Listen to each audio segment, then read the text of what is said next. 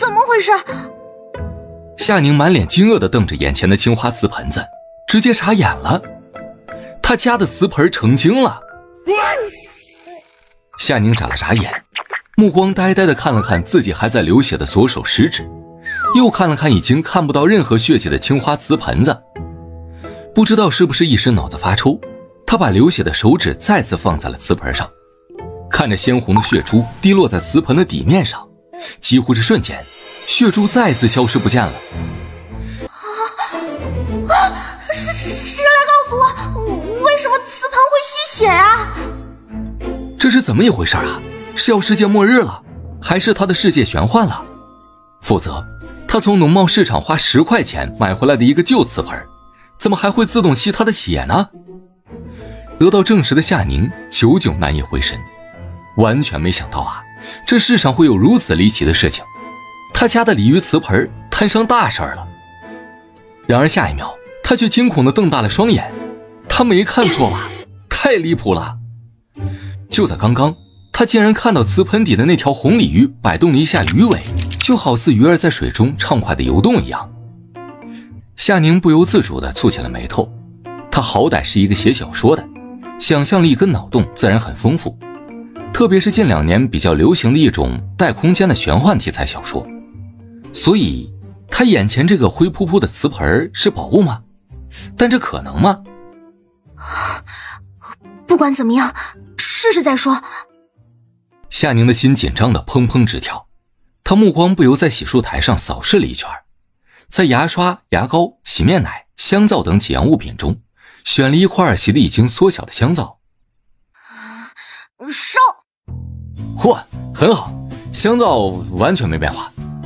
夏宁立马又转换了方式，改为在心里默默地念：烧！1分钟过去了，好似有一群乌鸦嘎嘎嘎地飞了过去。眼前的画面啊，跟从前的少年一样，没有一丝丝改变。夏宁一脸尴尬地看着手里的那块小香皂，或许是他使用的方法不对，亦或是这个鲤鱼瓷盆并不是什么储物空间。可瓷盆不就是用来装东西的吗？哎，等等，装？对呀！想着，他立马就把手里的香皂丢进了瓷盆里。突然一阵金光乍现，闪亮的光线让他下意识眯着眼，等到他的眼睛适应后，金光却忽然消失了，而一同消失的还有丢进瓷盆里的那块小香皂。夏宁不禁暗暗啧舌，万万没想到有生之年竟让他遇到了只有在玄幻小说里才能出现的情节。他这是走了什么狗屎运呢？香皂拿出来。看着毫无反应的瓷盆，这就尴尬了。香皂出来，红鲤鱼瓷盆，鲤鱼瓷盆，快把香皂移出来啊！还是不为所动的无情瓷盆。夏宁有些发愁了，这瓷盆到底是怎么一回事啊？怎么跟小说里的宝物空间完全不一样呢？究竟是哪里出了问题啊？是姿势没摆到位，还是口语没说对？夏宁默默无语，他还是有些不死心呐，今天非得把这个奇怪的瓷盆弄清楚不可。他再次看了看洗漱台，拿起一把卷书放进了瓷盆，于是他就眼睁睁地看到卷书在自己的面前骤然消失了。这一次物品消失，没再出现晃眼的金光，因此倒让夏宁看了个明白，在卷书落在盆子底部的那瞬间就不见了。夏宁顿时气了个倒仰，这到底是什么玩意儿啊？他遇上的这个空间该不会只进不出吧？哼，真是奸诈。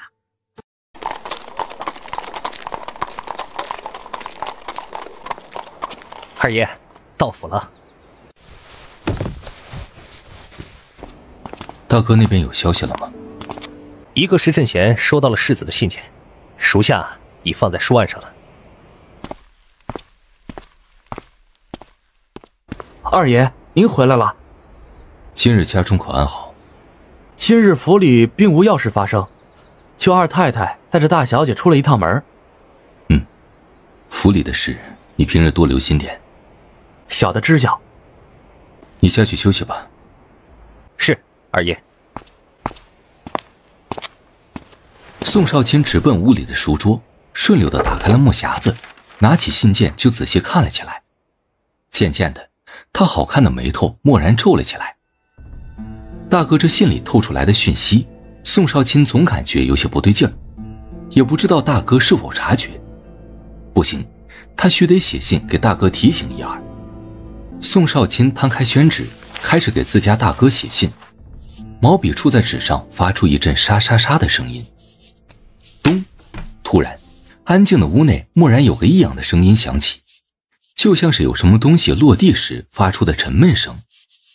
他缓缓搁下毛笔，起身往左挪了挪脚步，看着瓷盘里的东西。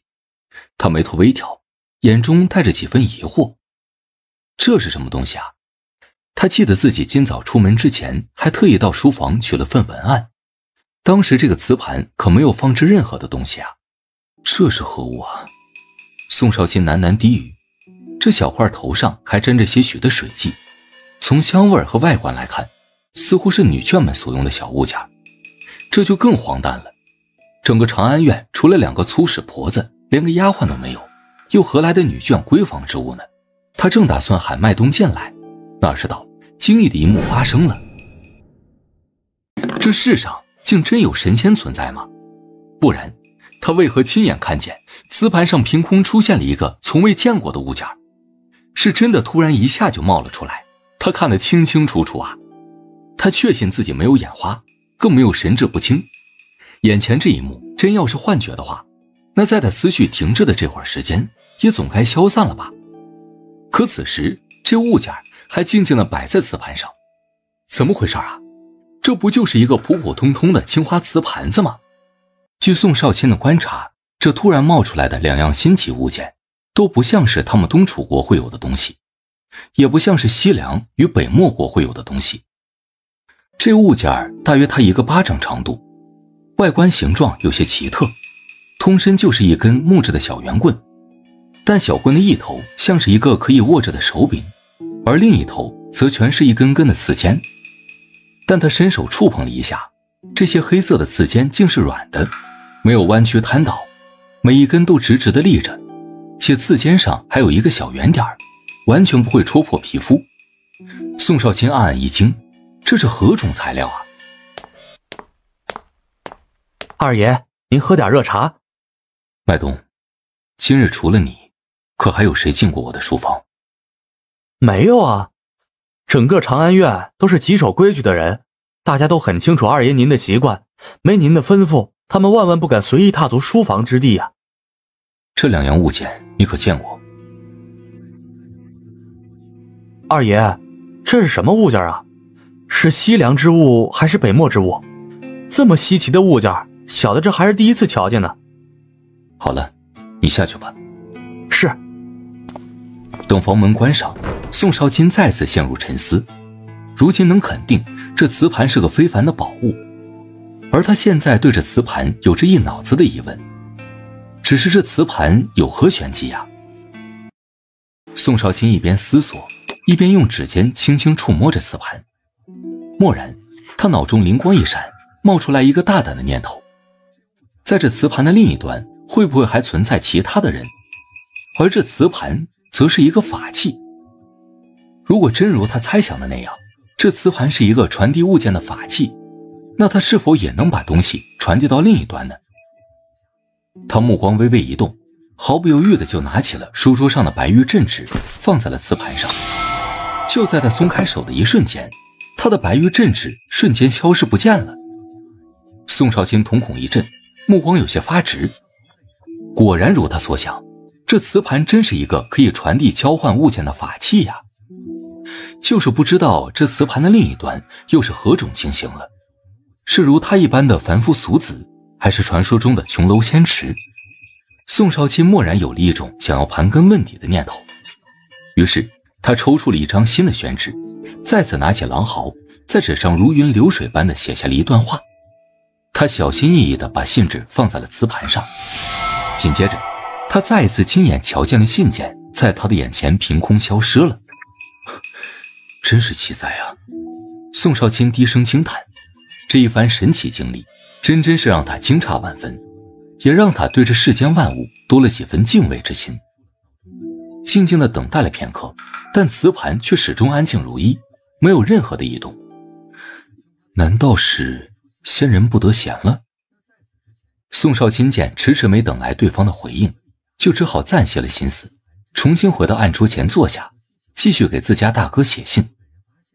在此之前，他心中原还有几分惶惶不安的忧虑，可有了这神奇的经历后，他内心对未来有可能会面对的危难却瞬间多了几分底气。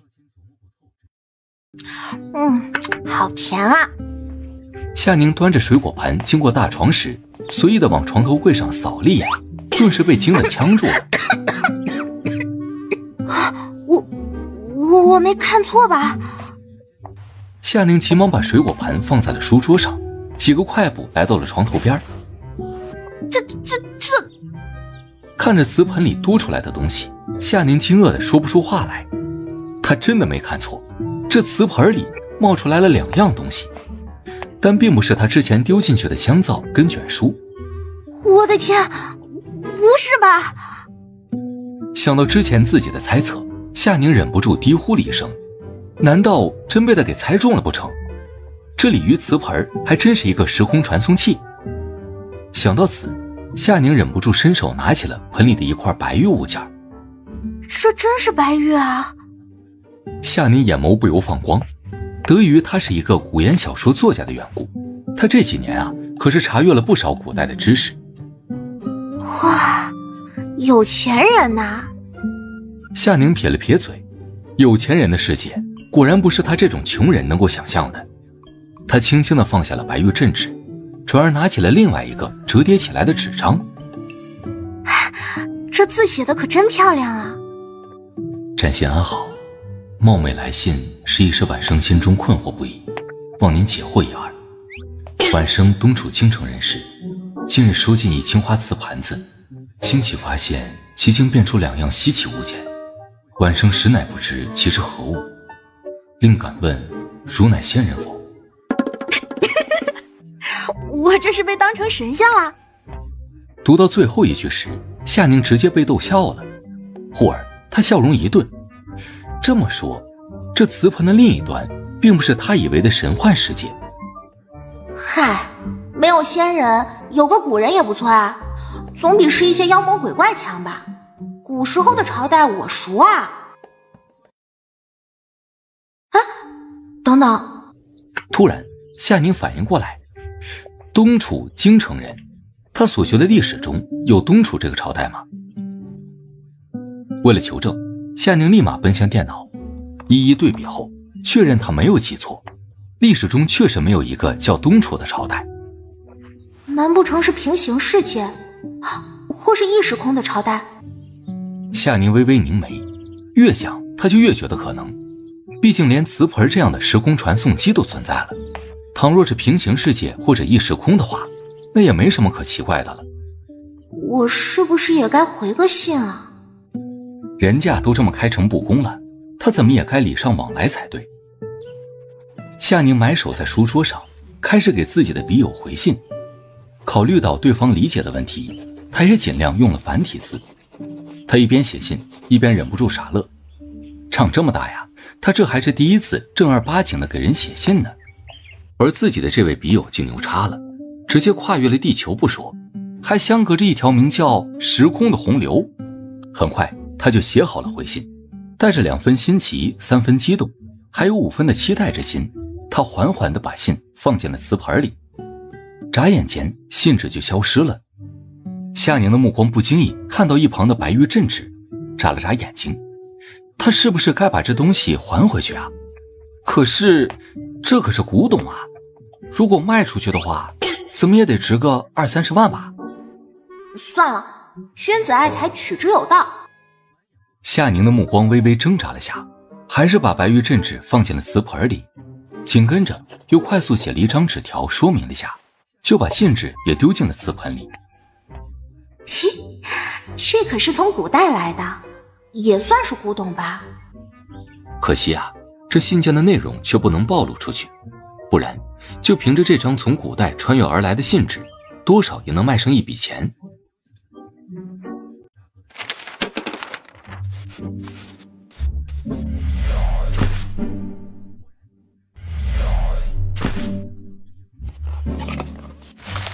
竟有如此雪白的宣纸。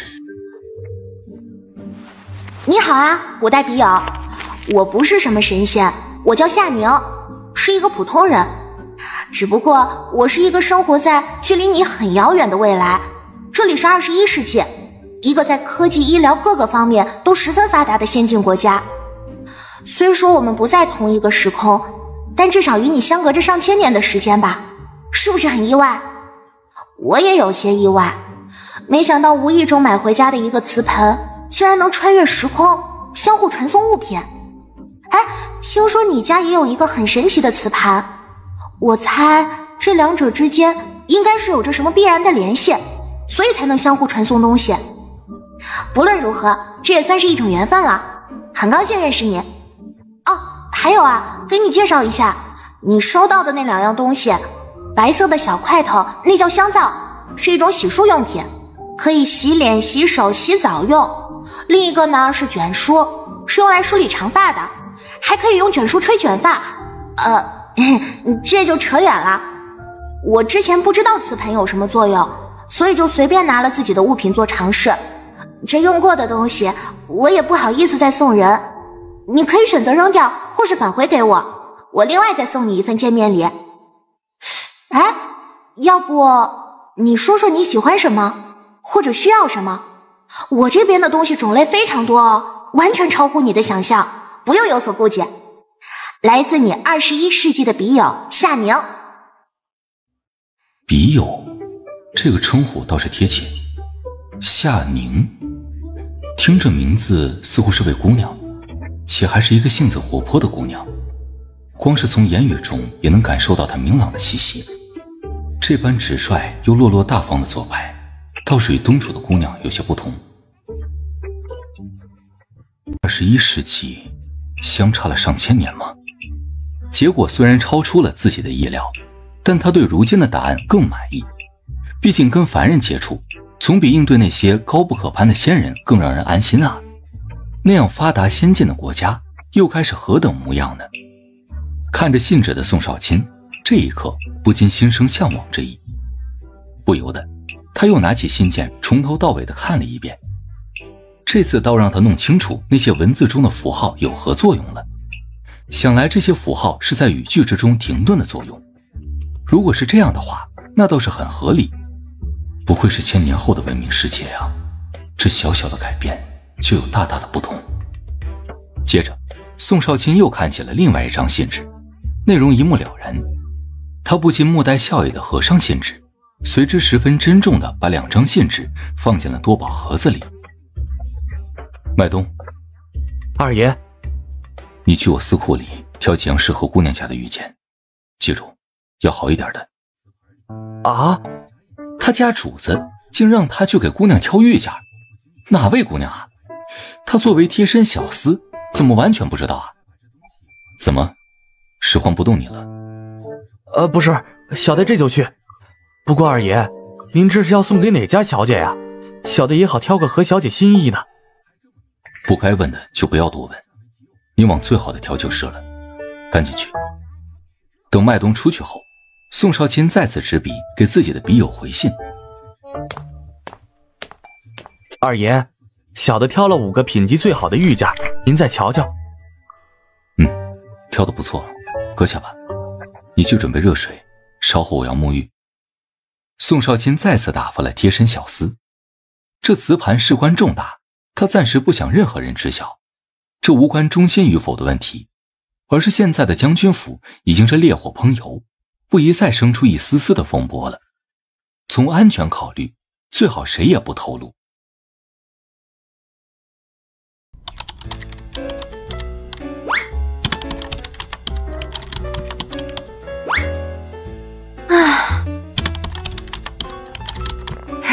算了，不写了。夏宁瞬间往后边的椅背上一靠，一副自我放弃的无奈样。既然无法专心码字，那他也就不磨洋工了，这效率实在是太低了。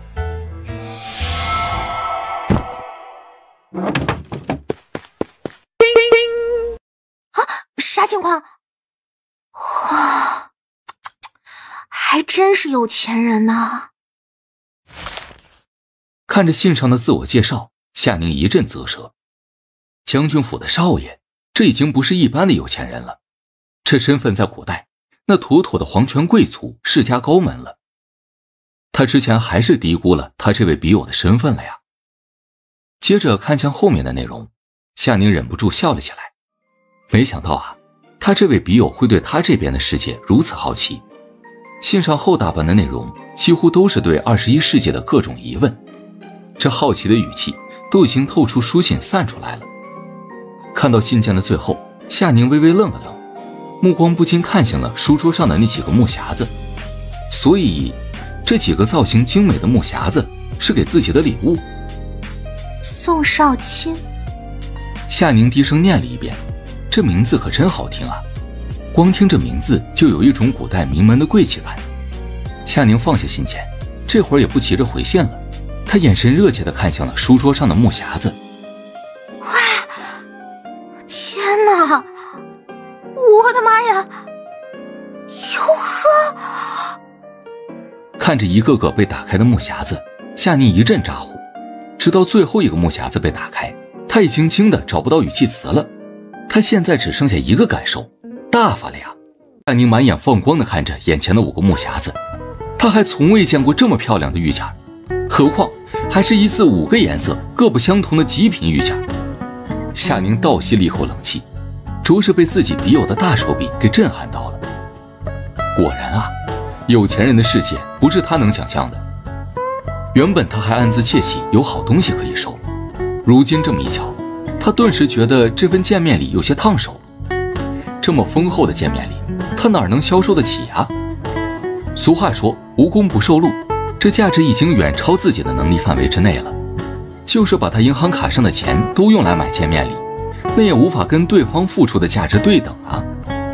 意识到礼物的价值后，夏宁的脑子瞬间清醒，一脸丧丧地把紫玉手串放回了木匣子里。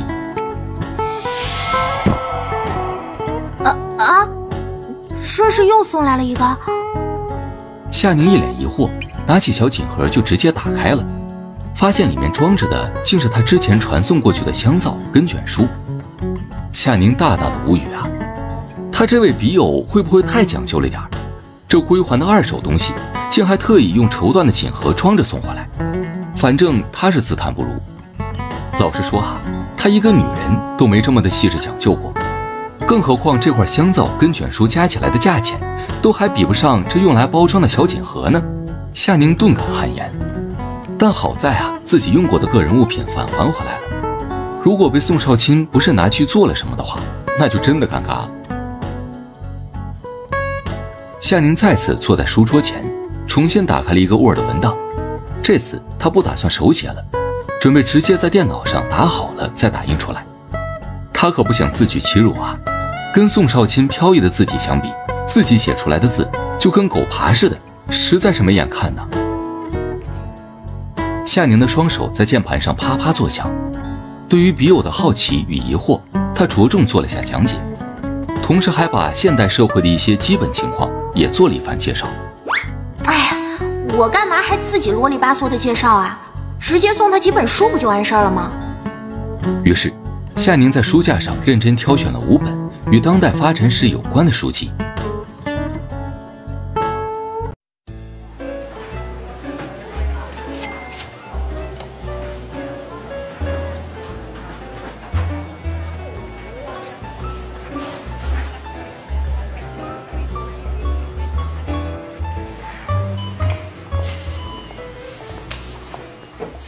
二爷，太太让您到吉福堂用膳。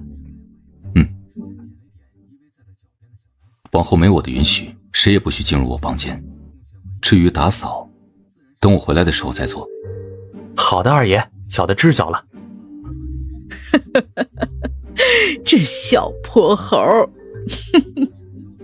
这府里呀，还是要有小孩子才热闹。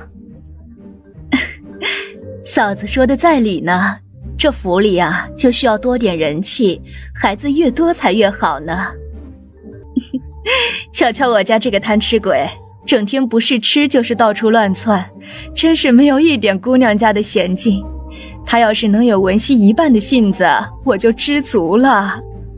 娘，我还小嘛，现在还在长身体呢，当然要多吃点啦。你呀你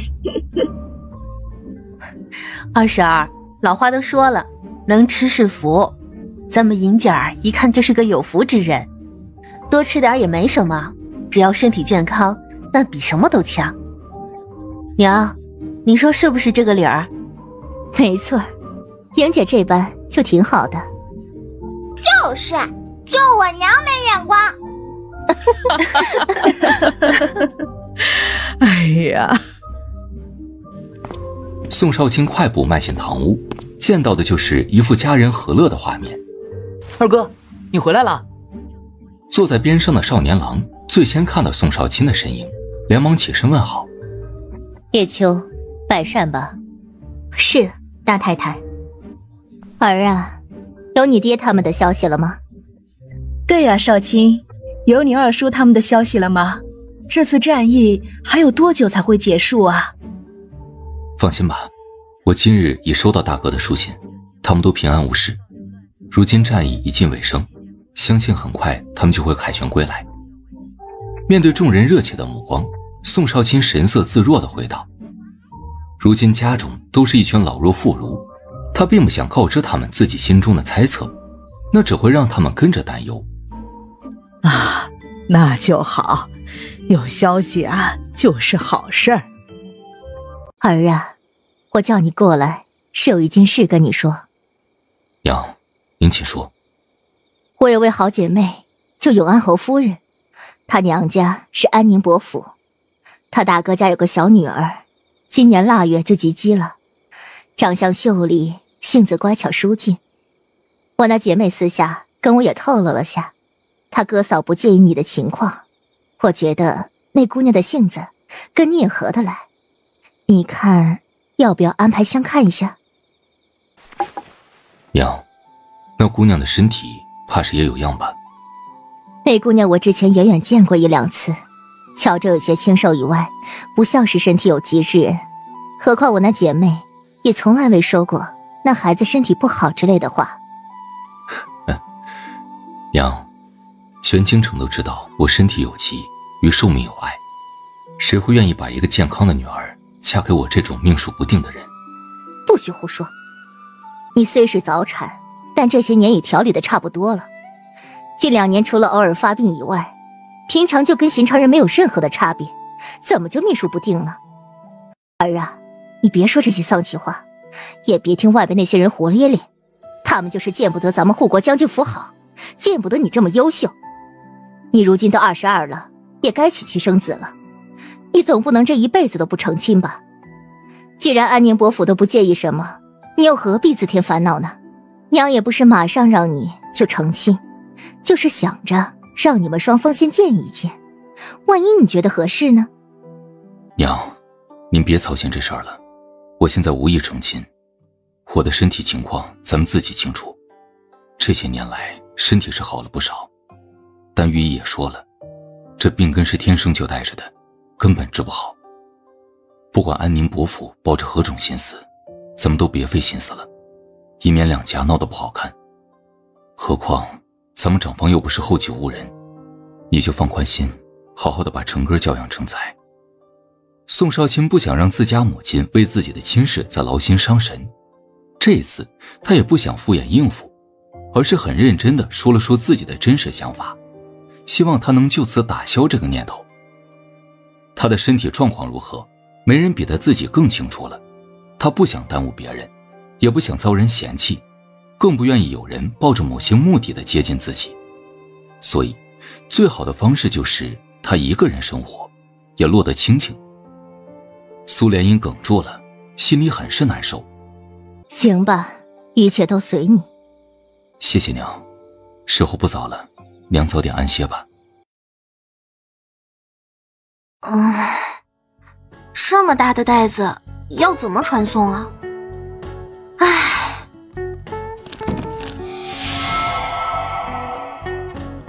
那你这样也行？没想到啊，只要把东西搁在盆上，不不管物品大小，只要挨着瓷盆了就能传送过去。要是这样的话，那真是省事儿了。他再次把另外一个零食购物袋轻轻地挨着瓷盆上，果然一瞬间就收走了。看着好几箱的饮料、牛奶箱子，他准备做个实验试试。而最终的结论则是，即便他叠放了2箱牛奶，瓷盆却依然稳如泰山，压根就没有碎裂的痕迹，仿佛不管在瓷盆上放多重的东西，他都能承受一样。这个发现让夏宁很是惊喜。也就是说，把想传送过去的物品只要挨着瓷盆口，哪怕像是洗衣机、空调这样的大物件，通通都能传送过去。这可真是个宝贝啊！要是这瓷盆能显示出那边的画面就好了。夏宁略感遗憾啊，他还真想看一看他的古代笔友收到这些东西会是个什么样的反应，肯定很有意思。可惜啊，他是看不到喽，只好期待对方的回信能给点反馈了。东楚国护国将军府，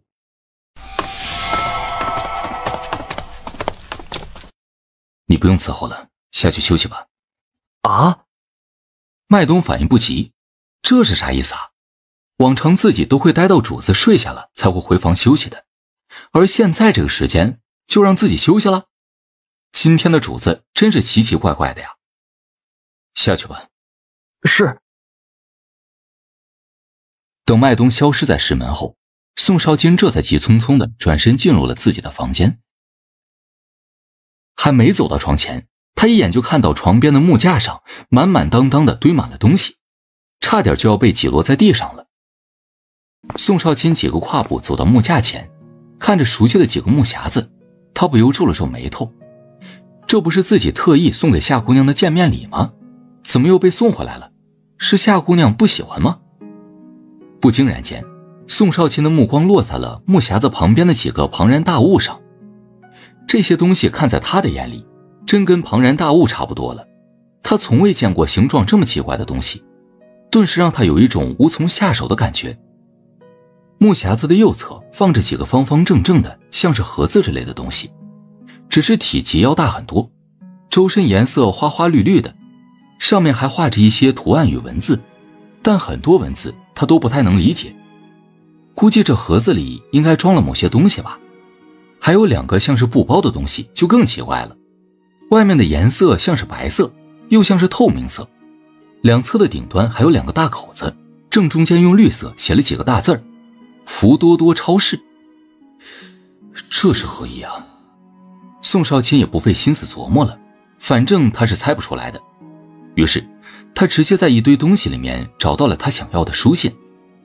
诶，这是什么？宋少卿满眼疑惑地拿起一个2指宽长、周身桃红色、类似铁疙瘩的东西。宋少卿默默地放下了手中的铁疙瘩，他算是明白了，1000年后的东西他还是别自作聪明地琢磨了，反正他也猜不出是什么，还是老实的看信吧。夏姑娘肯定在信里有交代。宋少卿率先拿起一叠厚厚的折纸，看着如此雪白硬实的纸张，他不由再次感叹，这纸真白呀。1刻钟后，他神情激动地放下了信纸，眼中满是闪亮的光。21世纪真好啊！宋少卿深深地感慨了一句，信上所描绘的世界，不就是他所追求的太平盛世吗？虽然内容不是很详细，但这简单的讲述就足以让人心生向往了。缓了好一会儿，宋少卿的心情才渐渐平复下来，他这才拿起另外一张信纸看了起来。这一看啊，他顿时满心欢喜。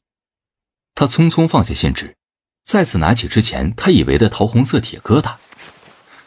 原来这叫录音笔啊，这巧思真是别出心裁。Hello， 宋少卿，我是你的笔友夏宁。接下来我给你介绍一下我传送过来的礼物分别是什么。这是夏姑娘的声音吗？真神奇啊！人说话的声音竟能从这个小小的金属盒子里传出来。根据夏姑娘的介绍，她已经明白了，这个录音笔并不是什么铁疙瘩，而是一种叫金属的材质制作而成的。太神奇了，这小小的一块金属材质是怎么做到把人的声音装进去的，还能反复的播放出来呢？不过这玩意儿确实比写信便利，能听到对方真实的声音，对方说了什么也能完完全全的复刻出来，这可比硬版的书信来得更生动有趣啊。原来这就是夏姑娘的声音啊，轻柔中还带着一丝软糯。听着这声音，他似乎看到了一个长相十分甜美可人的年轻姑娘，她的脸上洋溢着明媚的笑容。这就结束了？后面的介绍都说了啥呀？宋少卿这才反应过来，刚才他的脑子里全是夏姑娘的声音，压根没注意到后面的内容。少见的，他的脸上露出了一抹窘迫的表情，好在无人瞧见，他微微呼出了一口气。接着他连忙按下重播键，这才认认真真的听起了介绍。然而一脸蒙圈的听完介绍后，他整个人更迷糊了。他的脑子里只剩下一串串陌生的名字不断的打转了，对于这些名字他完全没有任何的具象与认知，以至于自己的脑子都快成一团浆糊了。于是宋少卿把2个据说是购物袋的袋子打开了，露出了里面的各种零食。接着他又再次按了一下重播键，准备一一对照认识下，以便加深下印象。花了1刻钟时间，宋少卿总算把每一样零食都对上号了，只是不知道这些叫做零食的吃食又该是何种滋味呢？带着几分好奇心，宋少卿拿起了一袋鼓胀胀的叫做薯片的零食，因为一眼望去，就属这个零食的体积显得格外突出。他仔细打量了下绿色袋装的薯片，然后才按照夏姑娘的介绍，小心翼翼地扯开了一个小口子。诶，这塑料袋看着挺结实的样子，没想到这么一扯就轻易地撕开了一个大口子，感觉很顺溜呀，完全没有自己想象中的那么费劲。他从食品袋里拿起了一块浅黄色的薄片，不由在灯光下仔细观察了下，然后放在嘴边咬了一口，咔嚓一声，宋少卿很是惊奇地看了看手里的薯片，好香好脆呀，这薄薄的一片怎么做出来的？他一边暗暗琢磨着，一边又吃下了一口。于是接下来的宋少卿就开始欣喜地拆起了自己的零食大礼包，瞧着新奇又好吃的零食，就直接撕开包装袋吃了起来。好辣呀！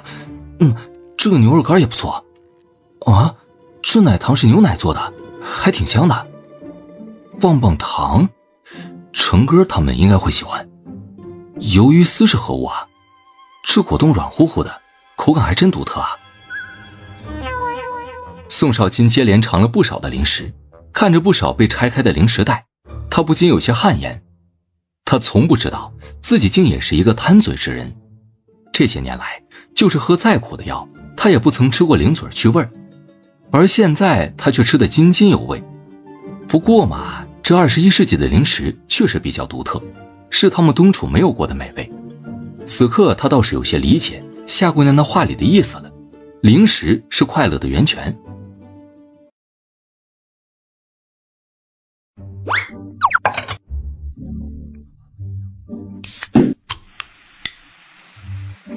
什么情况啊？这不是快乐水吗？怎么跟爆竹似的，一下就炸开了？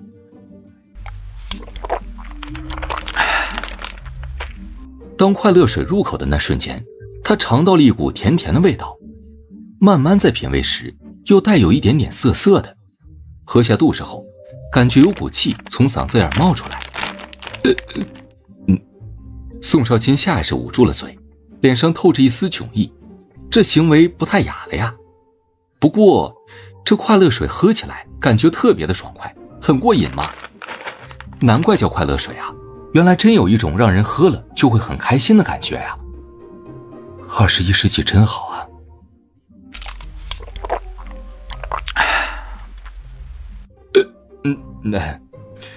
这快乐水真不错呀。他决定了，他要独享这一整瓶的快乐水，他要留着慢慢品味。宋少卿拧上快乐水的瓶盖，这才发现在几个箱子的后边还放着一摞书籍。这就是1000年后的书籍吗？宋少卿很是惊讶，这本书的纸张洁白，字体规整又统一，就像是拿尺子刻出来的一样。最让他好奇的是，这本书是如何粘在一起的呢？他们东楚国如今的书籍是用皮绳编缀的，有时候不注意，书页会被翻得很凌乱，完全不像他手中的这本书如此稳定牢固，还很美观。宋少卿按捺住了想要立马翻阅书本的激动心情，他还没忘记回复夏姑娘的事，没准对方还在等着自己的回复呢。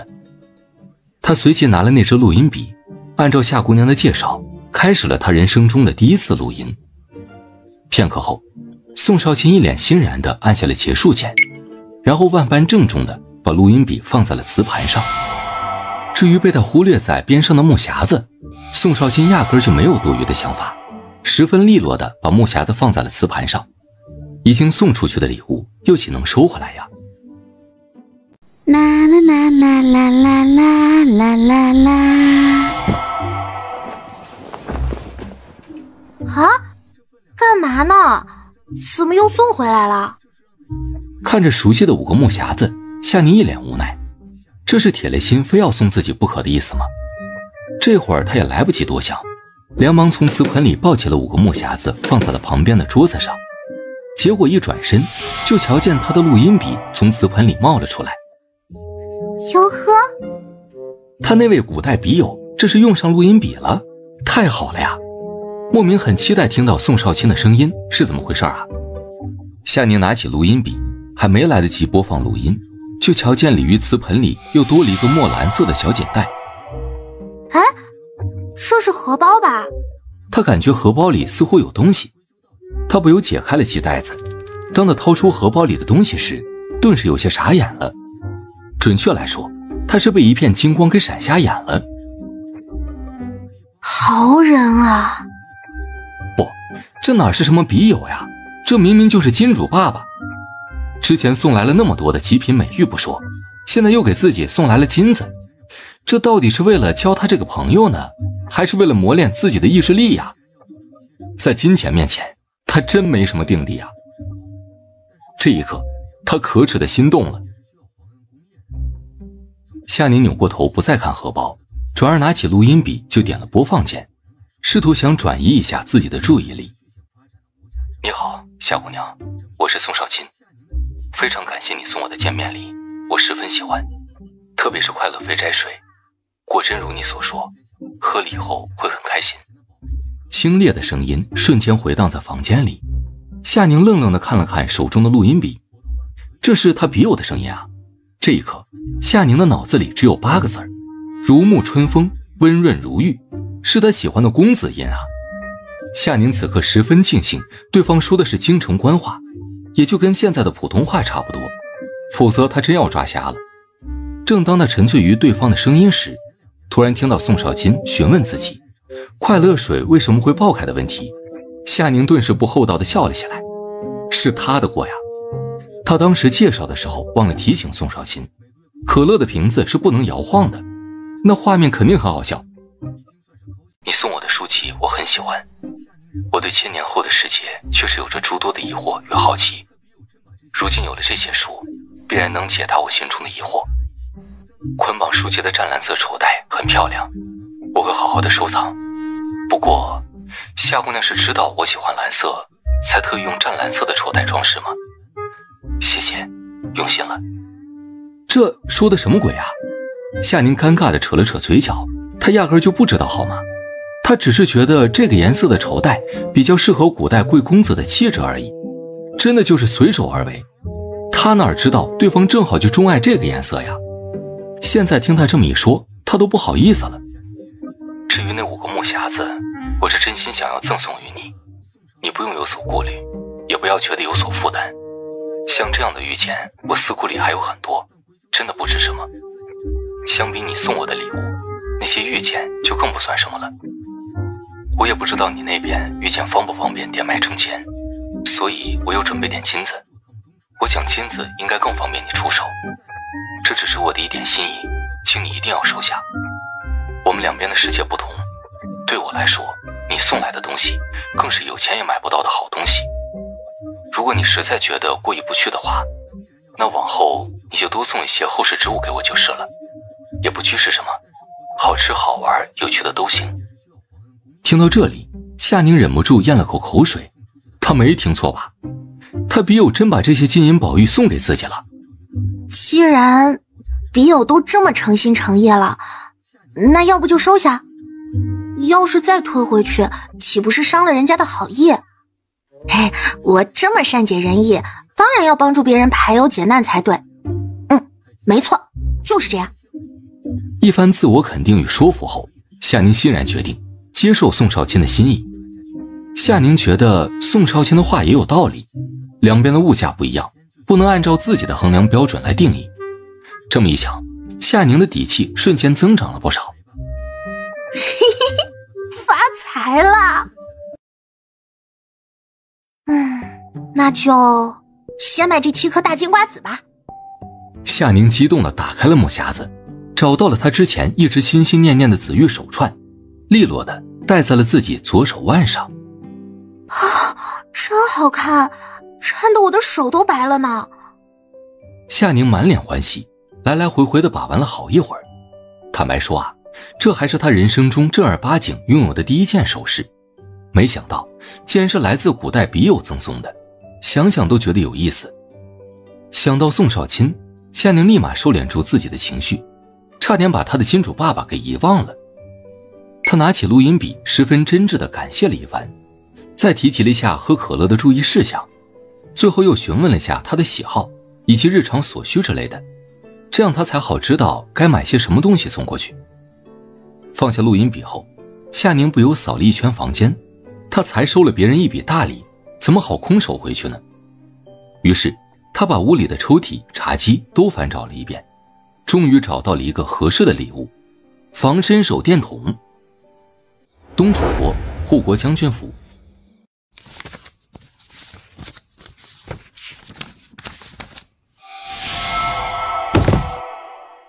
这是什么呀？他忍住心中想要探索的欲望，先打开了录音笔。他想先听听夏姑娘说了什么。听完之后，宋少卿的嘴角不禁勾起了一抹愉悦的笑容。夏姑娘真是一位爽朗又大方的姑娘啊，整个人的行为举止都透着一股坦率劲儿，完全没有一丝扭捏与拘束，感觉与这样性子的人相处都会变得格外的舒适愉快。随后，宋少卿心情欢快地拿起了防身电筒，一按开关键，整个屋子里骤然亮起了一抹光束，这就是灯光啊！宋少卿满眼好奇地伸出手，缓缓地去触碰电筒顶端照射出来的那抹白光。好神奇啊！如此白炽明亮的光团，竟然一点也不灼烫，触感轻轻柔柔的，这可比油灯与石蜡要省事儿多了。21世纪的东西果然都是好物啊！二爷，热水好了。二爷，您这是昨晚没休息好吗？还是又发病了？不然昨天回来都好好的，怎么休息了一夜后反而脸色更差了呢？都怪小的昨晚睡得太死，竟没留意听到屋里的动静，小的该……好了，起来吧，不关你的事。至于造成脸色差劲的原因，他自然最清楚。昨晚他收到了那个防身手电筒后，就忍不住玩了很久，来来回回的开了又关，关了又开，甚至他还亲自做了尝试。仔细研究完手电筒后，他又开始接着用录音笔与另一端的夏姑娘闲聊了起来。最初他也只想要表达些谢意，然后询问一些有关于未来的事情，哪知道这一开闸，他们的话题就收不住了，越聊越起劲儿。而且夏姑娘说话风趣又爽朗，完全没有任何不自在的感觉。明明他们认识不久，却让宋少卿有一种知己好友，可以与夏宁畅所欲言，无所不谈的感觉。别惊动东院那边。是。解决了早食后，宋少卿拿着官帽起身出门，而在跨出房门的那一刻，他不由看了一眼木架上的鲤鱼瓷盘。这个时间点，也不知夏姑娘那边是否起身了。21世纪荣城，夏宁这一觉直接睡到上午10点半才醒。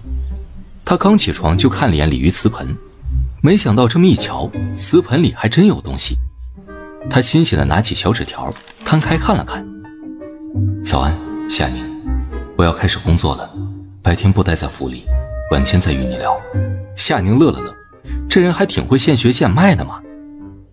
从昨晚的交谈中，他对宋少卿的初印象非常好。他发现自己的笔友不仅学识渊博，还很心思敏锐，且学习能力十分强悍，头脑简直是聪明过人。每次聊到什么话题，他似乎总能一下子就抓住了关键点，想必是一个善于规划总结的人。不过有一件事却十分出乎他的意料，宋少卿22岁了，竟还没结婚。不过具体的原因嘛，他也没有多问，这其中显然有什么隐情，这不是又戳人家伤疤吗？哇！天哪，好神奇！二叔，这是吃的吗？我要吃，我要吃！二哥，这是什么呀？少卿啊，这能吃吗？怎么吃呀？二哥，我喜欢这个，上面还画着一只小白兔呢。这里面装的是药水吗？黑黑的。哎，你们瞧，在红色盒子上的娃娃长得真奇怪。好了，你们这些小猴子安静点儿，听少卿说。对了，少卿，你仔细说说，这些玩意打哪儿来的？模样怎么如此奇怪？简直是闻所未闻啊！前不久我机缘巧合下结识了一位来自海外的朋友，这些都是他送我的见面礼，都是一些吃食饮品，男女老少都可以食用。这些东西在海外被称之为零食饮料，这些袋装的就跟我们平时吃的零嘴差不多，而这些盒装或者瓶装的叫做饮料，就跟我们平日喝的果茶糖水比较相仿。二哥，那我们手里拿着的都是什么零食啊？好了，我挨着给你介绍。宋少卿一口气挨着给家人们做了介绍，还没等他歇一口气，又迎来了家人们叽叽喳喳的各种提问。好了，我也是第一次接触，反正他们就叫这些名字，估计是跟食材有关吧，具体的就涉及秘方了。总之这就是一些吃的喝的，保证没有任何问题，你们就放心吃吧。宋少卿无奈地表示着，蓦然瞧见堂弟那个愣头青还在研究那个快乐水，他的嘴角忍不住抽搐了一下。青子，你别再摇晃你手里的瓶子了，那瓶子里有气体，会冒气泡的，你摇晃瓶子会让里面的水爆出来的。真的假的？这黑水还会爆开？怎么爆出来啊？我还没见过会冒气泡的水呢，也太神奇了吧！你先放在桌上缓缓吧，给每个人拿个杯子过来。好嘞。你说多少？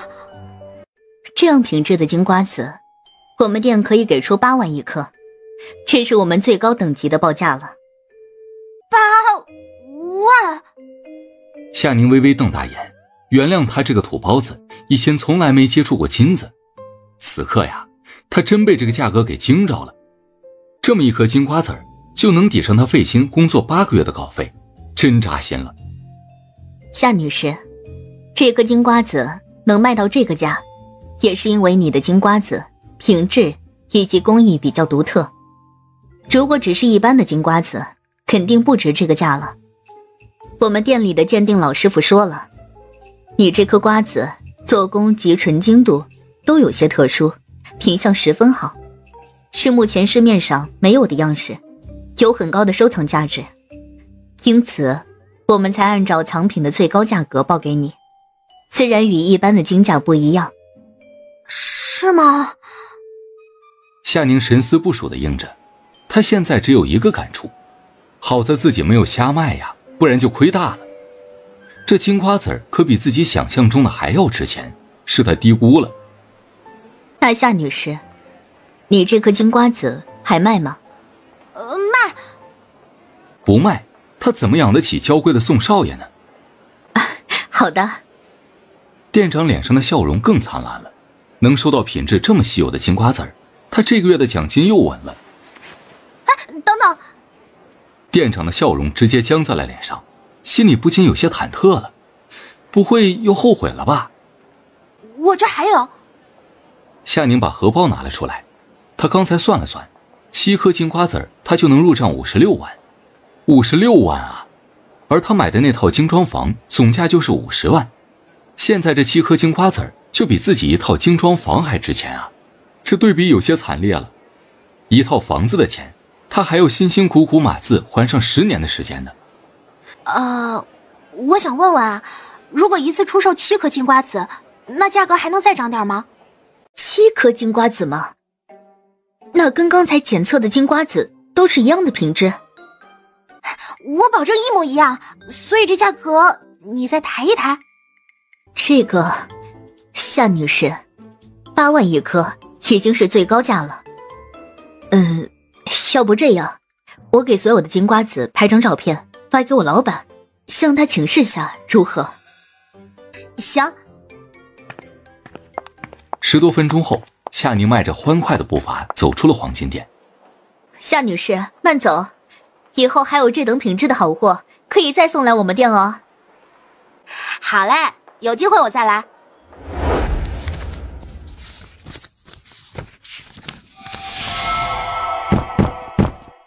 看着满桌子的现代物资，宋少卿满眼透着欣喜的光，莫名有一种大大的满足感。今天的录音很长，宋少卿听得很认真，嘴角也跟着微微上扬。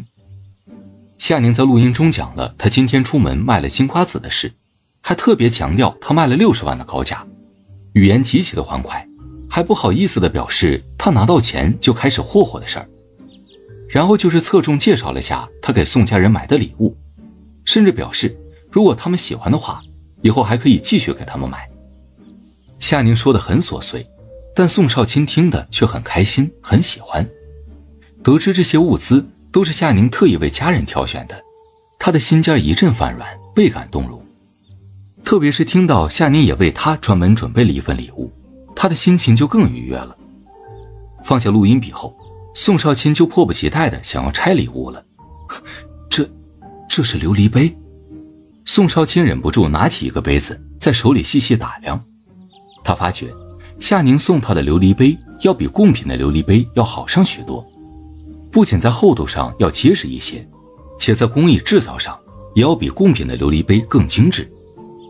欣赏了好一会儿的琉璃杯，宋少卿这才心满意足地将目光看向了其他的物品袋。今日已不同往日，他现在已经掌握了不少的21世纪的词汇量了。既然这是夏宁送给家人的心意，他自然要把这份心意转达给家人。当宋少卿把2个大大的白色袋子放在桌上时，屋内瞬间静默了1秒，所有人的目光都看向了白色袋子。这是我今天下衙时才收到的，也是出自我那位海外朋友。他说上次比较匆忙，也不知晓我家中的情况，所以准备的有些不到位。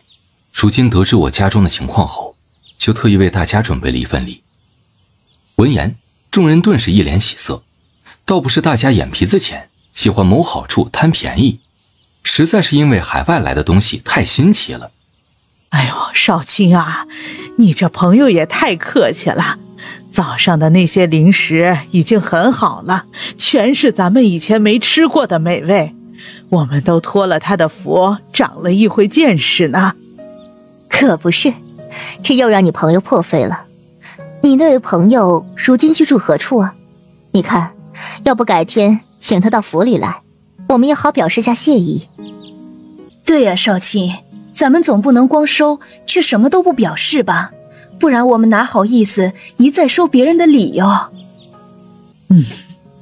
少卿啊，你娘跟你小婶说的对，干脆呀，把你那位海外朋友邀请到咱们府里来，我们一家人好好的招待下他。直到现在，宋家众人都一致默认为宋少卿口中的海外朋友必是一位豪爽的男游商。在他们的潜意识里，宋少卿也不是一个会主动跟一个姑娘家结交来往的人。宋少卿顿时被问住了，他去哪儿邀请人呢？如果可以，他也想邀请夏宁来府中做客呀。可是他们之间相隔的距离又岂是一片汪洋大海啊！上门做客就算了吧，他根本就不住在东楚，我跟他之间也是通信往来，这些包裹也是他托人送来的京城。啊，那就太可惜了。这样啊，那确实不好弄。那只有等以后有机会再请了。那二哥，你知道你那位朋友喜欢什么吗？我们也可以给他送点东楚的物件。对，宴请的事以后再说，但回礼不会少。二哥，我可以用零花钱跟你朋友多换点零食吗？我也要快乐水。少卿，你说说你那位朋友喜欢什么，到时就从宫中置办一份回礼。总不能让自己直接告诉他们夏宁喜欢金子吧？甚至金子越多，他会越高兴。我这位朋友比较喜欢实用点的东西，你们可以慢慢准备。先来看看我朋友给你们准备的礼物吧。一听宋少卿这么说，众人瞬间来精神了，什么心思都没了，纷纷围在桌子跟前儿，眼巴巴地等着宋少卿分礼物呢。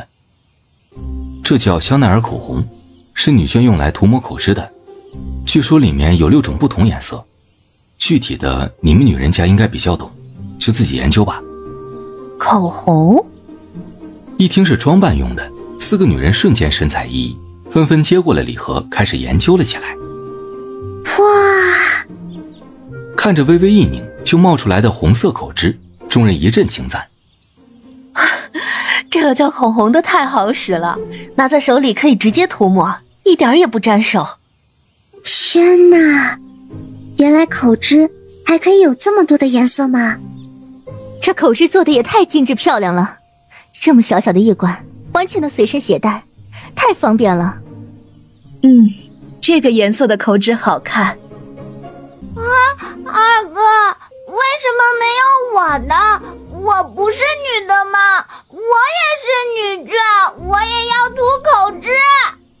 这个口红小孩子不能用，只适合大人使用。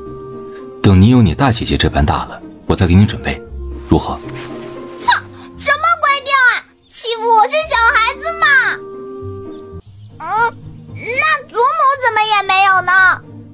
宋老太君笑着嗔骂了一句，他虽然也喜欢这样鲜亮的口脂，但也只是喜欢看看而已。他这个年纪要是还抹什么口脂，那真是老脸都不要了哟。祖母，这是给您老人家的，说是护肤品，早晚净脸后再涂在脸上，可以使肌肤美白保湿。听到美白保湿4个字，原本正兴致高涨研究口红的几个女人唰的一下目光灼灼地看着那个白色盒子。不得不说啊，无论在哪个时代，爱美都是女人的天性。真的吗？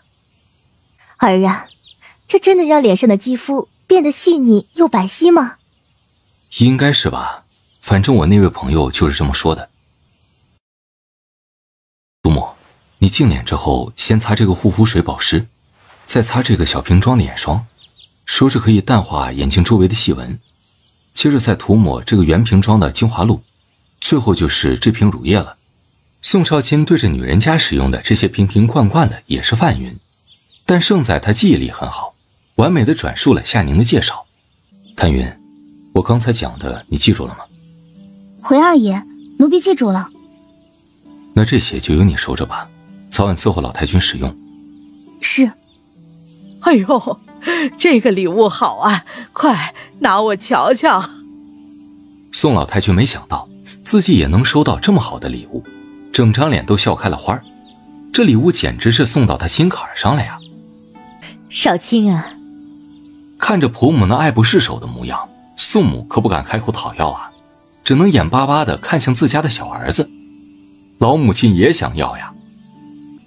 不用着急，这套护肤品每个人都有，不过成哥和初音还小，用单独的儿童装。真的？太好了。二哥，我也有啊。宋清则一言难尽地看着手中的盒子，他一个大老爷们儿怎么能娘们唧唧的抹香香呢？还有啊！众人惊呼，这海外的朋友也太大方了，海外朋友好啊。喏，这是我朋友送你的洋娃娃，差点秃噜了嘴，好在众人都被洋娃娃吸引了注意力。宋初莹一脸欢喜地接过粉色盒子，双眼闪闪发亮地看着透明包装里的洋娃娃公主。这个妹妹也太可爱了吧，我喜欢。二叔，我呢？我的礼物呢？你的在这儿呢。宋少卿把一个小盒子递给了小侄子。这是什么？宋少卿帮着小侄子拆开小盒子，拿出里面的铁皮小青蛙看了看，做的还挺像的呀。他找到发条拧了拧，然后放在了地面上，就见那小青蛙蹦蹦跳跳起来。哇！天哪，这是蛤蟆吗？快抓起来呀！这是假的，是仿着蛤蟆的模样做成的玩具，给孩子玩的。什么？假的呀？闻言，几个女人大大松了一口气啊，心里很是无语。谁这么无聊做蛤蟆玩啊？好玩。宋少卿拿出最后一个积木盒子递给了堂弟。那，这是给你的，你自己回屋琢磨去。我的？我以为刚刚那个就是了呢。见每个人都一脸欢喜，看来夏宁的礼物很得他们的欢心啊。宋少卿的心情也开心了不少。好了，礼物就派发完毕了，你们再自个儿琢磨吧。莲英啊，给少卿那位朋友的回礼，你再备得厚一些。若是挑不到合适的，就去我私库里瞧瞧。娘，哪用得着去你的私库挑啊？我跟大嫂的嫁妆还有不少呢，你放心吧，我们肯定会备上一份厚礼。啊，对，娘，这事儿啊，就交给我们俩吧。行。见此，宋少卿安静地喝着茶，没有说话。反正不管家里备了多厚的礼，他自己也会单独准备一份的。对了，少卿，你那位海外朋友叫什么呀？咱们怎么称呼啊？对啊，这次可真让你朋友破费了，送了我们家这么多好东西。宋少卿默了默，他肯定不能如实的把夏宁的身份告诉他们，更不能透露夏宁是个姑娘家的身份，否则啊，以他们着急操持自己亲事的架势，肯定会不断的追问的。你们就称呼他小夏吧。小夏？他姓夏吧？这姓氏貌似不多。宋母恍然点着头。宋老太君听出孙子话里的隐情，想必其中还有着他们不便深知的事情，就开口终结了这个话题。行，那咱们喊小夏就行了，反正名字也只是一个称呼，以后有机会啊，咱们再好好的招待下他。娘说的对。这到底什么鬼地方？那群人怎么就走这么快啊？我的老天爷！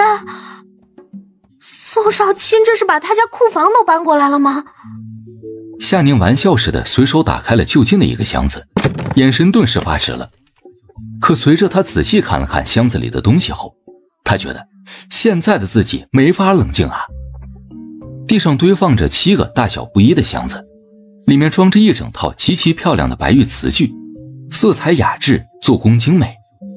第2个箱子里装的是2个古朴的锦盒。他率先打开左边的盒子，我靠，是人参！他有生之年竟然看到活的人参了，而且还这么大个，这起码上100年了吧。他神思恍惚的又打开了右边的锦盒。夏宁觉得自己被惊得快说不出话来了，真的是好大一株灵芝啊，毫不夸张的说，比他的脸都还要大呢。他双手微颤的放下灵芝盒子，目光又看向了第3个箱子，感觉他整个人都麻了。这是一整套金镶牡丹花嵌珍宝首饰，一整套下来就有10几样配饰，有步摇、发叉子、鬓簪、压鬓、边凤、耳坠等等，每一样无不是精品。如果第3个箱子的流光溢彩晃眼的话，那第4个箱子简直就要闪瞎他的眼了。这箱子里装的不是别的，全是金灿灿的黄金呐，整整2层的金条啊，每一根金条都有3根手指那么粗。夏宁的小心肝颤了颤，原谅他乡巴佬啊，他这辈子就没见过这么多的黄金呐！这不能再看下去了，再看他的血压怕是要压不住了。他连忙看向第5个小箱子，夏宁稳了稳心神，缓缓地打开了木匣子，里面竟装着满满一匣子的粉色珍珠。仔细看的话，还会发觉淡淡的粉色中还透着一抹彩色的光彩。哇，好漂亮啊！夏宁发现这木匣子竟然也是2层的，他连忙拎起了上面的一格。这次他的惊呼声都没有了，整个人彻底麻了。这木匣子下面竟然装着一格子的黑珍珠，这世上真有黑珍珠啊！虽然只有6颗，可它却非常的稀有呀。光是这6颗黑珍珠，恐怕都能被炒成天价了吧。他艰难地把目光移向了下一个木匣子，这个红漆的木匣子十分精美。夏宁面无表情地打开了木匣子，很好，他的心肝不用受惊吓了。这匣子里装着的好像是一团丝绸，隐约能看到一些其他的花鸟图案。这是古装。他轻轻地拎起了最上面折叠好的浅青色襦裙，唰的一下，整套衣服从上而下的展开了。夏宁被惊艳到了，这套浅青色的襦裙太好看了，有一种他形容不出来的清雅飘逸之感，比他看过的那些古装剧服还要漂亮。这到底怎么回事啊？他迅速拿起录音笔，点开了播放键。5分钟后，夏宁呆呆地看着脚边的这些木箱子，这都是他的了。我的老天爷啊！夏宁喃喃自语，脸上还带着一种难以置信的表情。这些箱子竟然都是宋家人给他的回礼，他之前就给他们送了一些零食饮料而已，那才值多少钱啊？跟他们的手笔相比，那简直就是毛毛雨了。夏宁不由呼出了一口气，顿时觉得这份心意沉甸甸的，他怎能承担得起这份厚爱啊？夏宁按下录音笔，把自己的心情如实地告知了宋少卿。这些东西不管哪一样都是极其的珍贵，加在一起的分量他就更不能承受了。他把录音笔放在了瓷盆里，眨眼间就消失不见了。夏宁全身蓦然放松下来，一屁股坐在床边上，看着地上的各种箱子，目光有些失神。以前总是幻想着有一天能暴富，可真到了这一天，他却感觉整个人轻飘飘的，有一种做梦似的虚幻感。果然啊，他这种小老百姓就不适合一夜暴富，天降横财呢。咚的一声，突然瓷盆里冒出来了一支录音笔，夏宁连忙拿起录音笔听了起来。夏宁，这些东西已经属于你了，是你应得的，你也值得。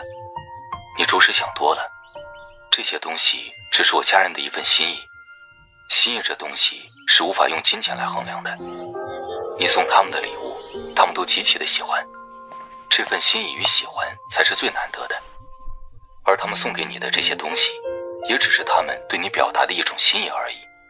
所以，咱们能不看这些物品本身的价值吗？我们就论这些东西背后所代表的心意，真心换真心，我觉得很对等。难不成你自己的心意就不值得了吗？听到最后一句话，夏宁的心尖蓦然一顿，他的心意值得。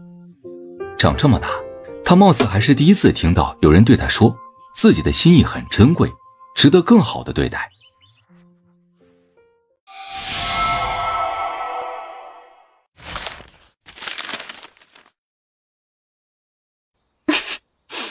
他这是耍无赖吗？这宋少卿啊，竟然写纸条威胁自己，说送出去的礼物概不回收，要是自己不要的话，让自己随便处置，反正他是不会接收的。明明是个温润儒雅的贵公子，怎么就转变成无赖了呢？夏宁气呼呼地把纸条丢进了抽屉里，转身就往厨房准备晚饭。他现在不想搭理对方，等他缓缓心情再说吧。看着迟迟没有动静的瓷盘，宋少卿不禁暗暗失笑，自己的行为肯定让夏宁恼了，既然把人家惹不高兴了，那就该由他来赔罪才是。他的房里有个专门放钱的3层钱匣子，一层是银票，一层是碎银，还有一层放着一些雕刻成各式各样的金骡子。宋少卿在金骡子中挑出了一只兔子，一只狐狸形状的，他又写了一张赔不是的纸条，就一并放进了瓷盘中。也不知那2套衣服夏宁喜不喜欢，他想应该很好看吧。进来。二爷，来信了。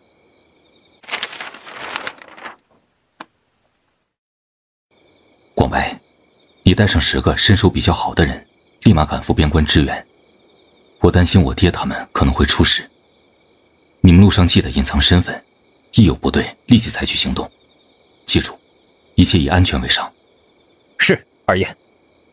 去准备吧，尽快出发，别惊动府里的人。等广白退出房间后，瓷盘就发出了熟悉的响动声，以至于宋少卿都没时间想其他的事情。他从盘中拿起录音笔，熟练地按下了开关键。宵夜来喽！这是我刚刚从美食一条街买回来的夜市小吃，属于我们21世纪小摊位上的美食。虽说不是什么名厨大菜，但是也汇集了全国各地的美味。这些口味有些混杂，也不知道你们吃得惯不？反正你们就当尝尝鲜嘛。我这才收了你们送来的厚礼，要是不破财表示表示，我今晚怕是都睡不好了。赶紧趁热吃吧，好吃记得给我反馈哦。我明晚再给你们安排夜市海鲜大排档，总有你们喜欢的口味。宋少卿嘴角微勾，真是个大气爽朗的姑娘啊！自己还担心她气恼来着，没想到这么一会儿，她自个儿就气消了。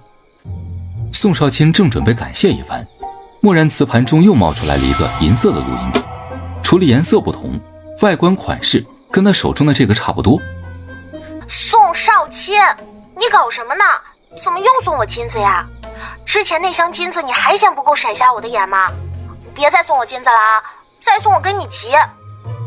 听着夏宁气急败坏的声音，宋少卿却扬起嘴角笑了起来，眼里都是愉快的笑意。甚至他的脑子里不由浮现一个画面，一个小人正双手叉腰，一脸气鼓鼓又无奈地发着火。被训了的宋少卿一点也不恼，他感觉这样的夏宁特别的生动鲜活，他的身边似乎还真没有像他这般活得如此朝气勃勃的人，他感觉很有趣，特别的有意思。老实说啊，他长这么大还是第一次有人这么大不敬地直呼自己的名讳呢，这在京中是绝对不可能发生的事。但这一刻，他甚至觉得自己的名字被夏宁这么喊出来，竟莫名的多了几分生气，似乎自己也变得鲜活起来一样。而看着桌上分量十足且每样还是2份的宵夜，宋少卿一阵哑然。麦冬在呢，二爷。宋少卿指着木桌上打包好的小吃袋子，把这些吃食送去东院，就说是海外的一些吃法，让他们尝尝鲜。好嘞。等屋内无人后，宋少卿这才拿起录音笔说了起来，他还得赶紧安抚下正在炸毛的小猫呢。接下来的2天，没有码字任务的夏宁直接成了一条咸鱼。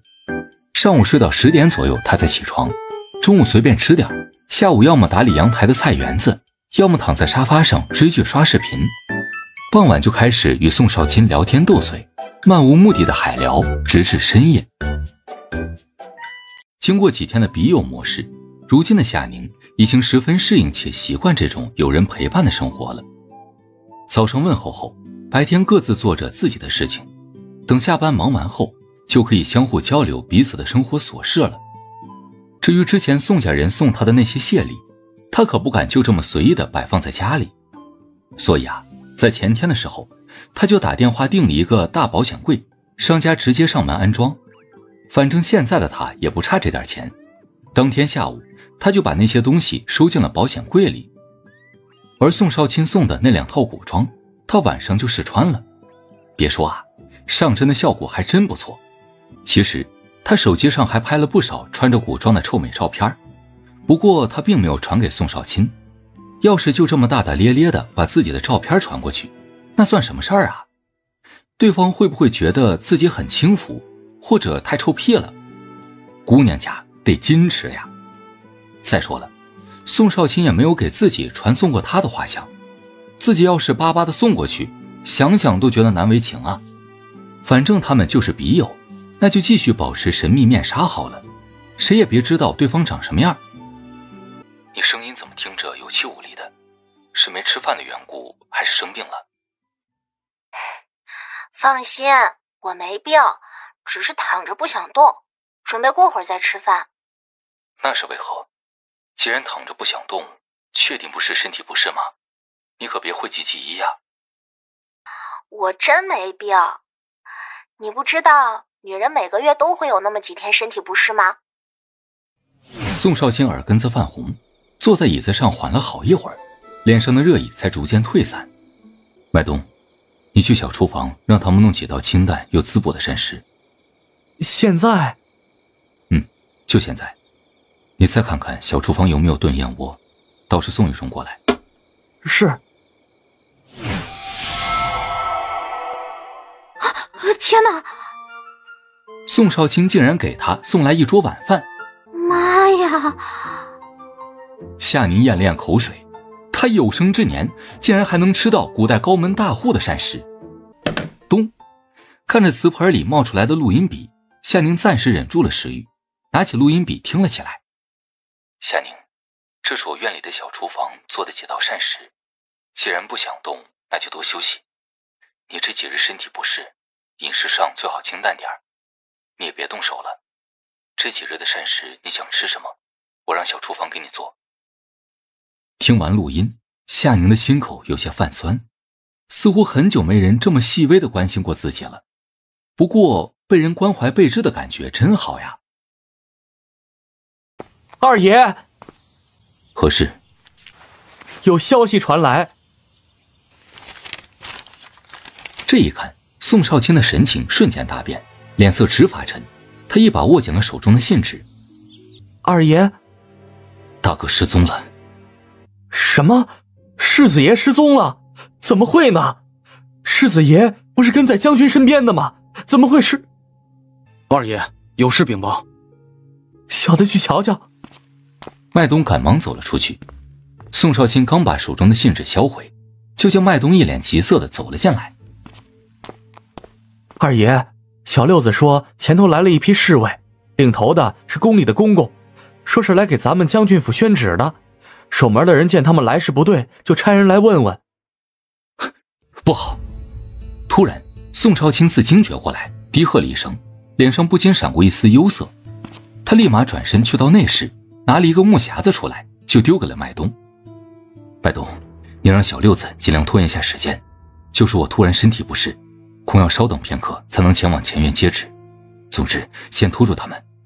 还有，这是你们的卖身契，您立马分开其他人，之后你就去后院等着我。二爷，我要留下来。快去，没时间耽搁了，赶紧照我的吩咐去做。宋少卿沉着脸呵斥着，这是麦冬从未见过的严厉模样。是。宋少卿立马拿起木架上的瓷盘，把他屋里的银钱或者重要的物件一股脑地放置在瓷盘上。片刻，他拿着瓷盘匆匆地离开了自己的房间，赶往其他的地方。他匆匆擦着额头上的冷汗，脚步不停地进入了司库。好在司库的物件都是分类用箱子装好的，也不用他一样一样的传送，这倒省去了他不少的时间。很快，屋内就被清空了。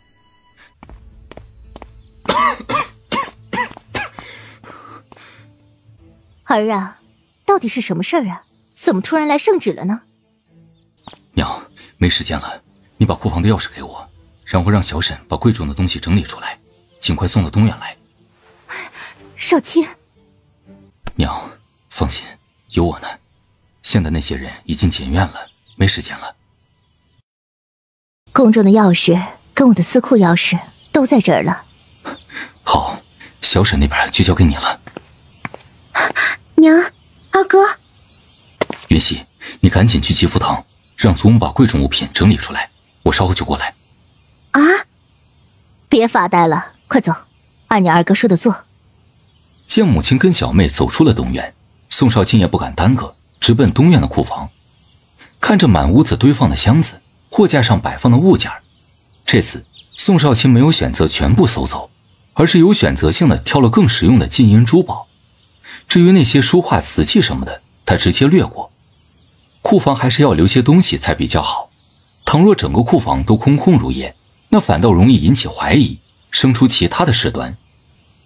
宋少卿腾出一些空的木匣子，尽量多装了一些值钱的首饰。接着他又去到母亲的司库，又照着适才的操作搜刮了一番。几分钟后，宋少卿拿着瓷盘又赶往了东院，正好遇上了宋母与宋二太太，两人的手里都抱着好几个木匣子。少卿，都给我，你们先去前院，我稍后就来。宋母欲言又止，她很想问一问，但知晓眼下不是时候，只好拉着弟妹赶往前院。见院里没人，宋少卿立马把7个木匣子一并叠放在瓷盘上。等一切消失后，他收起瓷盘，又脚步匆匆奔向了吉福堂。收拾好了吗？少卿，出了什么事啊？祖母，边关出事了，这圣旨恐怕是……什么？那你爹他们没事吧？目前没有。祖母，时间不多了，前院那边还等着咱们，你赶快把嬷嬷他们的卖身契给他们，要是有个什么万一，也好给他们留条后路。啊，好。宋老太君很快调整过来，立马就安排了。到了他这个年龄，还有什么大风大浪没见过呀？再大的苦难都不算什么，只要他们一家人整整齐齐的就行。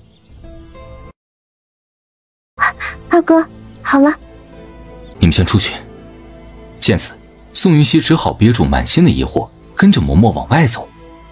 看着地上的2个大箱子、7、8个木匣子，宋少卿看都不看一眼，直接就往瓷盘上放。确认没有任何遗漏了，宋少卿迅速离开了祈福堂，赶往了后门。二爷，小的看了，后门没人。麦冬，你现在立马带着这个瓷盘离开将军府，找个隐蔽的地方躲起来。这个瓷盘对我很重要，千万别弄丢了。接下来就等我的消息行事，记住了吗？是，小的记住了。二爷，您放心，奴才绝对会护好这个瓷盘的。快走！宋少卿催着买东出了后门，随即他又立马赶往前院。此刻的前院闹哄哄的，宋母一行人正在跟人对峙着什么。住手！二哥，哟，咱们的宋大人可算是来了，赶紧接旨吧。随即，宋家一众人纷纷跪地接旨。奉天承运，皇帝诏曰：护国大将军宋世尧勾结外寇，叛国求荣，今证据确凿，朕痛之入骨，愤不能平。但念其过往功绩，死罪可免，活罪难赦。现没收全部家产，判宋氏一族流放南蛮，无诏不得回京。钦此。啊！拧着门把的夏宁有些傻眼了，这房门怎么推不开了呢？他看了看门把，没坏呀。他又试着用力往里面推了推，房门终于挪开了一条缝。也就是说，房门没有反锁，也没有坏，而是有什么东西抵在了房门后，所以他才没有推开。怎么回事？遭贼了？他今天出门可还好好的呀，怎么会有东西抵着房门呢？夏宁使出了吃奶的劲儿啊，渐渐的，房门总算露出了足够他进入的空间。啊！我靠！夏宁直接愣在了原地，一脸惊愕不已。他家是没遭贼，但恐怕是宋少卿把整个库房给洗劫了吧？那家伙到底干啥了？之前送过来的那些箱子就足够让他震惊的了，到现在他都还没有完全消化呢。这下倒好，他整个卧室都堆满了箱子。他真没开玩笑啊，粗粗一看，起码有5、60个箱子。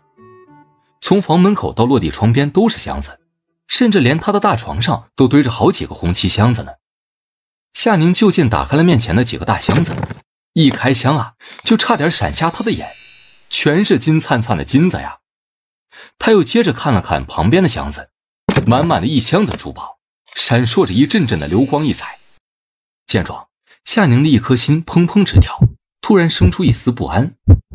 之前宋家人才送了一份厚礼过来，没道理又送这么多的钱财过来呀，没理由呀。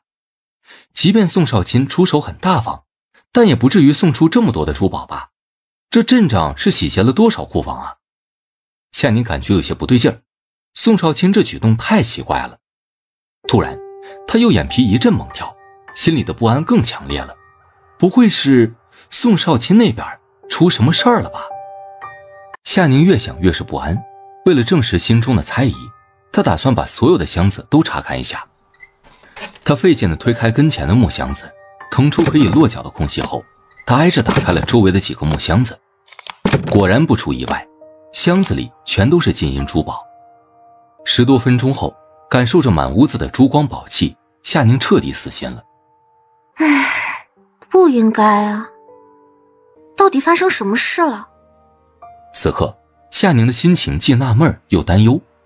这些箱子应该是宋家库房里的东西，那是出了什么事情才会让宋少卿把库房里的家产都送了过来？他突然起身来到书桌前，撕下一小块的白纸边角，用笔在纸上打了一个问号，接着就把纸条丢进了瓷盆里。虽然不知道发生了什么，但宋少卿那边肯定是出事儿了。走快点，谁要是再磨磨蹭蹭，小心我鞭子不长眼哦！哎呀，一群贱皮子，非得打骂一顿才得劲。好了，马六，这帮人平时都养尊处优，出门就有马车代步，你能指望他们走多快啊？哼，活该他们被流放。瞧他们那一身细皮嫩肉啊，全是收刮老百姓的血汗钱养出来的。这些人就没一个好东西。走快点！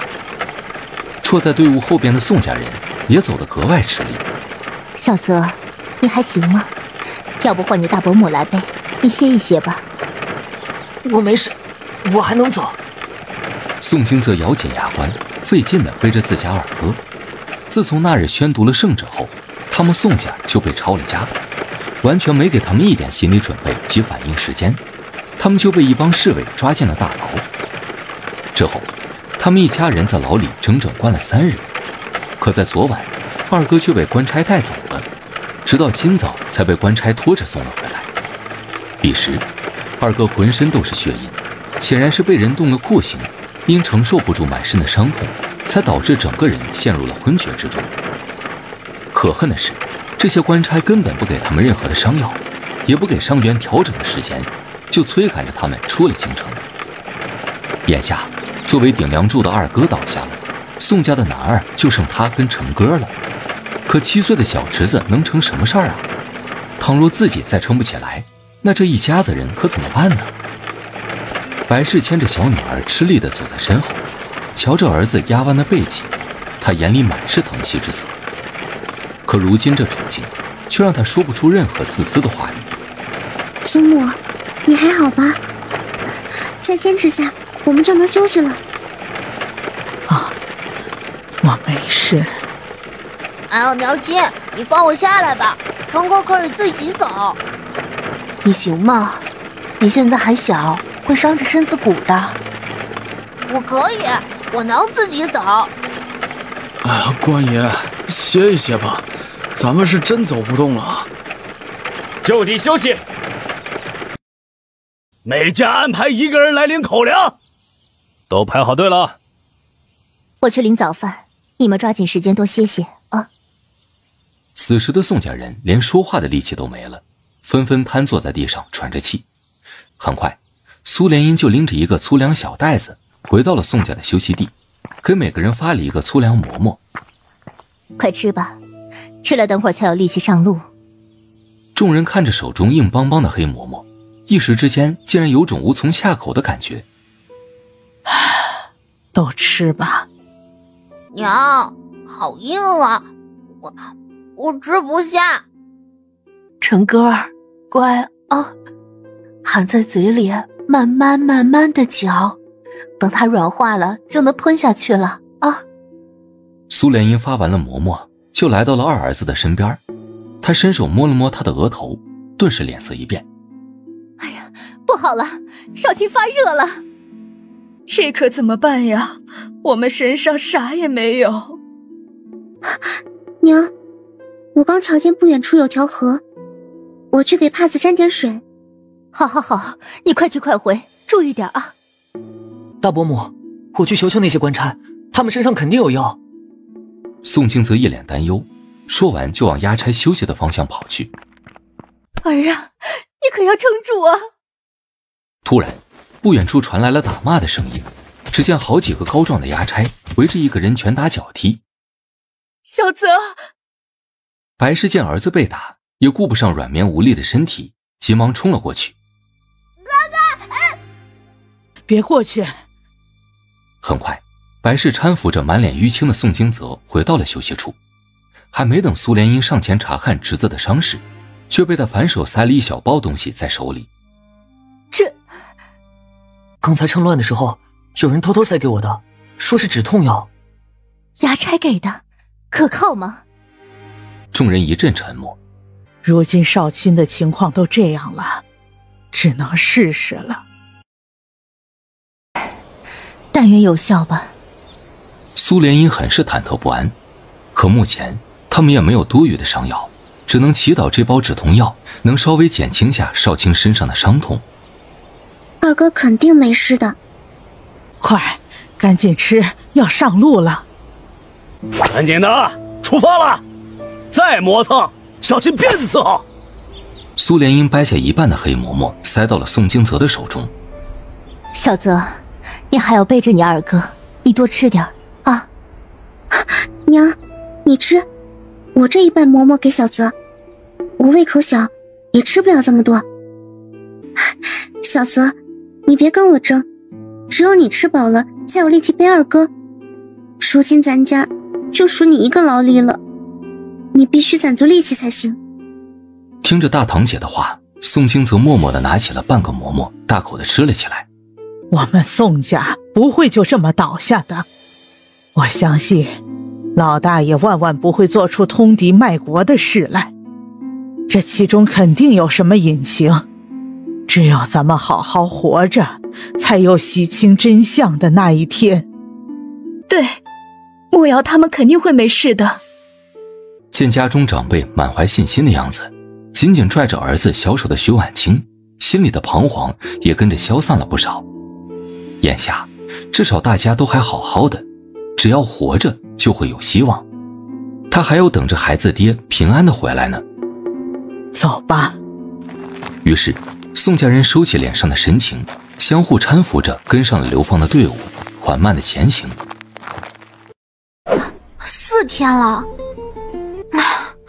到底出啥事儿了？一点消息也没有，真是急死人了。要不是看着堆满了卧室的这些箱子，他说不定还真以为前些日所发生的事情都是自己的幻觉呢。宋少卿啊，宋少卿，你快给点反应吧！夏宁忍不住对着瓷盆喃喃低语，他现在除了继续等下去，似乎也别无他法。少卿怎么样了？退热了吗？还是有些发热。我再去附近找点水。衙差在发干粮了，大嫂，你看着少卿，我去领吧。就在宋家人艰难地啃着黑馍馍时，不远处突然传来了喧闹的声音，好似有人在跟衙差争吵着什么。我没看错吧？娘，那是麦冬吗？好像是。谁？麦冬？是二弟身边的那个小厮。是他。宋清泽瞬间站了起来，直接奔向了麦冬的方向。弟妹，你看着少卿，我过去瞧瞧。我真的是宋家人，我自愿跟着流放不行吗？麦冬满头大汗地争论着，他好不容易赶上了押送队伍，可现在这些押差竟然不允许他靠近，还差点把他当成不明分子处理了。这是我的户籍，不信你们可以瞧瞧。真要说起来，我也算半个宋家人了。麦冬赶忙掏出怀里的户籍，递给眼前的押差，接着他又从怀里掏出10两银子，一并塞到了押差的手中。大哥，您通融通融吧，我是吃宋家饭长大的，我就孤身一人，去哪儿不能活呀？你们就让我跟着宋家吧。把你身上的包袱打开瞧瞧。这……大哥，我这包里就装了一点吃的，还有个我用惯了的瓷盘，带着它也就图个念想，并不是什么值钱东西。哼，过去吧。押差见人确实没有任何问题，看在银子的份上，就松口放人了。这年头竟有人放着好日子不过，非得跟着流放队伍一起受罪，这小子怕是个傻的吧？谢谢官差大哥，谢谢官差大哥。麦冬，三爷，你怎么来这儿了？走，咱们过去说。这时苏莲英也一脸急色地赶了过来。麦冬，大太太，你们还好吗？主子呢？宋清泽见大伯母欲要说话，赶忙止住。大伯母，回去再说。啊。很快3人回到了宋家歇息的地方。这处地方背靠着一棵大树，宋家人就坐在树下边，与其他家隔着一些距离。老太君，二太太，大夫人，小少爷，大小姐。麦冬，快过来说话。哎，麦冬啊，你怎么会在这儿？你们没被抓吗？你可知将军他们的消息啊？圣旨来的那天，二爷就意识到不对，就急忙把契约给了我们。那些官差抓了府里的下人，但因为我们有自己的户籍，所以盘问了一番后就把大家放了。如今他们已被安置在京城的庄子里了。我听到你们要被流放到南蛮的消息，就立马追了过来。出城的时候，我听说将军跟二老爷以通敌之罪被押送回京。至于世子爷，听说在前线失踪了，目前还没音讯。不过你们放心，事发之前二爷就已让广白带人前去支援了，广白肯定会找到世子爷的下落。什么？老爷他们被押送回京了？那他们有没有事啊？哎呀，世子怎么会失踪了呢？那爹跟二叔可怎么办？具体的我也不是很清楚，我只是刚好在出城的时候听说了1、2句，目前也只有等广白的消息了。肯定会没事的，安邦那边没有消息就是最好的消息。对，咱们也别丧气了，我相信公道自在人心。我们宋家世代为国为民，岂能随随便便遭受小人的污蔑？娘说的对。二爷呢？二哥受伤了，现在还在昏迷中。宋清泽闷声地说，随即侧开身体，露出了躺在树后边昏迷的宋少卿。主子，二爷这是怎么了？他们在牢里对二哥动了刑，伤口感染就发热了，那帮人也不给任何的治疗，这明明就是想置二哥于死地。我认识驱热的草药，我去山里找找看。这包里还有些吃的，三爷你帮着分一分，我快去快回。好。听到麦冬的话，宋家人瞬间激动不已，彷徨又担忧了一整天的心，眼下终于看到了一丝丝希望。半个时辰后，麦冬满身泥土的回来了，他的手里抓着一大把药草。找到了。太太，我找到驱热止血的草药了。太好了，辛苦你了，麦冬。这都是我应该做的。麦冬动作麻利的先把一把草药用石头捣碎，然后小心翼翼的把药草渣敷在主子的身上。这个药草是外伤服用的，剩下这些药草必须要用水熬煮才行。啊，可是我们啥东西也没有啊，要不我去找人借一下瓦罐。大伯母，我去吧。小泽，去文家试试吧。好。宋云熙瞧见了一旁搁置的瓷盘，那我再去装点水。不行，这个盘子不能动。苏莲英疑惑地皱了皱眉头。其实刚才分包子的时候，他就看见这个瓷盘了。他对这个瓷盘有印象，那日抄家的时候，他记得少卿就一直抱着这个瓷盘，完全不离手的样子。麦冬，这个盘子是少卿交给你的。对，当日二爷把这盘子交给了我，千叮咛万嘱咐，让我一定要保管好这盘子，不能让任何人破坏了。这么谨慎，这盘子是有什么玄机不成？小的也不是很清楚，但我知道这盘子对二爷很重要，在出事之前，二爷回家后就会守着这个瓷盘。既然如此，那就好好收着，别磕碰到了。而另一边的宋京泽也顺利地从文家人手中借到了一个小瓦罐。麦冬连忙熬起了药草水，最后在苏莲英与宋京泽的合力之下，总算把药汁喂进了宋少卿的嘴里。水。少卿，少卿，我是娘啊，你听到了吗？水。哎呀，好，娘马上给你倒水喝。太太，我来。一旁守着的麦冬听到动静也立马惊醒，听到昏睡的主子要喝水，他连忙解开了他身上的水囊，递到了主子的嘴边。二爷，水来了，您慢慢喝啊。宋少卿感觉到嘴边的水源，下意识地张大嘴巴，大口大口地喝了起来。而温凉的水总算让他稍稍减去了几分身上的燥热感。少卿醒了吗？一阵恍惚后，宋少卿的意识渐渐清醒，他缓缓睁开了眼，就瞧着家人们担心的神色。我没事。瓷盘呢？在这儿呢，小的一路上都仔细护着呢，您瞧，好好的。宋少卿伸手接住了瓷盘，瞧着完好无损的瓷盘，他心中顿时大安。还好啊，瓷盘没事儿。这几日你可有发现什么异样？啊？什么？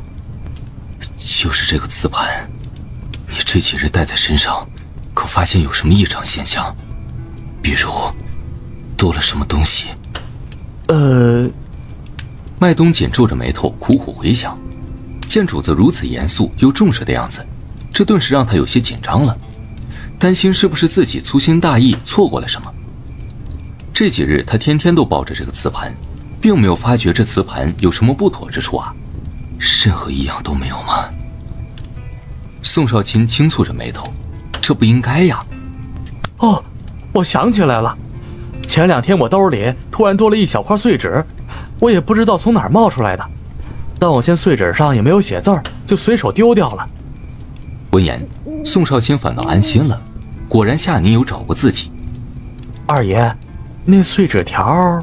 没事，你去给我找根炭条来。他必须尽快联系夏宁，以免他在那边担心。少卿啊，这到底是怎么回事啊？好好的，怎么突然就给咱们家安了这么大的罪名呢？你之前有跟他们前线通信，有没有听说什么消息啊？你不知道，你爹跟小叔已经被他们扣押起来了，听说要把他们押送回京审问，现在安邦那边也没个确切的消息，我们这心里急的呀。哎，二弟，我也想知道你大哥的消息。宋少卿默了默，一时竟不知该如何告诉他们这个残酷的现实。前些时我就发觉这次的战役有些不对劲，我往前线传了信件，也不知道信件有没有传到爹的手中，我就收到大哥在前线失踪的消息。再加上最近朝堂上的职位变动，萧家人更是在其中安插了不少人，而且我查到这次战役的右副将也是萧家的人，所以我怀疑爹他们肯定中了圈套。中计了？是萧家人？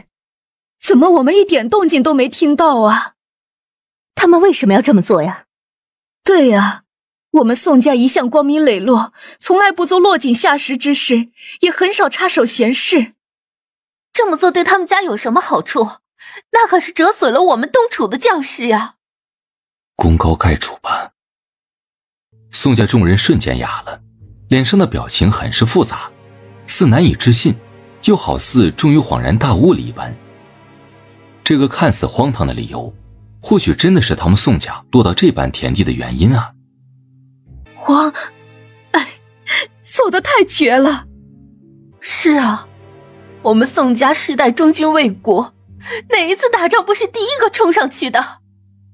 唉，咱们人没事就好。我现在啊，就盼着世瑶他们爷仨也能平安无事。就是一辈子生活在南蛮，我也甘愿了。父母，你放心，爹跟小叔不会有事的。等我身体恢复后，我会想办法让爹跟小叔与我们一家团聚的。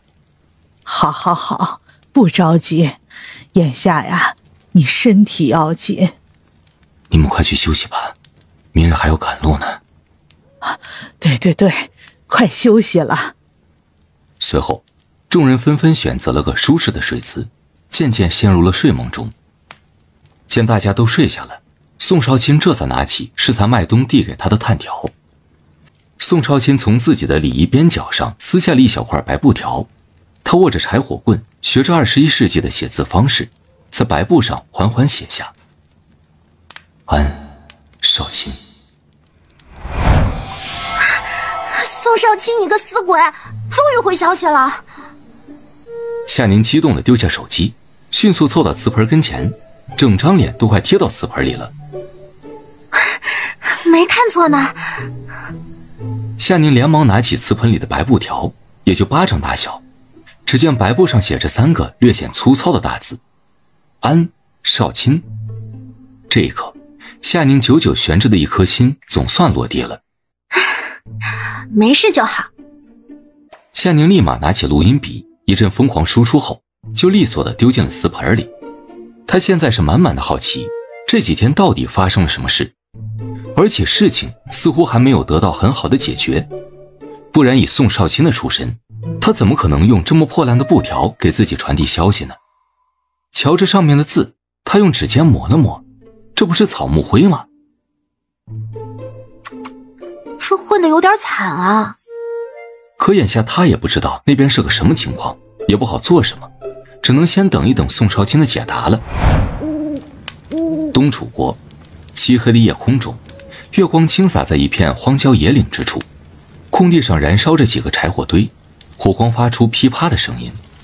宋少卿撑着大榕树站了起来，左手里稳稳地抱着瓷盘，踉踉跄跄地往不远处的山林中走去。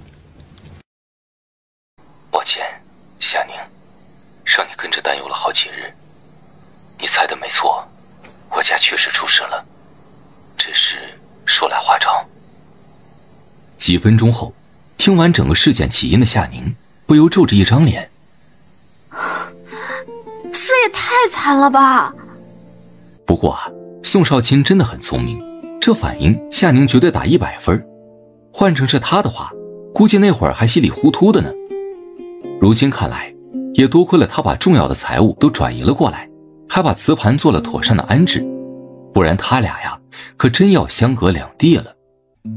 流放就流放吧，好在一家人命还在，有这些金银珠宝，他们往后的日子也不会过得太差。他拿起录音笔准备回复宋少卿，突然动作一顿，貌似他刚才听到的声音有些不对劲儿啊。这是受伤了？哎呀，这宋少卿也是的，既然受伤了就说呀，这个时候还嘴硬逞什么强啊？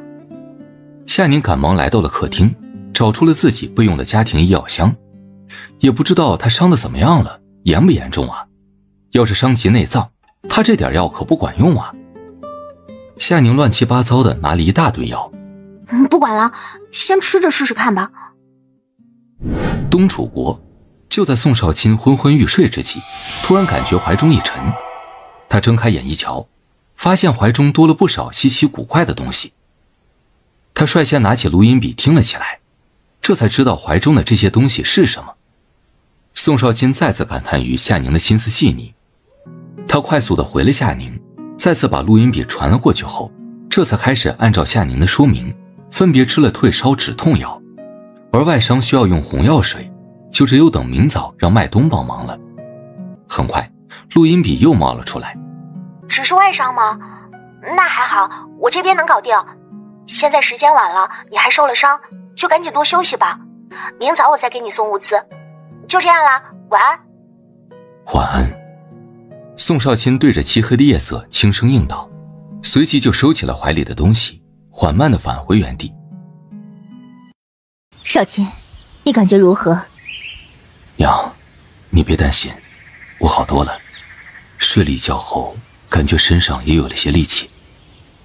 宋少卿这话可不是宽慰自家母亲，而是昨晚吃了夏宁送的药，沉沉地睡上一觉后，他今早醒来已经感觉身上退了热，就连疼痛感也减轻了不少。真的，看来昨天麦冬找的草药很有效果呢。苏莲英很是高兴。随后趁着大家吃早饭的空档，宋少卿让麦冬给自己上了药水。二爷看着手中奇特的瓶子，麦冬目露惊诧，别多问，赶紧上药吧。是。动作麻利点，那边的看见了，谁要是耽误了时辰，别怪我不客气，快点。二爷，我背着你吧。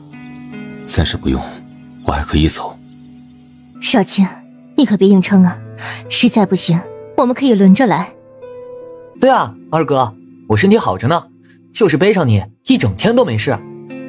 我先走走吧，实在不行你们再背着我。21世纪荣城，早上7点，夏宁就麻溜地起床了。因为心里记挂着宋家人，他睡得也不安稳，脑子里总是不由自主地想着他们一家被流放的悲惨画面。夏宁快速洗漱后，就拿着随身包匆匆出门了。他要去超市大采购了。半个小时后，夏宁拎着满满的2个购物袋回到了家中，他也顾不上休息，直接奔向了厨房。又是一通忙活后，时间已经是早上的9点左右了。那边差不多天亮了吧？夏宁不敢过多耽搁，先给宋少卿写了一张问候的纸条，接着又找了一个小记事本跟一支小笔，一并传送了过去。很快，夏宁收到了一张写着安的小纸条，他顿时了然地笑了笑，时机正好。娘，我好渴。儿啊，娘实在走不动了。大爷，奴家真撑不住了。流放队伍中一片哀声载道，众人脚上的速度也越来越缓慢。宋少卿感到怀中一沉，胸前突然胀鼓鼓的。他见不远处的押差忙着收拾那些倒下的人，没顾上他们这边，他连忙掏出了怀中的水囊。祖母，你们先喝点水吧。啊！宋老太太接着水囊时还有些懵，他们中就麦冬带着一个水囊，但貌似不是眼前这个吧？这哪儿来的？但眼下他也顾不上多问，连忙喝了起来。宋老太太刚喝下一口水，不由瞪圆了眼，糖水。祖母，你再多喝几口。宋老太太感受到孙子眼里的深意，默默的没有说话，又喝了几口。娘，小婶，你们也轮着喝几口。接着，宋少卿又把水囊递给了自家母亲，由他传着分下去。少卿，咦，是甜。等众人分着喝完了水囊里的甜水后，宋少卿把水囊往怀里一塞，还没等众人开口问呢，又见他从怀中拿出了水囊。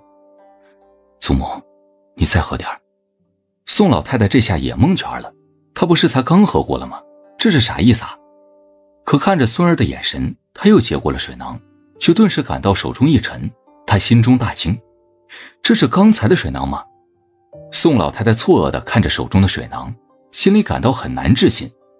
刚刚大家明明已经喝完了水囊里的甜水了呀，怎么一转手这重量反而更沉了呢？宋老太太咽下了心中的惊异，看了眼神色自若的孙子，扯开塞子，正准备往嘴里倒水，然而她的手顿时颤了一下，这是竟然是米粥的味道。他应该还没有老糊涂吧？这确实是米粥的香味，还有一股浅浅的山药气味，似乎还带着一丝虾子的味道。这也太惊奇了吧！这会儿荒郊野岭的，哪来的山药大虾呢？祖母，快喝吧。啊，好好好。宋老太太忙不迭地应道，缓缓地喝了几口。这粥可真鲜呐，又软烂又浓稠。才喝上了几口，她就感觉自己似乎有了些力气。你们也分着喝几口吧。没事的，娘，我不渴，给孩子们喝吧。喝吧，每个人都喝几口。宋老太太略带深意的把水囊塞到了儿媳妇的手中。苏莲英不好抚了长辈的好意，打算意思意思的喝一口就行了。可水囊里散发出来的香味却让她有点愣了。怎么回事啊？她看了看自家婆母，又瞧了眼小儿子，再次忍住心中的惊疑，默默地喝了几口米粥。而喝了粥的众人是什么反应呢？当然是惊呆了呀！他们都以为喝的会是甜水呢，哪儿知道进入嘴里的竟然是白花花的米粥，而且还是带着虾仁山药的大米粥。虽然只有几口的量，但这一刻他们从未感到这寻常的虾仁山药粥竟是如此的美味。等一行女眷喝完了米粥，宋少卿神色自若地收起了水囊，直接忽视了大家火热的目光。待走上几步之后，众人又见宋少卿掏出了水囊，举止优雅地喝了起来。宋家众人震惊了啊！他们家少卿成仙了？不然他怎么会使用仙人的法术啊？他们喝的甜水跟米粥竟是少卿变出来的，真是神奇呢！你们俩也喝点吧。谢谢二哥。看着二爷拿出来的水囊，他就意识到不对了。作为主子的贴身小厮，说句毫不夸张的话，就是大太太都没有自己了解二爷。他隐约猜到二爷宝贝的那个瓷盘有些不一样，不过他作为主子的小厮，自然不会多说什么，只有主子好了，他才会更好。好香啊，是肉粥的味道。瞎说啥呢？这哪来的肉粥啊？娘，我真的闻到了肉粥的味道。好好好，是肉粥的味道，那你多闻几下啊。这是狗鼻子吗？走在后边的宋家人不由紧紧地闭着嘴巴，默默地与文家队伍隔开了好几步的距离。宋家人看着手里的黑馍馍，表情很是一言难尽。要是早上没喝到那虾仁山药粥，眼下呀，他们肯定拿起来就啃了。可之前他们才喝了美味的米粥，如今再次面对着黑馍馍，竟然有些无从下嘴了。少卿，你……白氏欲言又止，他其实很想问问少卿那个水囊的事儿。我知道你们想问什么，我之前跟你们说过，我因缘巧合下结交了一位海外朋友，这事儿你们都还记得吧？啊，这当然记得呀。二哥，你那位海外朋友送的东西真的好，现在回想起来，我都还想吃呢。对啊，你那个朋友那么大方，还送礼物给我们，怎么可能忘呢？不过这有什么关系啊？其实早上的那些东西，就是我那位海外朋友送来的。什么？怎么可能？这是怎么回事啊？难不成你那位海外的朋友有什么神通之处？没错，他的确有些奇异的本事，他人很好，听说了我们家的事，就特意送来了东西。真的？这么神奇，怎么感觉就跟听话本子似的？太好了，真的是谢谢他了。那你们……最后还是宋清泽问了出来，他隐晦地看了一眼二哥的肚子，显然大家很好奇东西是怎么来的。这个瓷盘就是我跟他联系的法宝。闻言，众人两眼发光地看向了宋少卿的肚子，准确来说是透过他的衣服看着他怀里的瓷盘。法宝呀，他们宋家真是走运了，竟然有幸能拥有一件法宝。然而还不等给时间让他们震惊消化，就见宋少卿从怀中掏出了几个油纸包，每一个油纸包都有成人拳头大小，隐隐约约间他们似乎闻到了肉香味。这一刻，宋家众人眼睛都瞪圆了。这瓷盘全赖于少卿自个儿的机遇，咱们谁也不能起什么歪心思。你们记住了，少卿好了，咱们一家子人才能好。娘，你说什么呢？我们可不是那起子人，您老人家就放心吧，我们绝对保守秘密。对，祖母，我们绝不会对外泄露半句。祖母，我也不会说的。祖母、娘，你们放心，这件事谁也不会说出去的。你们心里清楚就好。如今咱们这个处境，要不是少卿有这个机缘，怕是很难撑到南蛮呐。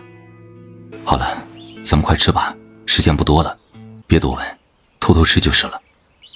我带着银姐儿去草林里佯装小姐，咱们分开吃吧。行，老二媳妇说的对，你们俩小心点儿。是牛肉？没错，是牛肉。娘，这个牛肉饭团好好吃啊，这牛肉跟你之前让我吃的那个不一样呢，特别的香。成哥倒是个会吃的，这牛肉啊，应该是经过某种调料煎炒过，所以吃起来比较香。好吃你就再多吃点儿。娘，我能吃完一整个饭团。咱们成哥可真厉害。不远处的文家队伍里，文老二目光微凝，一副若有所思地看向了宋家人所在的位置。注视片刻后，他默默地收回了目光。这宋家人藏得真是深啊。这是鞋垫，你们自己换上吧。咱们没有多余的行李，短期内这鞋子是没法换了，只能在里面垫个软垫，这样走起来也能松软一些。宋少卿一边发着东西，一边做着介绍。夏宁给他们准备的虽然都是一些小东西，但不得不说，这些小细节最能体现一个人的细心程度了。等大家换上了鞋垫，宋少卿又拿出了之前的水囊。快喝吧。咦，这是什么？酸酸甜甜的，还特别软滑，似乎有牛奶的味道。这叫坚果酸奶，确实是用牛奶做出来的，里面还有一些杏仁之类的坚果碎末，总之既能助消化，又能补充营养。酸奶真好喝。起来了，起来了，赶紧的，出发了。宋家人抿着嘴巴，整理了一下衣服后，就默默地走入了流放队伍中。少卿，那瓷盘就这么放着，能行吗？就是啊，我也总觉得不安全。要不然还是用布给裹起来吧，揣在怀里，最好时刻不离身。哎呀，我是真的害怕这个包袱啊，一不小心掉到了地上，会摔碎了瓷盘。应该没那么易碎吧？你们别这么紧张，这样反而引人注意。咱们表现的越是稀松平常的样子，这瓷盘才越安全。还有，你们放心吧，这瓷盘即便被人拿走了，他们也无法使用这个瓷盘，貌似只有我才可以。午间休整的那会儿，他跟麦冬在草林里就已经做过实验了。麦冬把一瓶药放在了瓷盘上，可几分钟过去，那瓶药却依然安稳地躺在瓷盘上，一点反应也没有。真的？那真的太好了。这样一来，我们就放心了。半个小时后，天空突然下起了雨。下雨了，快走快走！前面有个破庙，大家赶紧的进庙里躲躲雨。1刻钟后，流放队伍总算躲进了破庙里。宋家人十分自觉地找了一处最里侧的角落，最角落的地方不仅光线昏暗，且也是积灰最严重的地方。其他人都瞧不上，早早的就抢占了稍微干净又宽敞的地方。宋少卿朝着麦冬示意了一眼，后者立马心领神会。主子，我去后边瞧瞧，看看有没有什么可用的柴火。麦冬，我跟你一起。好。说着，两人快速朝后院走去，而宋家女眷们扯着庙里的破布，开始打扫晚上要休息的地盘。至于宋少卿，早已精疲力竭了，直接找了处位置坐着歇歇了。虽然有麦冬跟宋清泽轮流背着他，但他自己也走上了一段路，再加上刚才在雨中小跑，他这会儿的身体状况真经不住折腾了。因此接收物资一事也只好交给了麦冬与清泽。几位官爷辛苦了，瞧你们的衣服都淋湿了，赶紧喝一碗红糖水暖暖身体吧。嘿，我们也没啥好东西，望几位官爷别嫌弃啊。放在这儿吧。好，官爷要是还有什么差遣，尽管吩咐我们就是。我家大儿媳呀，在厨艺上还算拿得出手。你们若是想换换口味，我就让她来伺候你们的3餐。你有心了，有需要会找你的。胡大志略带深意地看了曹达一眼，敷衍地把人打发走了。呸！不愧是个贪官，真是心黑不要脸。这次押送的流放犯，他最看不过眼的就是收刮民脂民膏的曹狗，短短3年就贪没了近10万两银子。瞧那一群娇美的妻妾，就知道曹家的男人日子过得有多滋润了。你跟那种人气什么呀？你也喝吧，别受寒了。这荒郊野岭的，可找不到大夫看病抓药。谢谢老大啊，我拿去跟其他几个兄弟分一分。这时宋清泽与麦冬一脸喜色地回来了。你们瞧瞧，我们找到了什么？我们有瓦罐可以煮水了，还有几个碗，我们已经仔细清洗干净了。没想到这后院看着破旧，竟还能找到一些可用的东西。听到动静，庙里的众人纷纷看了过去。真是太好了，没想到你们的运气这么好。见状，那10来个零散的流放犯立马丢下了手中的破布，冲向了后院。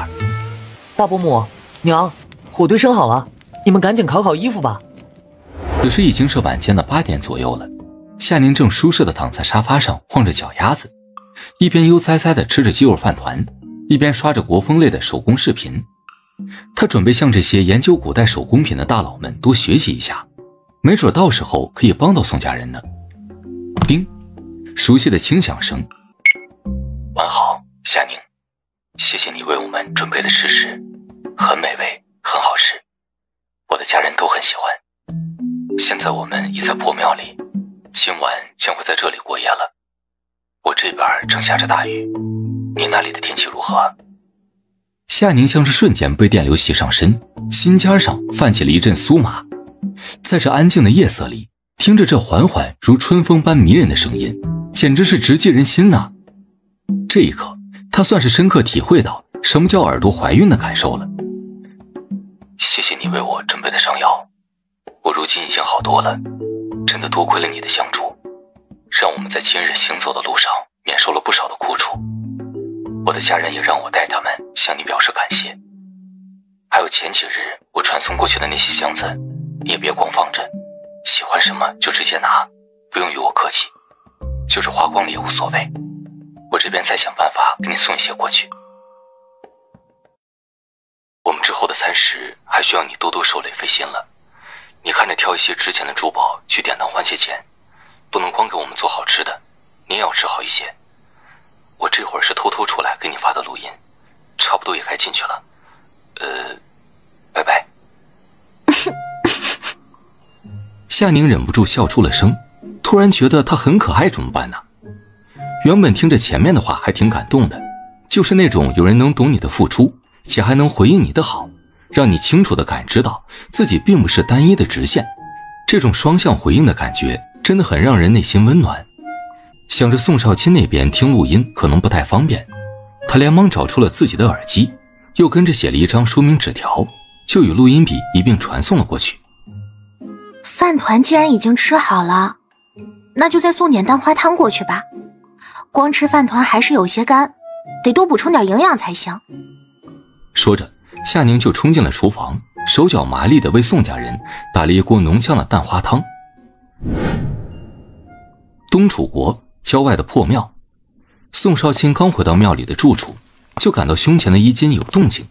他暗暗扫了四周一眼，发觉周围的视线暗沉沉的，而庙里的其他人似乎都开始入睡了，根本没人留意他们这边。再加上有金泽用破布遮挡着的木架子，也隔绝了其余人窥探他们一家人的视线。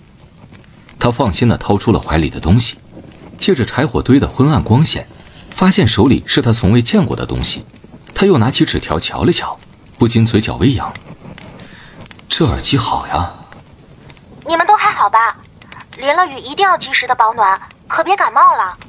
听说古代的医药水平十分落后，一场寻常的风寒就能要了命。算了，保险起见，我等会儿还是再给你们冲一包预防感冒的冲剂吧。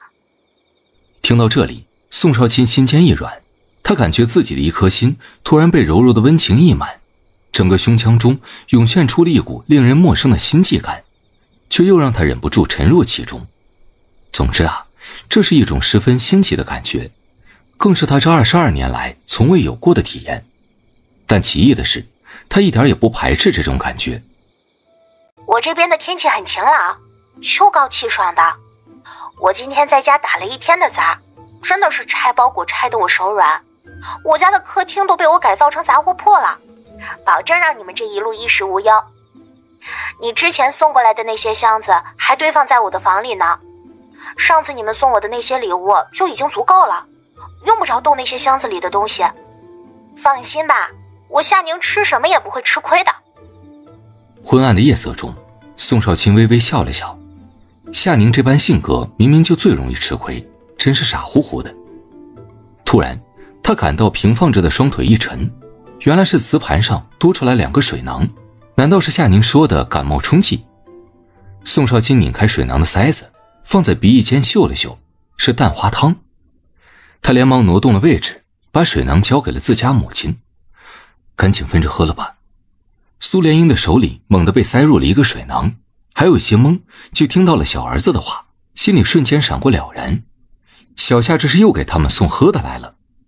于是一家人躲在昏暗的角落里，偷偷地喝着香浓的蛋花汤。然而宋少卿再次递出来的水囊，让大家刚冒出头的美好画面戛然而止。啊，还有？二哥，我们已经喝饱了。对啊，肚子实在装不下了。要不留着明早再喝吧。这是预防风寒的，每个人都必须喝。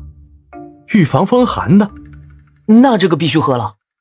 赶紧的，别磨蹭了，喝完就好歇歇了。于是宋家众人轮着又喝完了一整个水囊的感冒冲剂。哎，这是中药吗？应该不是吧，喝着还有股甜滋滋的味道，口感确实有些独特。那这个药汁还挺好喝的。要是所有的汤药都这么好喝的话，那我绝对会爽快的干了。喝完感冒冲剂的宋家众人对水囊里的汤药很是新奇，在他们看来，预防风寒的药都是草药熬出来的药汤，那苦涩的味道完全是难以下咽的程度。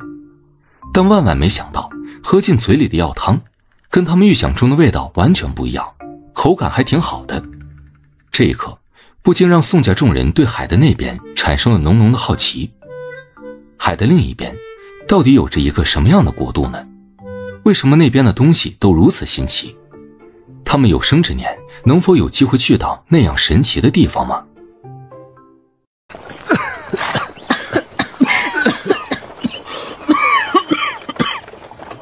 二哥，你能撑住吗？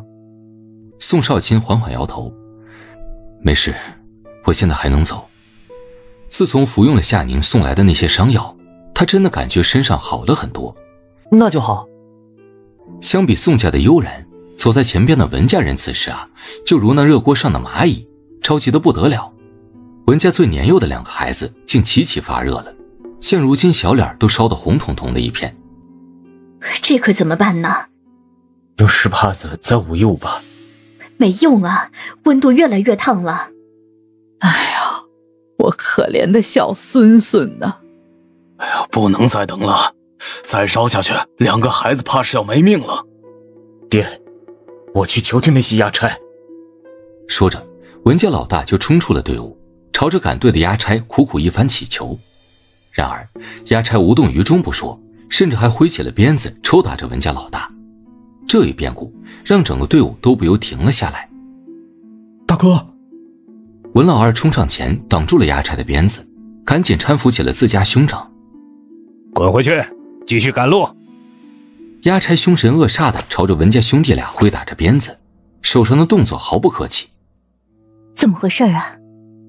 好像是文家有2个孩子发热了，文家想找那些衙差求点药，哪知道那个衙差呀不耐烦地挥起了鞭子。闻言，宋家女眷们一阵叹气，这流放路上本就受罪，如今孩子还感染了风寒，那就更遭罪了。少卿，昨晚咱们喝的那个汤药还有吗？娘，大嫂，你想给文家送药？白氏此时的心情也很复杂，看着2个孩子受罪，他也于心不忍，可他们宋家的秘密却万万不能泄露啊。唉，我明白你们的顾虑，只是之前少卿昏迷的时候，文家好歹也借过瓦罐给咱们熬药，如今他们家有难，这……闻言，众人一阵沉默。少卿，你看这……没事，我这里还有很多的药。娘，你给文家送过去吧，当是还了之前的人情。倒不是他大大咧咧的，没有任何的顾虑与防备，而是眼下的情况容不得多耽搁。当然最主要的是，文家人的品行做派都很好。他与文老爷子虽不在同一个衙署办事，但对他的为人还是有几分了解的。啊，真送了。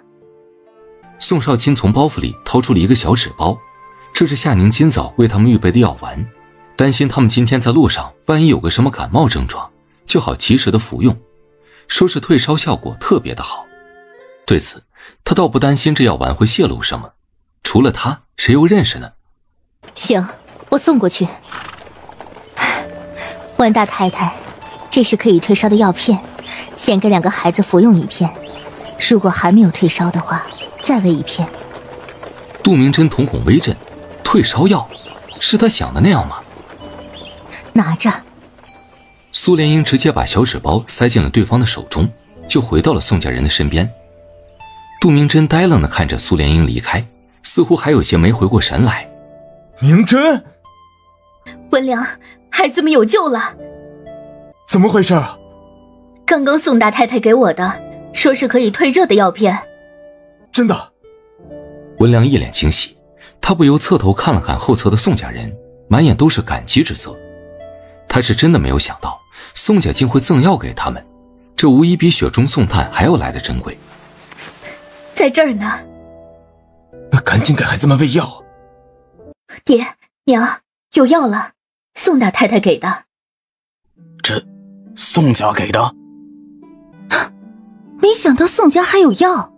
嘘，小声点。宋家有药也很正常。听说那位小宋大人从小就药不离身，估计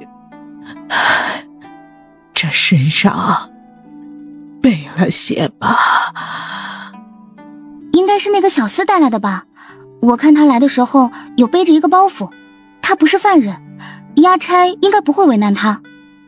唉，宋家人仁义，连府里的下人也如此忠心。唉，可不是吗？经此一遭，可算是看清了身边的人情冷暖呢。谢天谢地，菩萨保佑啊，总算退热了。这一刻，文家众人更是无比的感激宋家的赠药行为，而处在队伍后面的宋家人此时却并不好受。今日也不知道那些押差是如何安排的，竟让马六负责在队伍后面赶队，这让宋家人心里直发苦。走快点儿，磨叽什么呢？快点儿，再麻利点儿！走这么慢，存心拖后腿是不是？王八走的都比你们快！呸！还当你们是皇孙贵族呢？啊！老子可不吃那一套！贱坯子，快点，走快点！你这个老东西，老子说的就是你！你再磨磨蹭蹭的，老子可不客气了！快点儿，你个老不死的！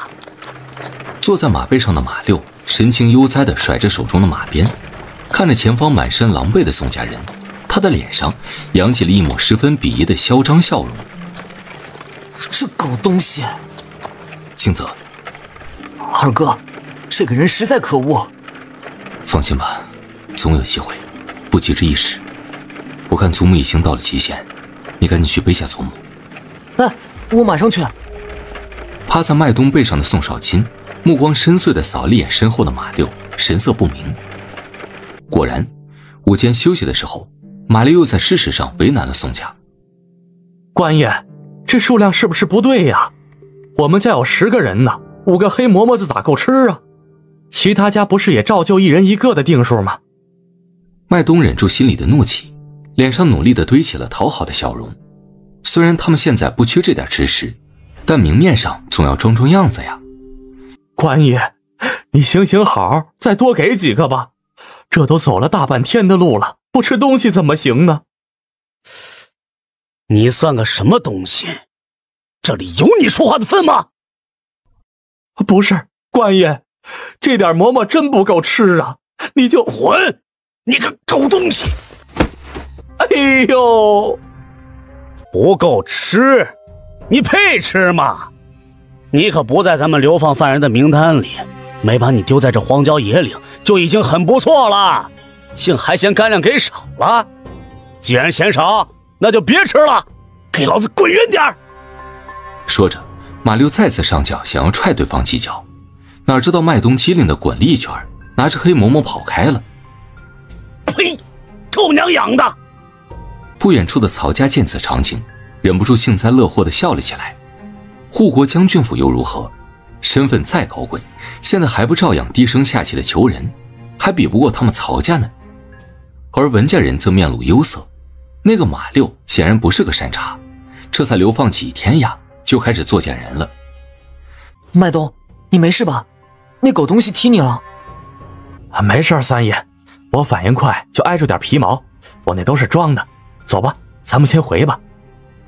回到休息处，麦冬拿出了怀中的5个黑馍馍，一脸愤愤不平地朝着众人说：“那狗东西故意苛刻咱们的干粮，我看了，其他家的份额都没变，就我们少了一半。”哎呀，算了，阎王好见，小鬼难缠。这世道唯有小人最不好招惹。先把黑馍馍用水煮上吧，勉强也能当一碗粗粮糊糊喝。好的，娘。二爷，我瞧那边有些可用的药草，我去采一些回来收着。去吧，小心点儿。可恶！宋清泽正对着柴火堆撒气，心里还是有些意难平。可二哥又让他不要冲动，只能硬生生地憋着气。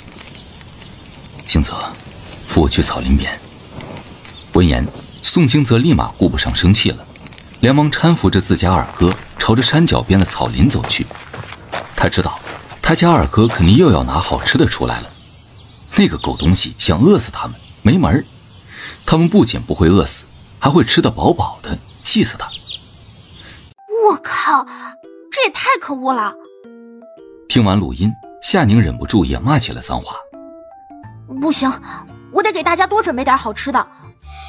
夏宁先把之前就已经备好的午饭传送了过去，接着就开始琢磨再给宋家做点什么，犒劳一下辛苦了一上午的他们。夏宁一时间有些发愁了，空有一屋子的物资，可碍于宋家那边的环境，却得不到合理的发挥。他想给他们做一顿丰盛的肉菜都没办法，实在是肉菜的味道太大了。而宋家一直待在押送队伍之中，但凡吃点什么味儿重的，很容易就暴露目标了。算了，还是要多吃肉才行。防守固然重要，但也得先保住命啊。于是夏宁立马下单点了一份外卖，想趁着午间休息的空档赶紧让宋家人吃了，以免下午他们没精力应付那个找茬的押差。我从来都不知道我自己的饭量竟然这么大。别说你了，就是我自个儿也没想到。咱们每天走那么久的路，胃口变大也很正常，不多吃点哪有力气啊？吃得下就多吃点，把这一锅面糊糊分了吧。先别喝了，还有加餐。宋少卿突然出声阻拦，他也没想到啊，夏宁又给大家送来了吃食。他刚偷偷看了看，竟然全是肉。想到纸条上充满孩子气的话，他心里一阵温暖。他这是在心疼大家受苦了呢呀。啊？什么吃的呀？肉。宋京泽惊喜的双眼直放光，看向自家二哥的目光愈发火热了。宋少卿察觉到包夫的动静，也不敢多耽搁时间，连忙对着家人交代：一人一包，赶紧找个地方吃了。还有，吃完之后用这个水囊里的水漱漱口。夏宁可说了，这是专门用来清除嘴里异味的漱口水，能保证大家在吃完肉之后，嘴里不会散发出什么气味来。行，我们知道了。怎么了？出什么事了？那曹家不闹着呢吗？听到与自家无关，偷吃回来的宋家众人瞬间松了一口气，他们还以为自家偷吃的行为被人发现了呢。曹家咋了？听说曹家有好几个人都发热了，曹老太太更是烧昏迷了。刚刚曹老二去找衙差求药，但被拒绝了，一家子人也没个人拿主意的，反而在那边相互埋怨争了起来。这家子人也是奇葩。那帮衙差可不是啥善人啊，没点好处岂会白白送药给他们呢？真是可怜了孩子。谁让他们不当回事呢？宋云熙难得发表了下意见。其实这一路走来，沿途都能找到不少的药草，并不是完全无药可医的地步。可惜啊，曹家人只会相互推诿抱怨，根本就不知道想办法。大哥，你说咋办呢？再这么下去，娘的身体可受不住啊！哎呀，实在不行，咱们就只能花钱找那些官差买了。曹大也很无奈，如今他们全部的身家加起来也就300多两，但这笔钱他没打算花在流放路上，而是准备到了南蛮以后，作为他东山再起的本钱。万不得已，他是不愿意动这笔钱的。那能多买几副药吗？天庆跟祥哥也有些发热。一旁的曹天荣听着他爹完全没提及自家，心里很是失望。他父亲的眼里只有大哥一家，好似压根就没有他们一家。好歹姨娘也尽情伺候了他这么多年，没有功劳也有苦劳吧。如今姨娘跟星哥都发着热呢，他却能视而不见，一点旧情也不念。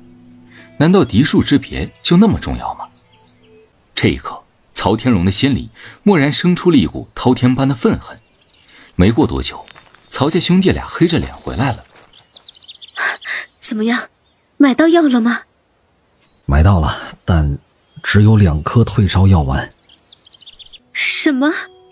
只有2颗药丸？那哪够啊？先给娘吃1颗，剩余的那颗……哎，大哥，你之前可是答应给我退烧药的，我家还有2个孩子呢。二叔，你家祥哥都5岁了，我家梁哥可才3岁啊，这么小的孩子都烧得说胡话了，你就行行好，让我家梁哥吃吧。弟妹，我家杰哥也还小呀，你瞧瞧，咱们杰哥的症状明显比梁哥严重。再说了，咱们杰哥可是曹家长房长孙，这身份可不一样。你好了，吵什么吵？还嫌不够烦吗？曹大媳妇张氏立马呵斥着2个儿媳妇儿，见二房安安静静的，反倒他们大房的媳妇儿争抢起来了，脸色顿时有些不好看。老二，弟妹，咱们家这么多人受了风寒，这颗退烧药丸给谁吃都会觉得不公平。你看这样行不？这剩下的1颗药，我用水煮化了，给孩子们都喝上几口。具体效果如何，就看各自的造化。听天由命了吧。行，就按大嫂说的办吧。一旁的曹莹莹与曹天荣全程默默无言地看完了整个过程，一句争取的话都没有。果然，药丸煮好的水，张氏只给2房的嫡子嫡孙喝了，甚至曹家兄弟俩都跟着喝了半碗水。即便他们没有发热，就是用来预防也没有数房的份儿。爹，我想去山脚下采点药。哼，采药？你分得清那些药草吗？别去瞎折腾了，可别吃错了药，耽误了行程。到时候要是柴爷发了火，我可拦不住。可星哥已经等不了了，再不吃药，他怕是撑不下去了。爹，我就这么一个儿子，我不会耽误上路的，很快就会回来。随你。曹天荣跟自家母亲与妻子匆匆交代了一声，就义无反顾地离开了。看着曹天荣的背影，曹莹莹目光微闪，耳边又听着姨娘汹涌的咳嗽声，她果断地站了起来，跟在曹天荣的身后。你跟着我做什么？我姨娘也发热了。老实说，我压根不认识什么药草，你也别抱有太大希望。没事，你不认识，可有人认识啊，咱们去请教一下不就成了？你是说？没错，就是宋家。行，那走吧。正在看热闹的宋家众人，没想到会迎来曹家人。你们这是？宋大太太好，冒昧打扰了。家里的姨娘跟孩子都受寒发了热，可苦于没有药，所以我们来是想向您请教一下，可否告知下能退烧的药草长什么样子？我们想要去山上采些药草回来。宋大太太安好，我叫曹莹莹，是曹家大房的庶女。我们也是迫于无奈，只好自己想办法了。之前见你家有人认识药草，所以才想着来求一求的。我跟三哥都是家中的庶子庶女，是才我爹去找压差买药了，可就只有2颗退烧药丸，一颗让祖母服用了，另一颗煮成了药水，2房人分着喝了。说到这儿，曹莹莹不由红了眼眶，拿着丝帕抹了抹眼角。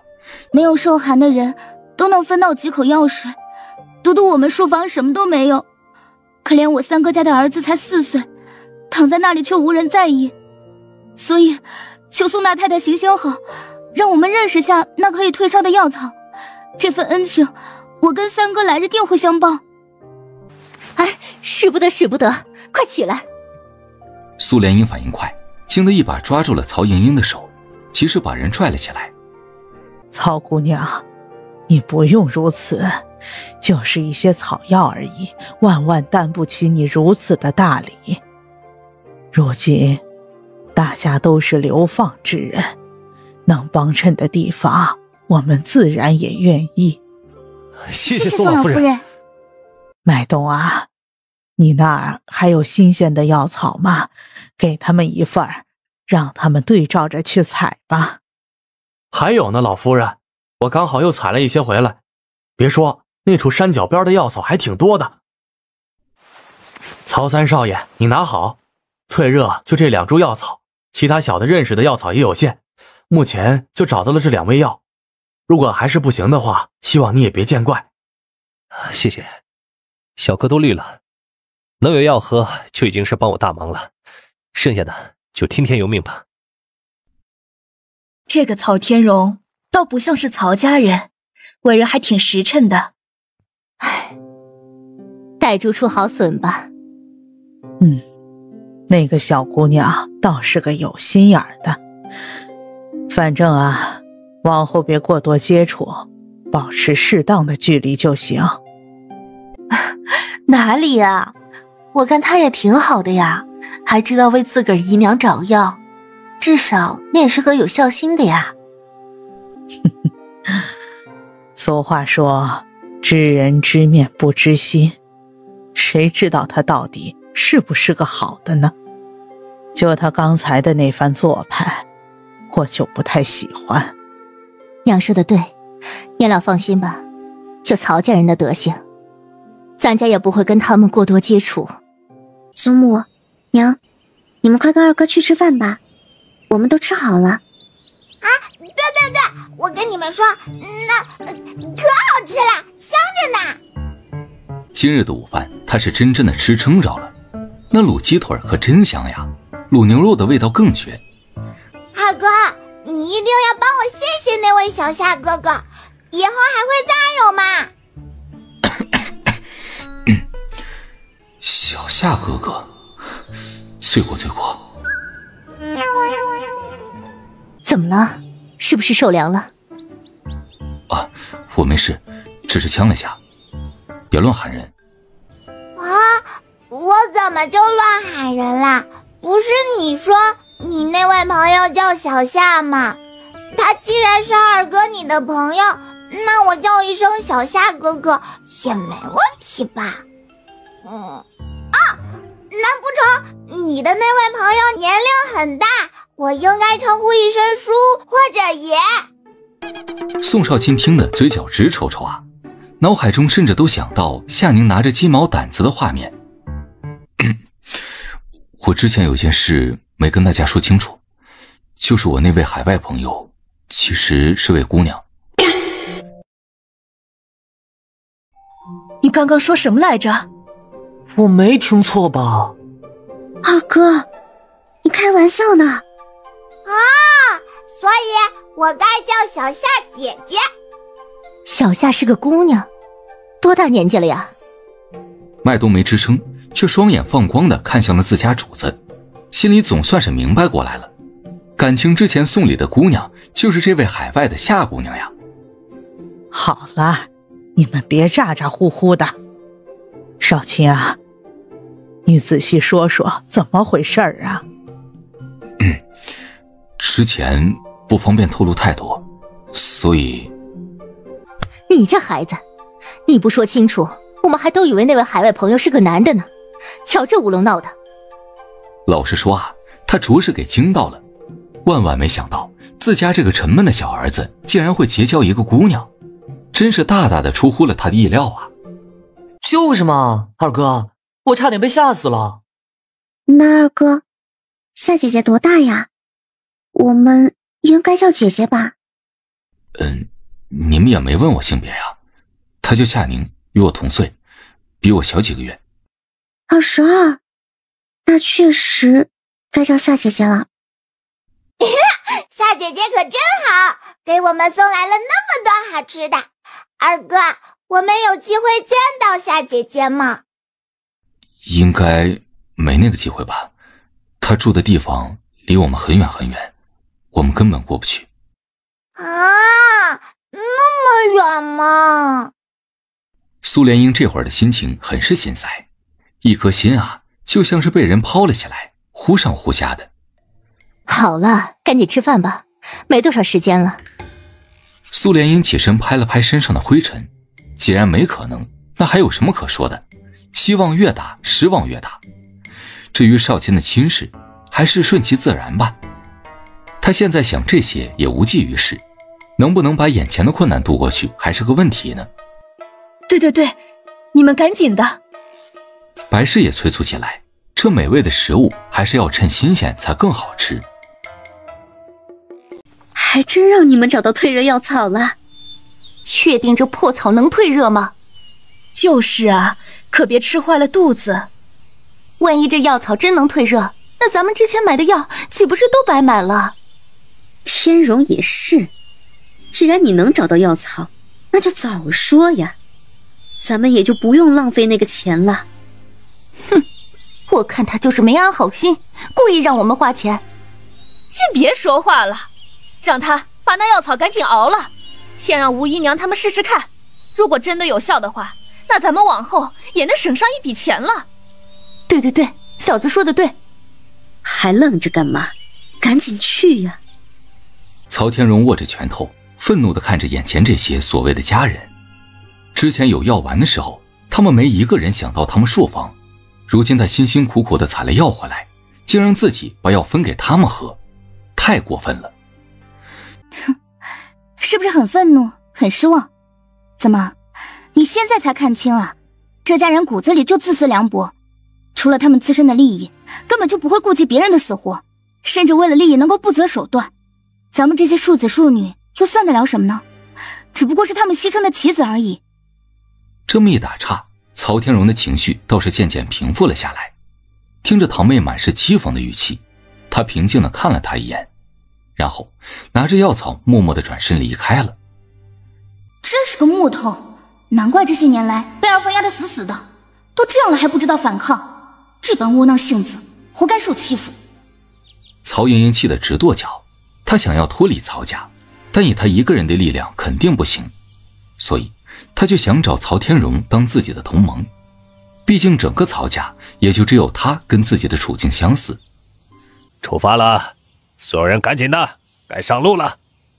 这是夏宁给大家的，一人一个，大家都必须贴身放着。啊，二哥，这是啥呀？啊，这个东西好特别啊！是啊，从未见过这样的玩意儿。这是铁吗？感觉不太像呢。就跟一根黑乎乎的铁罐子似的。麦冬更是激动不已，没想到他还有份啊！既是夏姑娘送来的，那肯定是好东西了。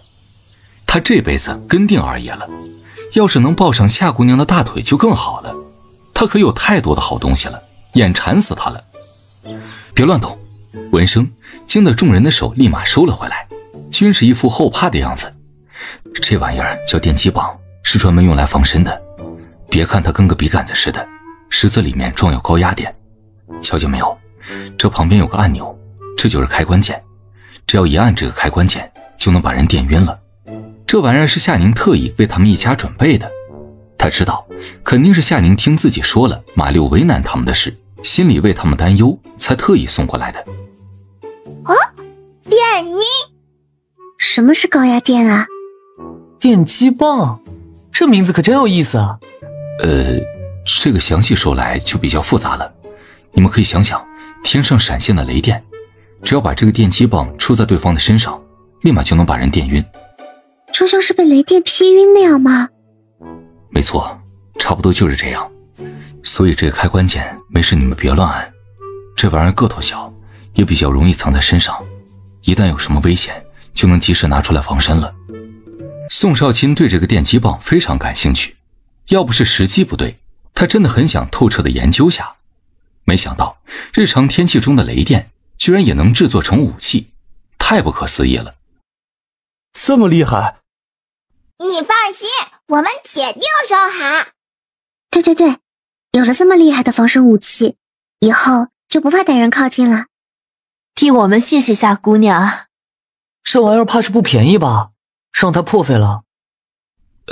还有一事我忘了说了，之前你们交给我的那些匣子箱子，我都传送给了夏姑娘，咱家往后所需的东西全麻烦她帮着了。真的吗？给她，给小夏好啊。可不是，我宁愿送给小夏，也不愿意便宜了那些狗东西。走快点儿，速度这么慢，干粮都白吃了吗？看到宋家人这么利索，马六顿时不爽了，故意在他们的身后挥舞着马鞭，就想吓吓他们。真他娘的是怪了，中午的干粮我故意少给了一半，这帮人竟然还这么精神，难不成饿的还不够？坐在马背上的马六目光闪烁，也不知道在暗暗琢磨着什么。杜明真不动声色的一点点的靠近苏莲英。宋大太太，我这有几个黑馍馍，你们分着吃了吧。啊，拿着吧。你们午间那会儿，不是被那马六苛刻干粮了吗？你们那么多人，5个馍馍哪里够吃啊？我们家有几个孩子，他们胃口小，分着吃，每顿还能省出3个馍馍来呢。哎呀，不用了，妹子，我们都吃饱了的，你拿回去给孩子们吃吧，可别饿着孩子，这路还长远着呢，孩子们的身体亏不得。没事，1顿2顿亏不着，咱们还要走上1下午的路呢。你们先垫垫肚子吧，我也是担心你们没力气，那个马六会更加为难你们。杜明真听到苏莲英的话，心里很是舒畅，毕竟这几个黑馍馍确实是他们一家子从自己的口粮里省出来的。拿着吧，这是我爹娘的意思，他们的指令我可不敢违背。家里的孩子要是饿了，我再给他们冲点面糊糊就是。午间那会儿，他们不好给宋家送干粮，大家都盯着就太打眼了，而且公爹也不想让其他人知晓他们与宋家之间的往来，以免惹出什么是非来，所以才等着队伍重新出发，大家都在各自赶路的时候再给宋家送过去。妹子，我们真吃饱了。之前家里的小厮带了一些干粮来，我没跟你客气，我们是真吃饱了的，没诓你，安心吧啊。真的？杜明真倒是没怀疑，毕竟宋家有那个能力，连那么稀有的药片都有，再藏点干粮什么的也没有什么奇怪的。千真万确，你们放心吧。那就行。赶紧点儿，天都快要黑了，给我麻利点。马六瞧着宋家人凑作一团，相互搀扶着走，就很不顺眼，又拿起马鞭在宋家人的后边催赶了起来。突然，他眼尖的瞧见宋家队伍中有个年轻女子踉跄了几步，跟着脚步就停缓了下来。他瞬间双眼放光，干什么呢？谁让你停下来的？故意耽误大家的行程是不是？这是招打！云溪小心！干什么？干什么？想造反吗？压差的鞭子都敢拦！见打算落空，马六顿时恼羞成怒，他都看准目标了，没想到挥出的鞭子竟然被一个半大的小子给拦住了。看来还是咱们太仁慈了啊！你一个小子竟也敢公然跟咱们官差作对，要是之后人人都像你这样，那咱们这帮官差还怎么带队了？倘若不教训下你，你怕是不知道天高地厚了啊！小泽，好啊，你这是想造反呢？你知道阻碍官差办事是什么罪吗？我看你是胆大包天，是不是想要违抗圣意呀？马六的声音越说越高昂，嘴里的话更是格外的义正言辞，几乎整个队伍的人都听到了。你胡说八道！宋京则没想到这人竟混淆是非，于是他立马抓住了对方的鞭子，想直接把人从马上拽下来，让他摔个跟头受受教训。京泽，宋少卿出声提醒了一声，他们如今的身份本就比较吃亏，要是京泽真让官差摔下马的话，那问题的性质就完全不一样了。闻声，宋京泽立马松开了手，暗狠狠地对着马六哼了一声。差爷刚才的话我们可担不起，如果我家小弟只是下意识挡住了比较危险的鞭子，就是造反的话，那直接甩鞭子想对我们动用私刑的官爷你又算什么？我们虽是罪犯，但该有的罪行与惩罚圣上已经做过审判，连圣上都没有差人对我们动刑，而你只是负责押送犯人的普通差役而已，却能给我们动刑，甚至能直接给我们定上罪名。如此来说，那你岂不是比当今圣上的权力还要大？不知马官爷需不需要我等跪下来向你请罪啊？你马六感觉自己整个人都不好了，然而宋少卿似乎当了真，眼瞧着就要掀袍下跪，坐在马背上的马六顿时心慌不已，额头冒出阵阵冷汗。且慢！胡大志跑了过来，狠狠地瞪了马六一眼，赶忙伸手拦住了掀袍的宋少卿。小宋大人，你这是作甚？马六的话你可别真，他就是个说话不过脑子的人，你别跟他计较。你放心，咱们押差的主要责任就是护送你们到南蛮，可不会越俎代庖，行使大人们的职责。对于宋家人，胡大志也有意卖个好，因此态度上倒没有拿桥摆谱。这事说来也是我管理上的疏忽，你放心，我后边会好好的说一说马六。那就谢过胡队长了。你跟我到前面去。老大！马六顿时不满了，心里极其不痛快。他没想到胡老大对宋家人竟如此和颜悦色，之前也没见他对宋家人有什么优待呀。马六，别让我重复第二遍，你知道我这人的脾气不是很好。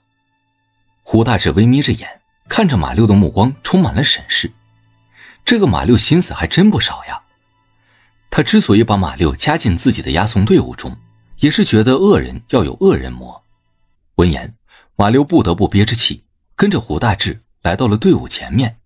马六，我不管你收了谁的好处，又或是打着什么样的主意，最好给我收敛点。宋家不是你想动就能动的人，知道吗？我这也是为你好，所以你也别给我惹出麻烦来。马六一脸诧异地看向了胡大志，似乎没想到他会说出这样的话来。听清楚了吗？知道了。知道就好，下去吧，队委那边就不用你过去了。闻言，马六心里气得差点绝了过去，这显然是不许自己再靠近宋家人呐！妈的！二弟，你刚才是真打算给那个马六下跪的？我自然是做样子。早在与马六争议的时候，我就留意起了胡大志，我不过是想试一试他的态度罢了。如今这结果倒在我意料之中。我就说嘛，二哥肯定不会。你们饿了吗？要不要吃点东西啊？要！闻言，众人立马异口同声地答道：“要不是马六那个狗东西一直紧盯着不放，他们早就加餐了好吗？”等着。宋少卿拿起录音笔，借着宽大的袖袍给夏宁发了一段录音，随即就放进怀中的磁盘里。二哥，你方才手里拿着的是什么东西啊？好像有些像午间你给我们的电击棒啊。应该不是。你对着那东西说话，小夏就能听到了吗？啊，这么神奇的吗？那叫录音笔，就是可以把咱们说的话录下来，对方只要按下开关键，就能一成不变地听到我的声音，包括我说的每个字。哇，太神奇了！那玩意儿那么厉害的吗？这也是小夏给你的。我觉得他们那边的国家肯定很强大，这么厉害的玩意儿也能做出来。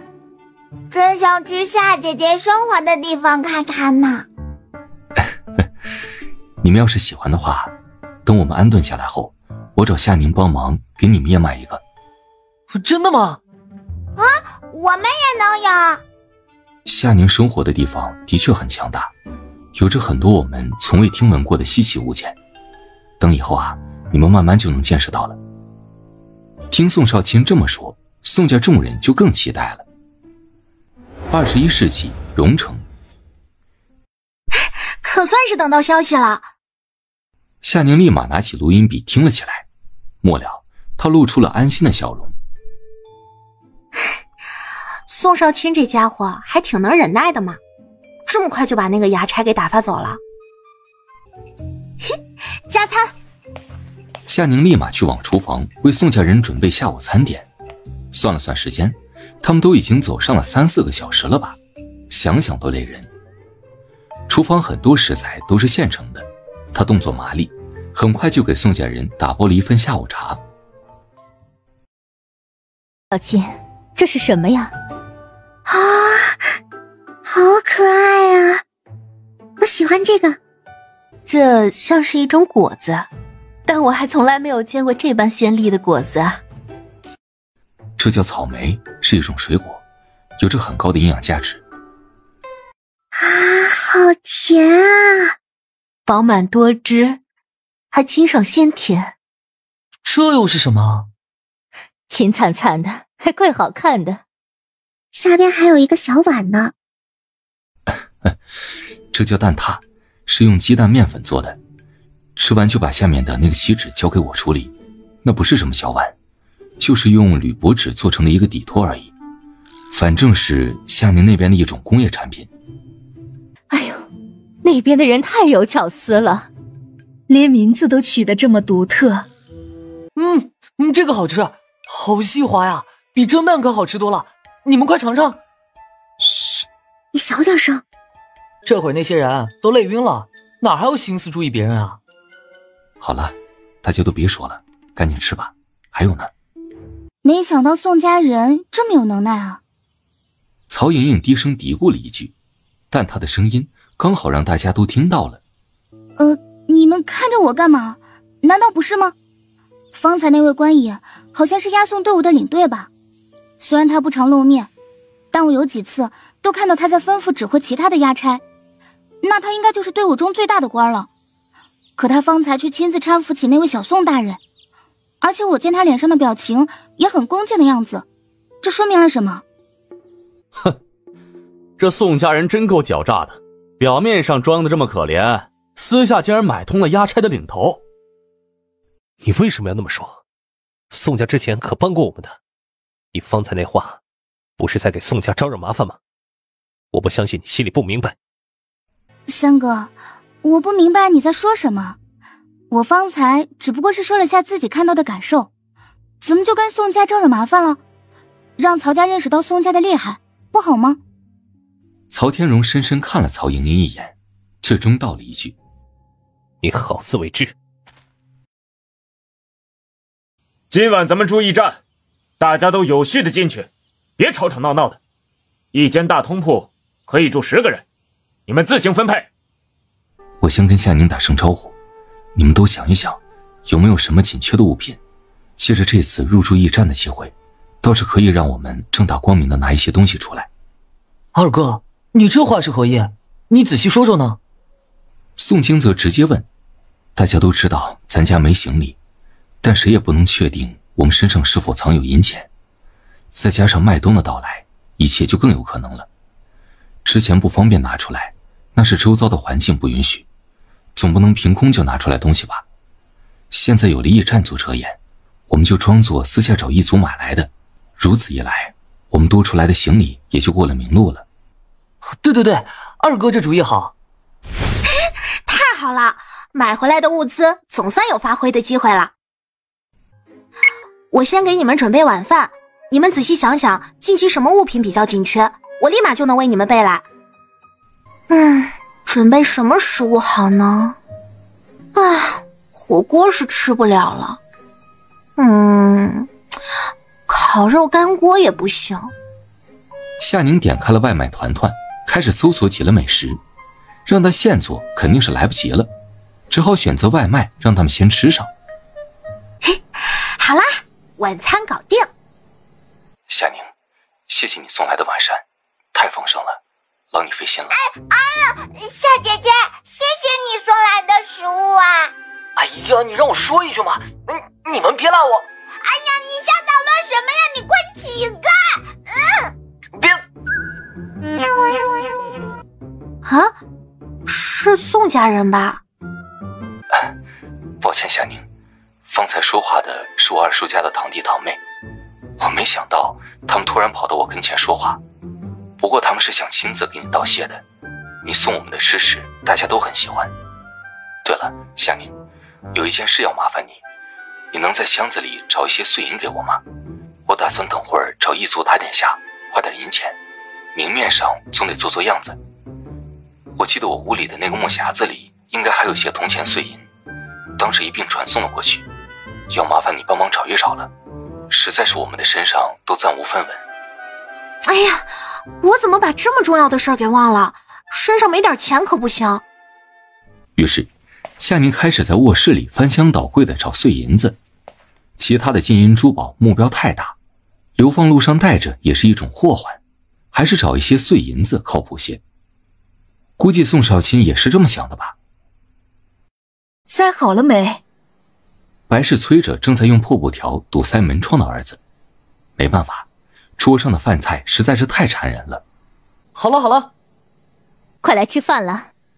我太喜欢夏姐姐了，给咱们准备了这么多好吃的饭菜，夏姐姐真好。哎呀，别说了，赶紧的抓紧时间吃，别有人来串门撞见了就不好了。2刻钟后，桌子上的碗盘都干干净净，一扫而光。吃完你们赶紧整理下夏宁送来的那些东西，里面好像有驱蚊药水，你们拿出来在屋子里喷一喷，也好去屋里的味儿。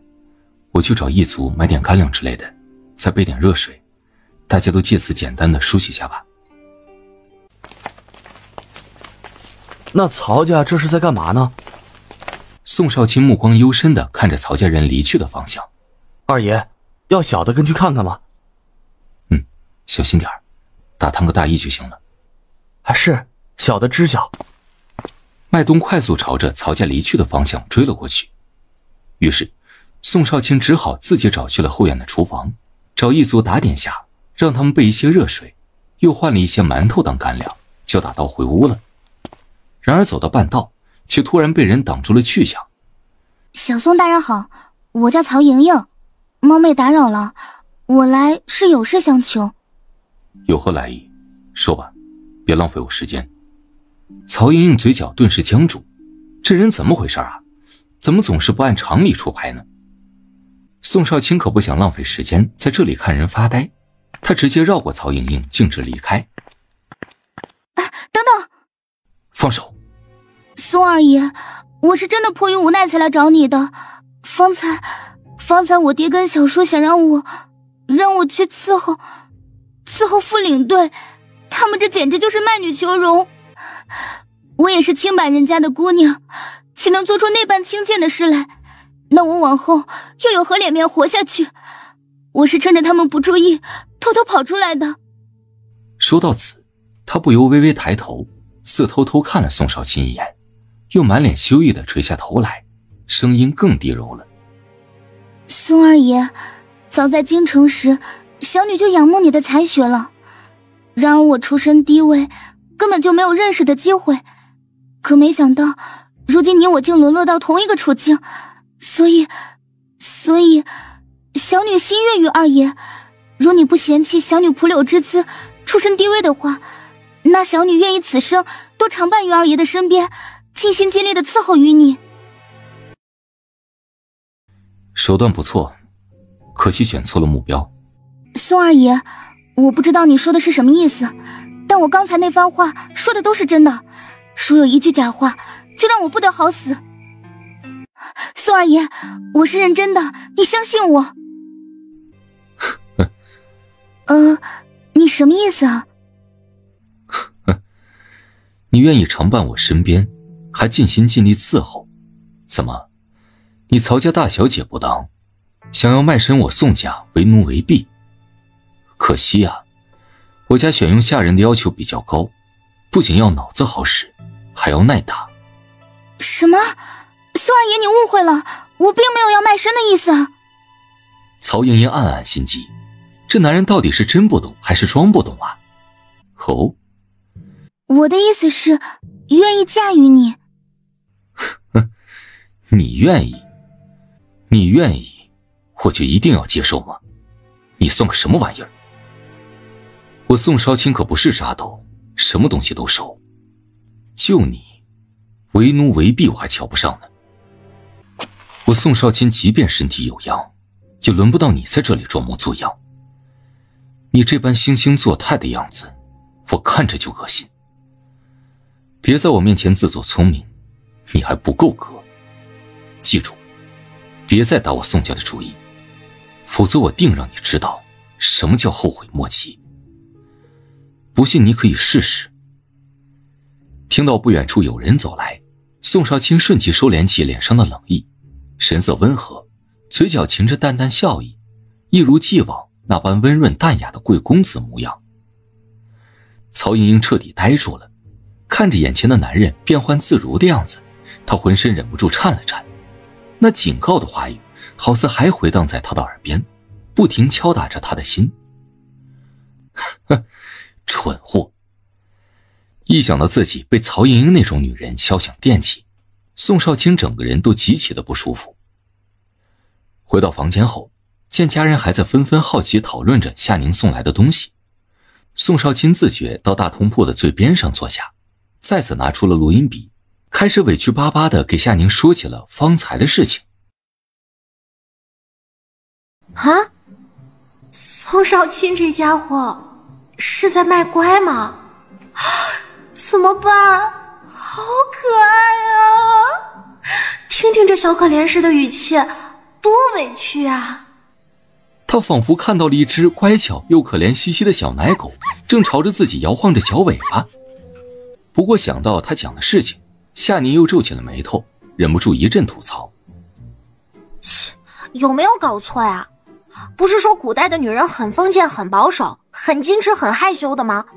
怎么还有人直接找上来说要嫁人呢？我这个21世纪的新女性都做不到好吗？想到宋少卿委屈巴巴地说了那么多，就为了求一身衣服，夏宁又忍不住笑了。不过这家伙还挺洁癖的嘛，人家姑娘就拉了一下他的衣服，就嫌弃的不行。不过干得漂亮。很快，夏宁就找出了一身衣服传送了过去，接着拿起录音笔询问了起来。宋少卿，我能问一问你身体到底有什么问题吗？啊，我并不是想要打探什么隐私，如果不方便说的话，你可以不用回答。我只是想着我这边的世界医疗水平很先进，也很高超，或许对你们那个时代来说很严重的病情，在我们这里就像普通感冒那么简单，完全能自己买药治疗呢。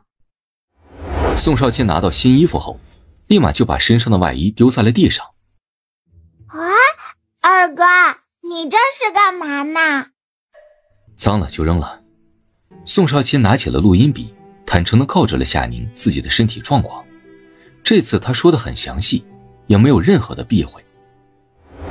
21世纪荣城，这次宋少卿倒是讲述得很详细，从他为何早产出生，如何发觉病因，以及他每次发病都会有哪些反应，包括他这些年来的医治历程。总之啊，经过一番讲述后，夏宁得出来的总结就是，常年面色苍白，皮肤湿冷，发病时会大汗、头痛头晕，严重时甚至会颤抖，乃至于昏迷。可他却有些犯迷糊了，这是啥病症啊？感觉这病症平时都没什么反应跟影响，如正常人一样，可一旦发病时又有些凶险，竟还会陷入昏厥，那这就不能马虎了。算了，明天还是找专业医生咨询一下吧。这事毕竟是他主动问起的，他也不想让那边的宋少卿跟着挂心。他连忙拿起录音笔给他发了一条宽慰的录音，且表示他明天找专业的医生咨询。听到夏宁的录音，宋少卿心里倍感温暖，对于他如此上心的举动更是十分感动。估算到夏宁那边的时间已经很晚了，他对着录音笔轻轻道了一声：“晚安，夏宁。”宋少卿刚把录音笔传送过去，打探消息的麦冬就回来了。他凑到主子的身边，低声说着打探到的消息：“我知晓了，你也想想有没有什么紧缺的，找静泽记一下，明天才好让夏宁帮我们准备。”不用了，二爷，夏小姐送过来的东西已经很好，很周到了。行吧。哎，发生什么事了呀？出什么事了？怎么了这是？没事，继续睡吧。真没事吗？我怎么听着声音有些不对劲呢？对啊，感觉叫得很惨的样子，别出什么事了吧？不用，都睡吧，是曹家人在作妖。真是的，这大晚上的，曹家人也不让人得安宁。好了，快睡吧，睡好了，明天才有精神。这曹家的男人怎么都把枷锁去掉了？对呀，这枷锁还能解开的吗？我以为咱们要一直带到南蛮呢。我看了，就曹家那几个男人去掉了，其他人都还带着呢。没呢，那个曹天荣还带着呢。不用问，肯定是曹家私下买通了押差呗，不然他们敢这么明目张胆啊？应该是了，这也太无耻了。也不知道他们花了多少钱打点，要是银子不多的话，我们也可以试试看。应该要不少钱吧？如果银两不多的话，那岂不是人人给点钱就能取掉枷锁了？要不我去问问看？是不用，我们先看看再说。万一是因为其他的情况呢？你这样冒冒失失的跑去问，惹怒了那帮押差，可就不好了。少卿，你怎么说啊？你们就没发现曹家有什么不对劲的地方吗？有什么不对的？不就是曹家男人取掉了枷锁吗？咦，曹家的人数好像不太对。啊？啥意思啊？少了几个人啊？少了2个。如果我没记错的话，少的应该是2位女眷。啊，这曹家这是干嘛？家里少了人，他们不知道？我看这里面怕是有什么内情吧。你早知道了。昨天我去后厨的时候，无意间看到曹大带着人去了前院，麦冬也根据确认过。所以咋了？曹家送人了。送人？啥意思啊？哎呦，娘，你打我干嘛？你问那么多干嘛？你管人家做了啥？白氏耳朵微红，他这会儿已经反应过来少卿说的是什么意思了。对，曹家的事儿咱们少沾，他们家少了人，你们瞧瞧，人家都不见着急呢，咱们这些外人关心什么呀？老大媳妇说的对，如今这处境，咱们管好自己就行了，也没那个能耐去管别人家的闲事，记住了吗？知道了，祖母。老大，前面的夹道被堵了。什么？夹道怎么被堵住了？是被石头堵住的，我估计是峭壁上落下来的石头，时日久了没人清理，就把路给堵住了。走，咱们先去瞧瞧。大家也瞧见了，我们的前路被石头堵住了，而眼下我们只有这条路可走，所以这些石头只能靠着我们搬开了。他也不给众人反驳或思考的时间，直接下达了指令。这样吧，女人跟孩子帮着搬小一点的石头，男人们就负责那些块头比较大的石头，大家齐心协力渡过难关，尽快清空道路，也好早点到达晚上的入住点。胡领头，清理道路倒没有问题，毕竟能早点住进驿站，总比露宿野外安全。但是搬运石头不容易，这枷锁是否能暂时取掉啊？否则太影响行动了。行，大牛，给大家开锁。是。于是，一帮押差开始纷纷给大家解开锁链。兄弟们，冲啊！紧接着，峭壁之上、陡坡之中，甚至不远处的草丛之中，瞬间纷纷冲出来一群手拿各种刀具的男人。真是一群大肥羊啊！哟，这么多标准的娘们儿啊，不错不错。老大，这次分我一个娘们儿呗，这天气越来越冷了，晚上总要有个人暖被窝的呀。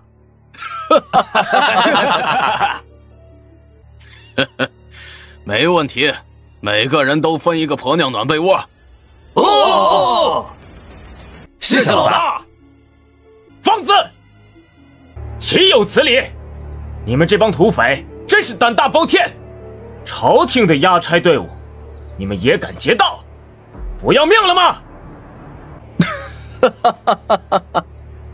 别跟我提朝廷，老子不吃那一套。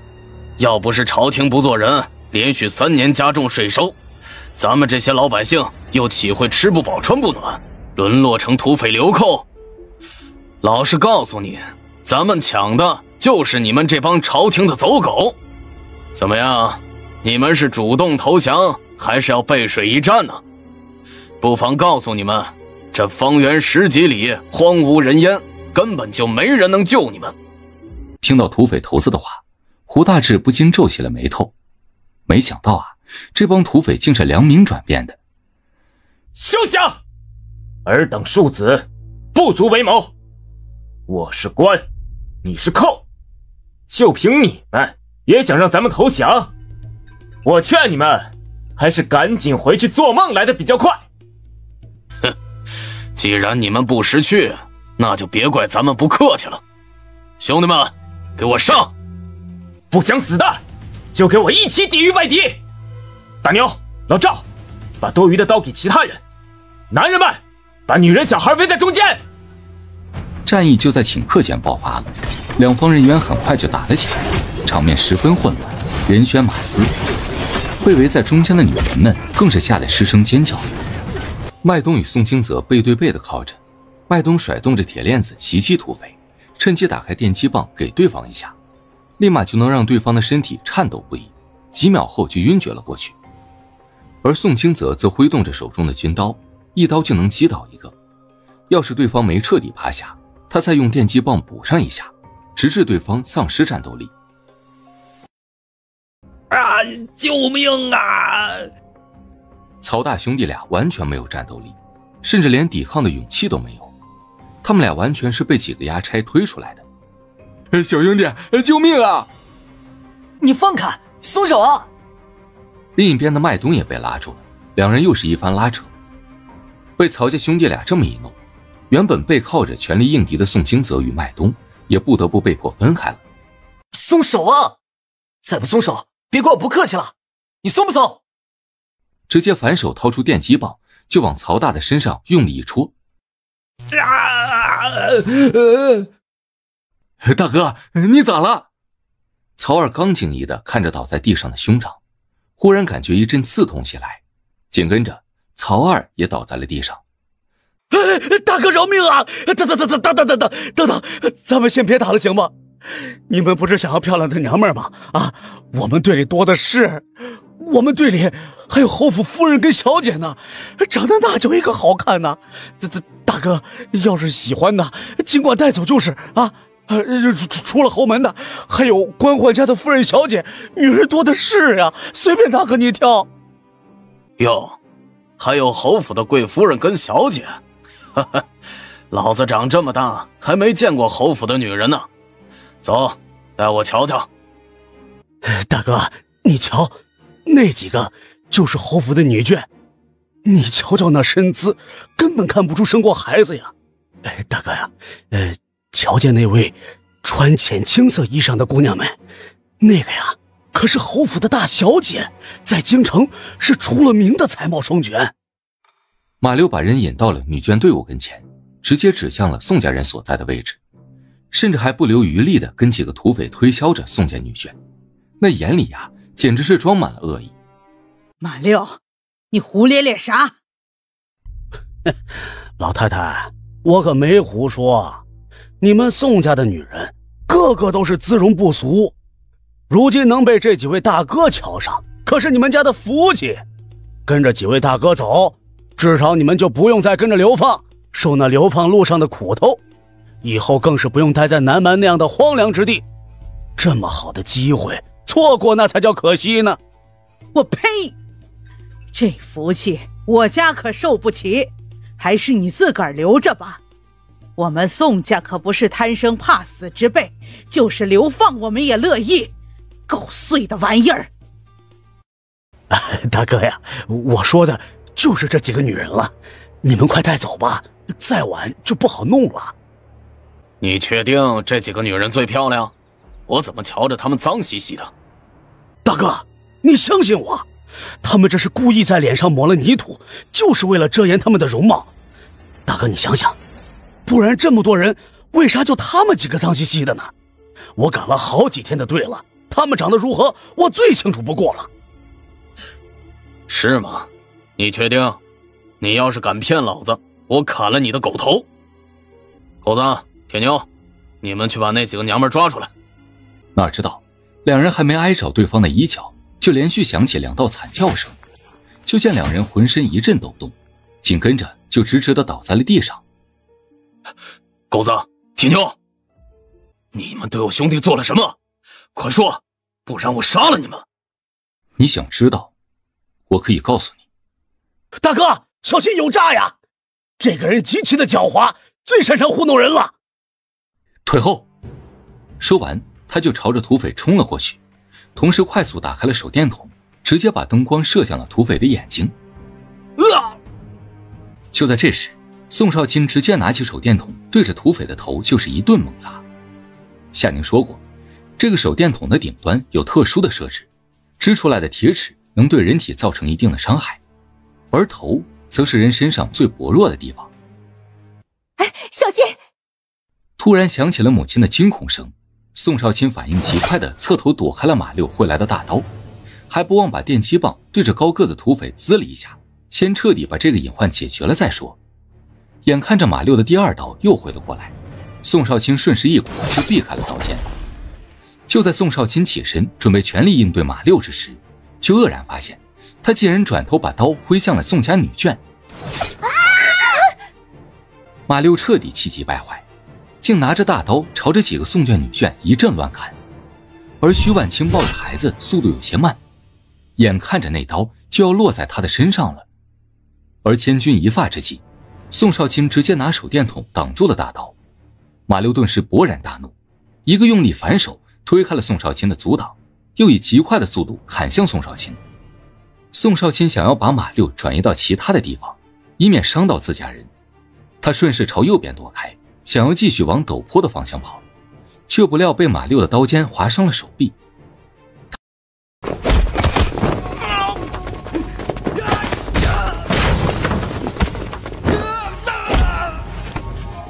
少卿，少卿，二哥，你没事吧？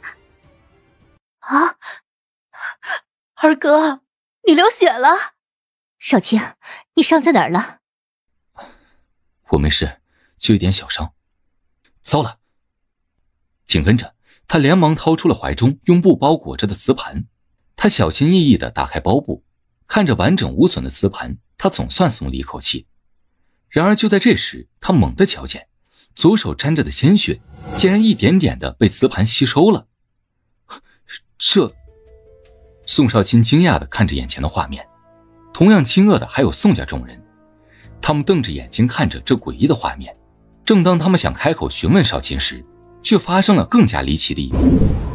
少卿，二哥，二哥，娘，别慌，肯定没事的。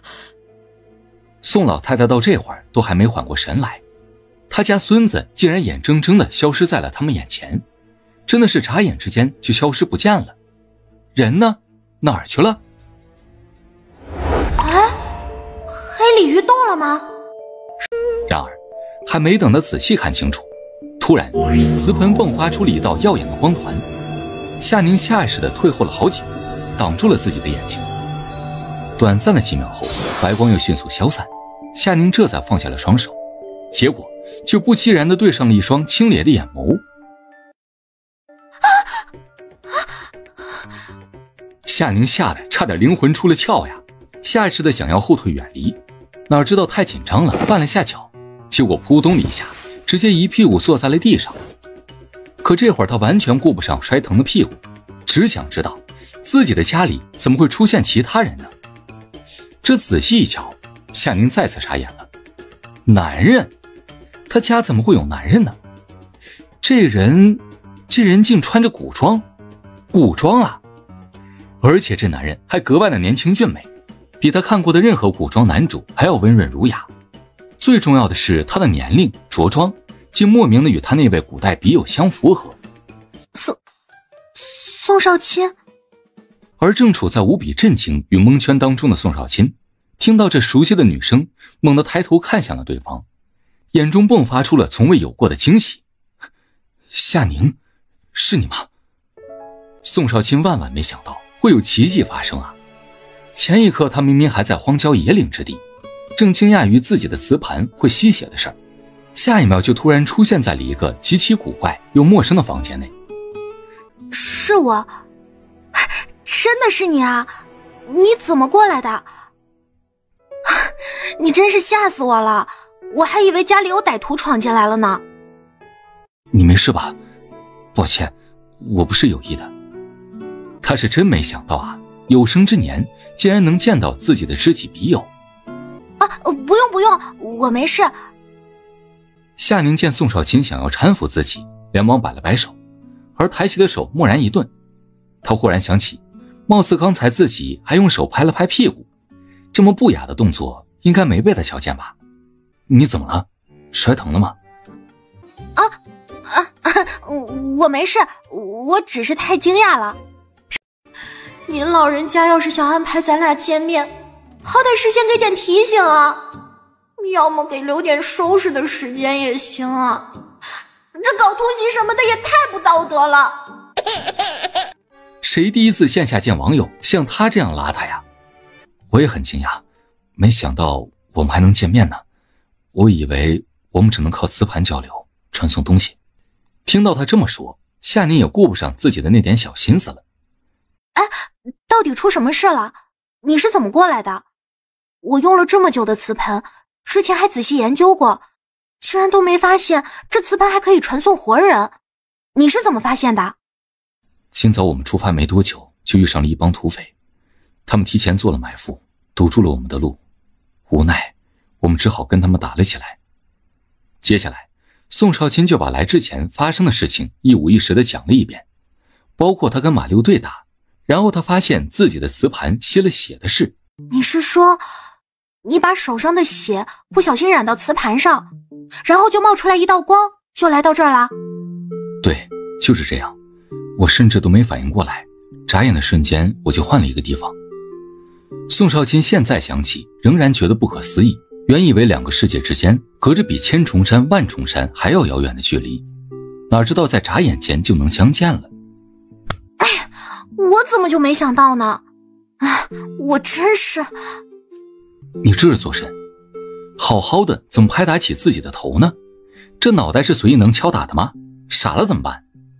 我是想起来当初怎么没让你滴血试试呢？我还以为我的血滴在磁盆上就是打开了时空隧道，两个磁器之间有了联系就算成了。我一直以为时空隧道是由我这边掌控的，毕竟是靠我的血才解开了磁盆上的阵法，所以就没往你身上想过，更别说让你试一试了。可是我之前也试过的，把整只手都伸进磁盆了，也没有任何的反应，因此我才认为两个磁具之间只能传物不能传人。这事也不能怪你，就是我天天用着磁盘也没发现这其中的奥妙，更何况天天碰着磁盘也没见任何的异常，你会那样想也正常。如果我没猜错的话，想来光是一个人滴血还不够，只是让两个磁器连接上了而已，所以只能传物不能传人。只有当我们俩都给磁器滴了血，或许才算是真正的打开了时空隧道。其实现在发现也不晚，也算是意外之喜了。要不是因为这场意外，或许我还很难发现这其中隐藏的奥秘。你分析的有道理。哎，你的磁盘呢？给我看看。我过来后就没看见磁盘了。啊？夏宁微讶了一下，忽然像是想起了什么。哎，在这儿，你快来看看，是这个吗？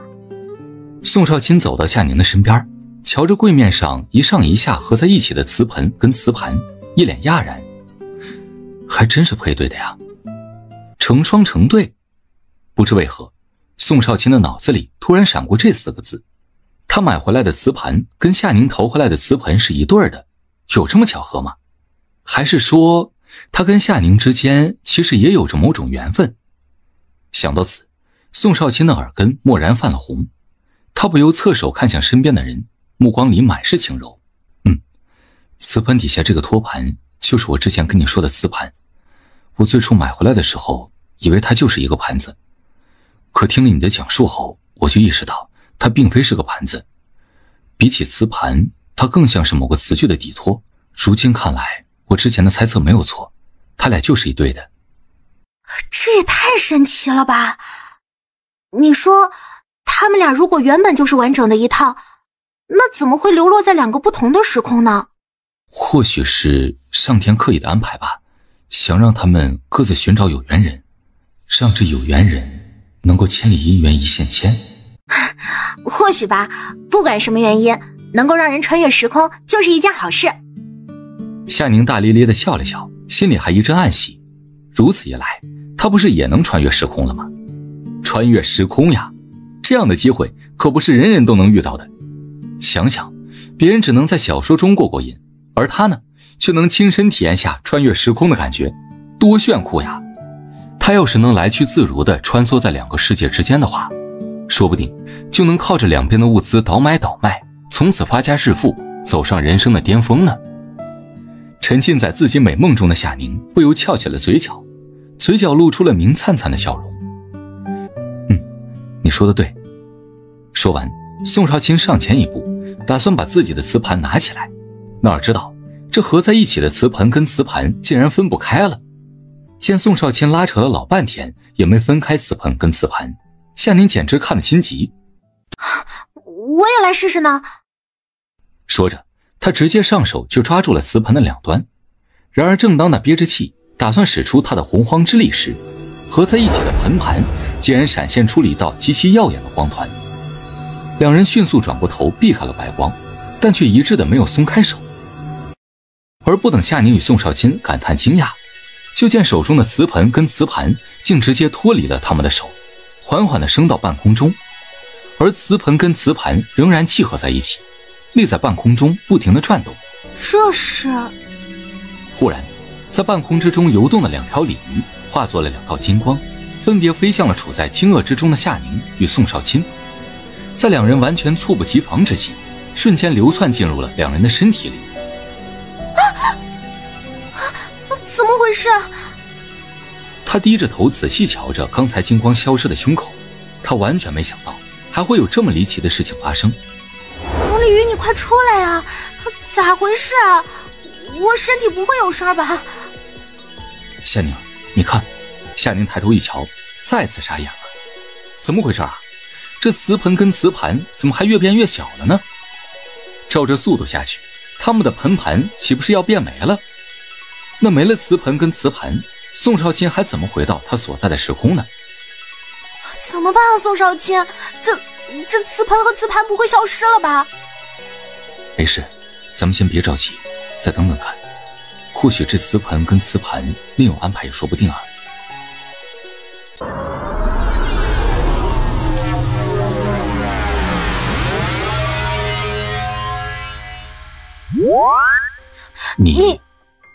你先说吧。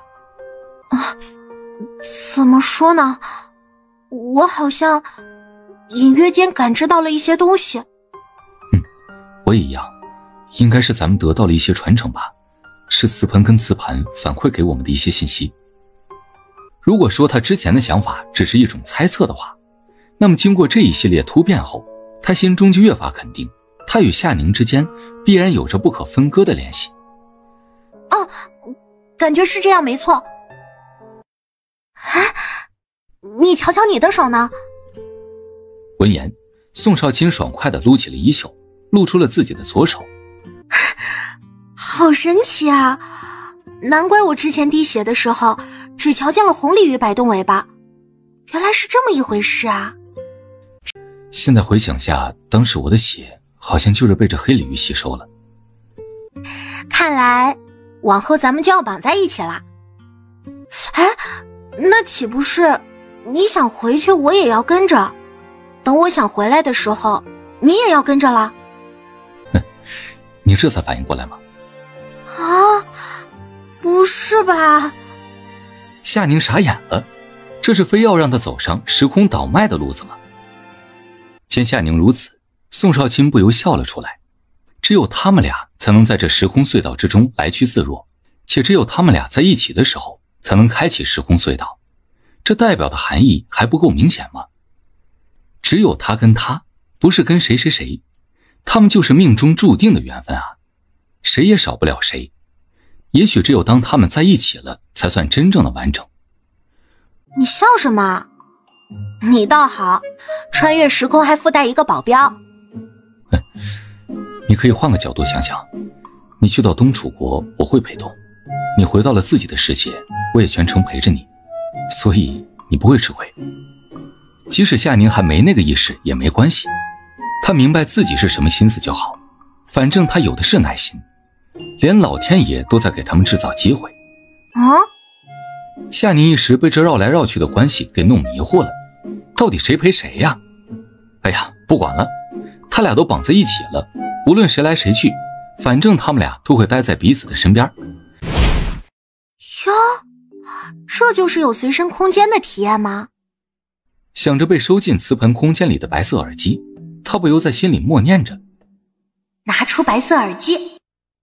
蓦然，床头柜上就出现了一副白色耳机，平放的位置与之前一模一样，就好似从未消失过一般。哎，你也试试看啊。我的瓷盘不能收入其他物品，只能收取你放入瓷盆里的东西。那也不错了，好歹有个随身空间嘛。你说的对，能有这样的改变真是极好。这几日在流放路上，我还一直担心，就怕瓷盘出个什么意外，从而影响到两边世界的连接。如今这般，我倒是放心了。见对方的神情不似作假，似乎真的不在意这点差异，夏宁也暗暗松了一口气。他还是挺在意自己笔友的感受的，可不想因为这件事让他们彼此有了隔阂。你受伤了？夏宁顿时急了，走上前直接扯起宋少卿的衣袖查看起了伤口。宋少卿甚至都来不及阻拦，他是真觉得这点伤口不算什么，就是挨着刀尖划破了一点外皮，这会儿伤口都没有再流血了，只是瞧着有些吓人而已。哎呀，你说你受伤了怎么也不吱一声呢？这么大个口子都不觉得疼啊？还跟我在这站了这么久。哎，你赶紧坐下吧，我帮你简单清理一下伤口。除了手臂，还有没有哪里受伤了？没有，马六那个人就是个贪生怕死之人，连挥个刀都还要防着我出手，畏手畏脚的，根本没使出什么力。宋少卿立马作答，他可不想让夏宁觉得自己很弱鸡。那就好，你坐着啊，我去拿医药箱。夏宁说着就转身去了客厅，留着宋少卿一人坐在椅子上。他不由打量着眼前的房间。老实说啊，这房间太小了，而且不仅面积小，还极其的拥挤。如果不是那些箱子的话，这屋子岂不是显得更空荡？难道这里的人居住的房子都这样吗？这么小的房子，住在里面难道不会觉得很憋闷？他之前传送箱子时也没有想太多，如今看来啊，是他欠考虑了，反而给夏宁增添了困扰。要不要给他换一套大房子呢？想来只要有钱，应该就能买到更大的房子吧。把袖子撸起来。我瞧你这个伤口有些长啊，怕是要清创缝合了。这个我可不会，我只能先给你做一下清洗消毒，等一下我带你去附近的诊所，让医生给你缝几针。夏宁一边说着，一边开始为宋少卿的伤口进行清洗。我说真的，你帮我上点药就可以了，而且我来的时候事出突然，估计都吓着他们了，我必须尽快回去，以免押差那边不好交代。啊，对啊，我光顾着高兴激动去了，差点忘了这茬了。不过即便现在要赶着回去，那也要有所准备才行啊。放心，咱们两边的世界不是有时间差吗？所以也不用急在这一时。那些押差即便去陡坡下找你，也需要些时间，我们必须在回去之前做些准备才行。也好，那咱们抓紧时间准备吧，我担心时间长了恐生变故。好啦，你这伤口虽然不是很深，但被刀划得有些长，你不愿意缝合也可以，但是以防万一，还是有必要去诊所打一针破伤风，避免伤口后期发生感染。行。宋少卿见夏宁态度坚定，也不愿反驳他的意思。如果要带你出门的话，你这一身装扮还是得换一换，太显眼了。这样吧，你先想想咱们要准备些什么物资，我先下楼去给你买一套衣服，然后咱们再一起出门，你看行吗？好。那你去客厅坐一下吧，我得换身衣服才能出门。好的。宋少卿微怔了一下，就红着耳垂站了起来，朝着房门走去。夏宁眼尖的瞧见了宋少卿泛红的耳朵，心里顿时乐了。没想到他一个大男人比自己这个女人还害羞呢。换衣服的人又不是他害羞啥呢？看不出一身金贵的宋二爷，内在还是个纯情的小男生呢。那我出门啦。夏宁朝着沙发上的宋少卿打了一声招呼。对了，你饿了没？你面前的茶几上都是些零食，你可以先垫垫肚子。厨房里的都是半成品，等我回来再弄吧。还有这几个架子上的东西都是我为你们准备的物资，你可以先看看再做补充。茶几下面有本子跟笔。好，我知道了，你出门要小心点。原来21世纪大家的住所就是这样吗？宋少卿颇有些好奇地参观了起来，对一切事物都充满了新奇的目光。即便很多物品都不认识也看不懂，但完全不影响他的兴致与好心情。看到卫生间里的镜面，宋少卿眼眸瞬间明亮，他立马对着镜子整理起自己的仪容。好在脸上没什么脏污的东西，还算整洁。一番整理后，宋少卿脚步轻松地走出了卫生间，挨着参观了一圈厨房卫生间之后，宋少卿坐回了沙发上，独独卧室没再踏入一步。起初他还能当是不清楚情况，现在他已经知道那个房间是夏宁的闺房，既是闺房，那自然不能随意进入。宋少卿不由看向了房门，虽然他对外面的世界很好奇，但想着夏宁的叮嘱，他老实地坐在沙发上等着夏宁回来。你回来了？啊，你就一直坐在那儿啊？也没有，在屋里随处走了走。这是你的衣服，你需要沐浴吗？我给你说一说怎么操作。那就有劳你了。大致就是这样了，看明白了吗？理解了。那就好。这是新的浴巾，就是用来擦身上的水的。谢谢。那个，衣服袋子里还有我找店员帮你买的贴身衣物，你看了就知道了。好了，你快洗漱吧，我去给你做饭。宋少卿原本也有些不好意思，这还是第一次有姑娘为自己准备贴身之物呢，想想都觉得有些难为情。但见夏宁急忙逃离的背影，他不由眼含笑意，嘴角微扬。看来这姑娘啊，也并不是完全没有一点意识，如此甚好。换好了吗？换好了。宋少卿第一次穿现代衣服，全身上下都有些不自在，一时之间啊，竟有种手脚无措的感觉。怎么了？是哪里不对吗？我穿错了？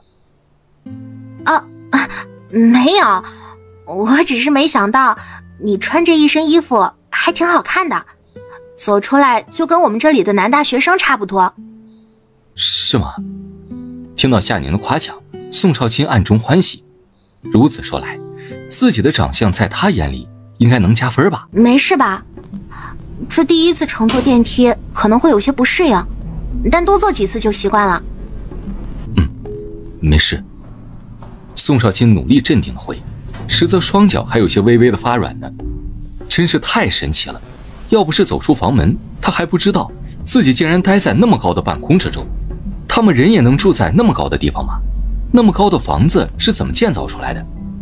而且从20多层的高楼乘坐电梯，一下子就能从半空中落到地面上了，这跟飞行遁地有何区别啊？那走吧。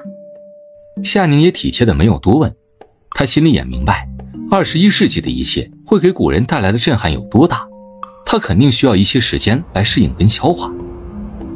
走出小区大门的瞬间，宋少卿再次被眼前的景象给镇住了，刚刚才消化好的情绪顿时波涛汹涌的又翻滚了起来。宋少卿直愣愣地看着眼前一栋栋耸立半空之中的高楼大厦，街道上熙来攘往的人群，马路上飞快穿梭的各种汽车，红绿灯闪烁，嘟嘟的喇叭声，人声喧沸。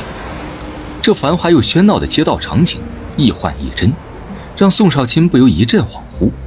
这就是21世纪吗？果然名不虚传呐。此刻的宋少卿忍不住地想，什么时候东楚国才能达到如此强大的实力呢？建高楼，修平地，开小车，这里的一切都让他感到非常的好奇，恨不得立马就弄清楚这其中是什么样的构造原理。走这边。好了吗？宋少卿目光低垂，轻浅的应了一声，整个人似乎都有些不好意思直视夏宁的目光了，心中感到十分的羞赧。方才夏宁在跟医生说话的时候，他压根没太注意听，注意力全在四周的景物之中。他以为治疗无非就是上药或者服用一些药物而已，哪知道啊，夏宁口中的打针完全不是他想象中的那样。那位大夫竟让他脱了裤子，然后朝着他的臀部扎针，真是岂有此理啊！什么时候扎针还要对着屁股治疗啊？真是有伤风化，不堪入目呀！要不是想着这是夏宁安排好的，他怕是立马就勒紧裤子走人了。他堂堂的将军府二爷，朝堂上的从3品官员，竟让他在外面直接脱裤子，简直就是有辱斯文。要是让其他人知晓了，还有何颜面啊？李医生，我还想问一问，就是我这个朋友还有点其他的病症，他是早产儿，出生之后……闻言，李医生微微皱眉。你坐下，我把脉看看。把完脉象之后，李医生又详细的询问起了几个发病症状细节上的问题。你这个症状啊，应该是低血糖，不过这只是我的初步判断，具体的还得你们去医院做个详细的检查才能判定。低血糖？听到这个结论，夏宁微愣了一下，没想到会是这样的一个病症。那如果是低血糖的话，平时我们要注意些什么呀？10分钟后，两人走出了诊所。我这个病情很严重吗？低血糖，这就是他身上的病症名字吗？没想到这里的大夫简单的把脉，询问几句就能看出自己的病情了，果真厉害呀！低血糖这个病说不严重也严重，具体还要到医院进一步检查，看你属于哪个等级，才来判断你这个病情的程度。其实你也不用担心啦，低血糖是能治好的，在我们这儿并不是什么疑难杂症，也不是无法治愈的重大病症，是可以靠着日常的饮食与药物控制的。只要控制得当，对你的生活甚至寿命都不会产生影响。可惜现在我们不能去医院做详细的检查，没有身份证就挂不了号。身份证就是你们那里说的户籍的意思。但现在时间比较紧，只有下次你跟我回来再想想办法了，看能不能弄出来一个身份证，这样你以后在这儿行走也要方便很多。哎，暂时不说这个了，我们还是先去采购物资吧。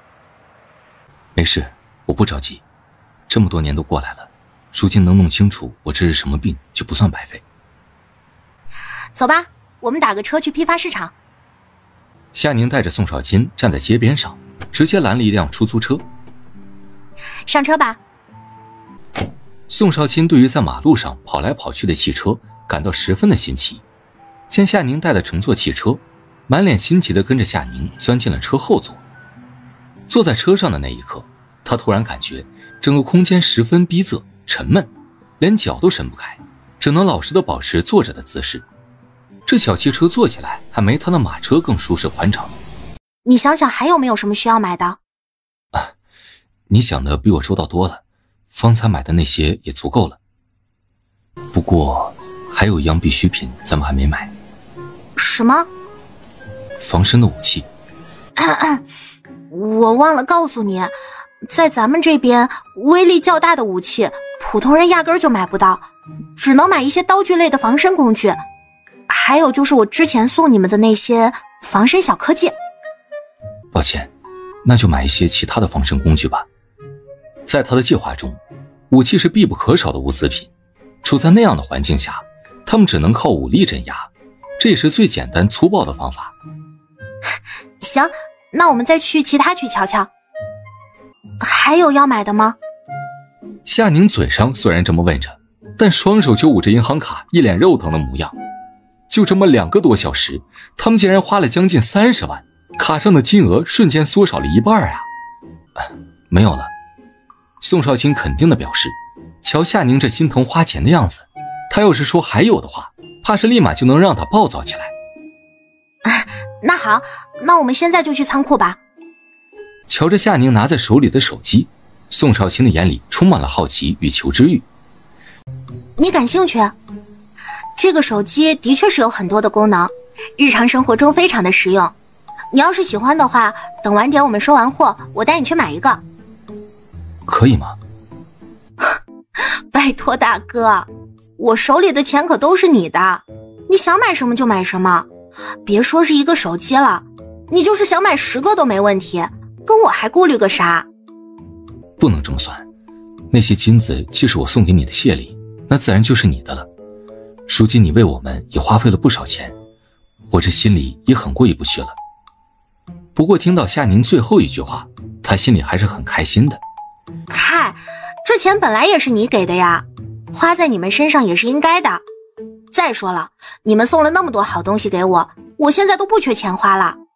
那你再挑几箱子东西去换钱，换一套宽敞点的房子吧。夏宁瞪眼，这是什么霸总发言呐？真没想到啊，他夏宁这辈子竟还会遇上有男人挥手间就要送自己一套房子的。我也不太清楚你们这边的行情，倘若不够的话，就把所有的箱子都换成钱吧。你放心，将军府虽然被抄家了，但宋家的家业可不止那些。不用，一个箱子都用不完呢。不是，我的意思是说，我现在的房子就挺好的，一个人足够了。房子太大的话，反而显得很空旷。之前送他的那些见面礼，他都消化了好久才接下，如今要把整个房间的箱子都给他，也不怕吓死他呀？行啦，买房的事就别说了，马上就到仓库了，我们还是赶紧收货吧。谢谢啊，慢走。送走了货车师傅们，夏宁迅速地关上了仓库，摸了摸手腕的红鲤鱼，召唤出了隐藏的瓷盆。收！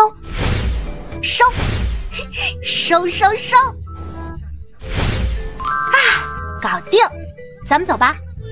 辛苦了，喝水吧。你也饿了吧？咱们现在就去夜市。一通采购再到收获，这会儿已经是晚上9点半了。就是之前吃的再饱，也该饿了。你们这边晚上都这般明亮吗？对啊，一晚上基本都会亮着。在咱们这里，晚上也有人上班工作，有些店铺还会通宵营业，就是凌晨饿了也可以去外面吃饭的。真好。你要是想的话，也可以创造一个像这样的国度。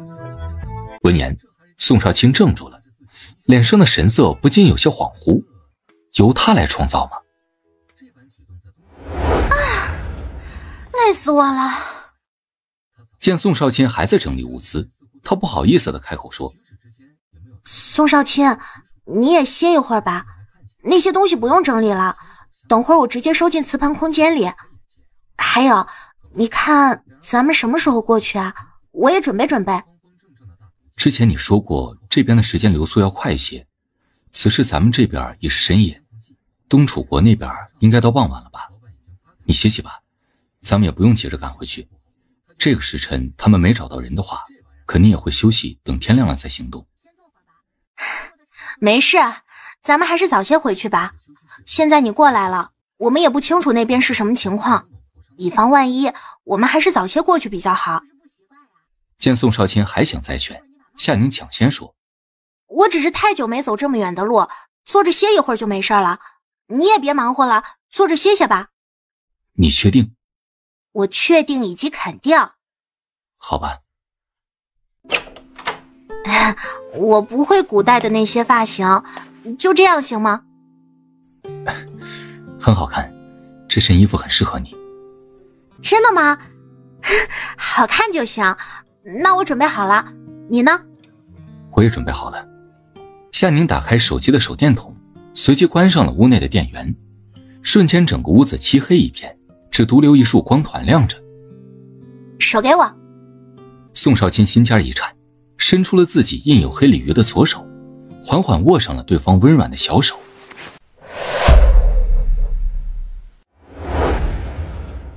这就到了。到了，我就是在这里消失的，确实是这里，没错了。他不由四处打量了起来，发现不远处隐隐约约透着一丝火光，他们应该就在前方，咱们现在过去。什么？他们就在前方？夏宁原本想去拉一拉宋少卿，走远点说话，结果手微微一动，才后知后觉地意识到，他们俩的手还牵着呢。夏宁的小脸蓦然一红，好在这会儿天色黑，什么也瞧不见。算了，既然还牵着，那正好再牵一会儿吧。咱们走远点再说话。好。黑夜中，宋少卿也红了红耳垂，只感觉手心里握着一团温软。你跟着我走，小心些。好。这个距离应该安全了。那就好，我们最好拿一些物资出来，充当咱们明面上的家当，好歹装装样子。还有，你怎么跟他们解释我的身份啊？要不我伪装成跟家人走散的关外女，然后在你们的队伍后边找个机会认识一番，之后就跟你们结伴为伍，这样也就能明面上照应你们了。不用担心，我早就想好了。啊？你想好了？怎么说呀？就说咱俩在很早之前就定下了娃娃亲，如今你不远万里找来了，就不巧我家出了事，于是你就追了过来，正好遇上了在找路的我。什么？娃娃亲？要这么说吗？你觉得合理？毕竟其他人也不是傻子，要不还是说我是你家远房亲戚什么的？只有这样的身份才更加名正言顺啊，如此还能说明你重情重义，信守当年长辈之间的承诺。可倘若按你的说法，反而有些不合理。以宋家如今的处境，谁还会投奔这样的亲戚啊？就是投奔乡下的庄户，也比我们这样的流放犯人好吧？再者，你说你跟家人走散了，巧合下遇上了我，退一步说，即便你救了我，可以我这样的身份，真要发生点什么事，又如何能护得了你？毕竟我们无亲无故的。夏宁微微皱眉，总觉得这样不太好，可仔细想想又说不出哪里不好，甚至被宋少卿这么一说，他反而还觉得很有道理。其实这个理由也最适合你的身份。见夏宁面露犹豫之色，宋少卿不动声色地继续怂恿着。所以啊，与其编造你是走散的富家女，还不如说你是来自海外。毕竟只要是这边的人，很多事情是经不起推敲的，反而世人对海外的世界知之甚少，怎么说还不是由你说了算。好像是这么回事呢。看来啊，还是他想的太简单了。这里是古代，21世纪的那套思维或许并不适用，而宋少卿毕竟是这里土生土长的人，他的思考方式更加适合古代。那好吧，就按你说的那样办。那咱们再把细节润一润，以免到时候穿帮了。行。见状，宋少卿微微勾起了嘴角，眼底一片笑意。于是两人又花了几分钟的时间，又对了一下细节，以此保证两人的说辞一致。好啦，身份的事儿就这么定了，现在来拿物资吧。我拿一辆人力3轮车出来怎么样？这个车子也没那么起眼，它既可以载人也可以载物，有了它，流放路上能省很多事呢。可以，反正你的身份来自海外，这路途遥远，总要有个代步工具。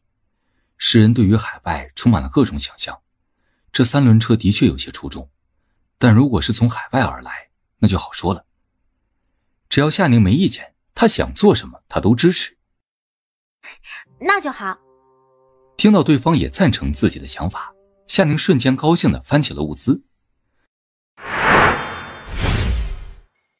好啦，上车吧，我载你过去。天太黑了，这里的路并不平整，咱们还是推着过去吧。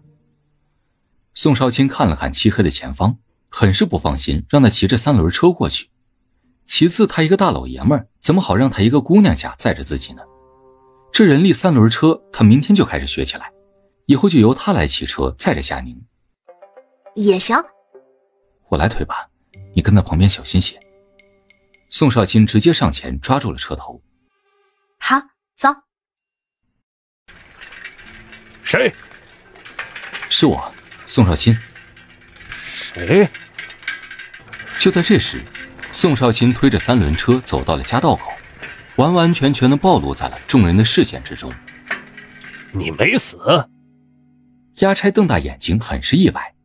其实大家的心里都觉得宋少卿怕是凶多吉少了，那个陡坡还是有些高度的，虽然不至于直接丧命，但多少也会伤残。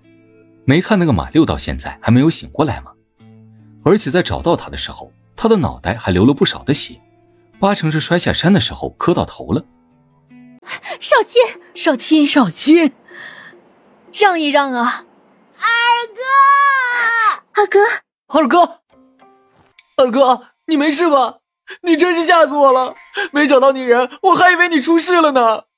二爷，你回来了呀？你没事就太好了，下次你可别这样吓小的了。二哥，你回来就好。二爷，看着这感人的一幕，站在3轮车后边的夏宁不知为何莫名想笑。忽然听到一道浅笑声，正在抹眼泪的宋清泽二人顿时僵住了，两人连忙抬头循声看去，怎么回事啊？他家二哥二爷摔下陡坡，竟带了一个年轻貌美的姑娘回来了。少卿，少卿，你没事吧？这时，宋家的女眷们也终于越过了人群走了出来，而胡大志一帮押差也紧随其后，他们也想知道是怎么一回事。祖母娘，我没事，让你们担心了。啊，没事就好，没事就好。娘，有位姑娘啊！你说什么？哎呀，你仔细瞧瞧二哥的身后呀！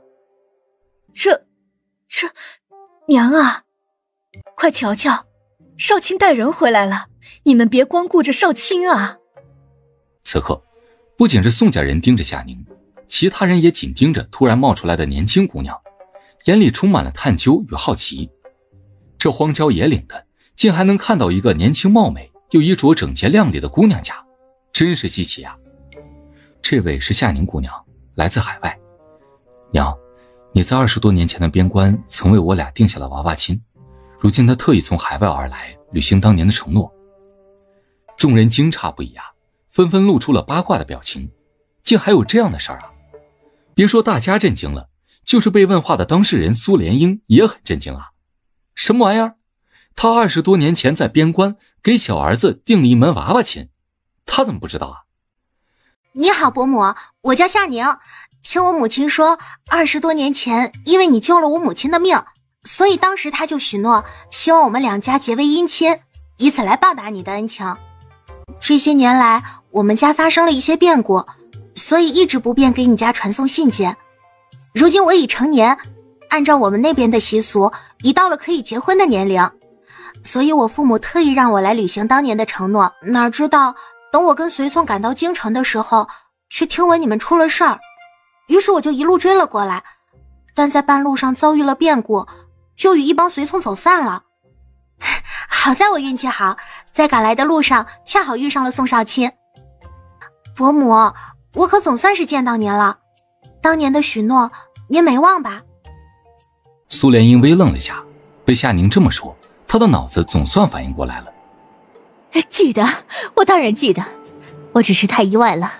这些年来你们一直没个消息，我就以为你们家只当是当年的承诺是玩笑话，所以就没当真了。没想到你能来。一旁的宋老太太也极快地理清了缘由，连忙上前拉住了夏宁的手，脸上的表情一片慈爱。你叫夏宁？我当年听老大媳妇提过你母亲的事，没想到你们如此信守承诺，真是辛苦你了，竟然爬山涉水的赶来东楚国。宋奶奶，我不觉得委屈，环境不好，但咱们可以改善嘛。这次我带来了不少的物资，你们不用担心。好好好，咱们家呀，多亏了有你。我也就帮着跑跑腿而已，钱还是宋少卿给的。那也多亏了你帮忙啊。对呀，因为你，咱们可吃到了不少的好东西。夏宁，正式给你介绍下，这是我的祖母，这位是我母亲。宋少卿每介绍一人，夏宁就跟着颔首问好。只是忽然之间，他怎么觉得眼下这个场景那么像男友带女朋友回家见家长呢？夏姐姐，你叫我云溪就好。谢谢你之前送我们的礼物，我很喜欢。好，那我就叫你云溪了。不用谢，你喜欢就好。这次过来，我还为你们准备了不少好东西，等之后再给你们。好。二嫂好。夏宁嘴角微抽啊，这是哪儿来的二货呀？二嫂，你送给我们的那个电棒可真好使，今天我们用那电棒还吓跑了那些土匪，真是太厉害了。今日的剿匪行动真的是多亏了有电击棒呀，不然光是以他们的武力，怕是没那么容易击退那些流寇。我也喜欢夏姐姐。傻儿子，你喊差辈儿了，你应该叫她二婶儿，这样子才对。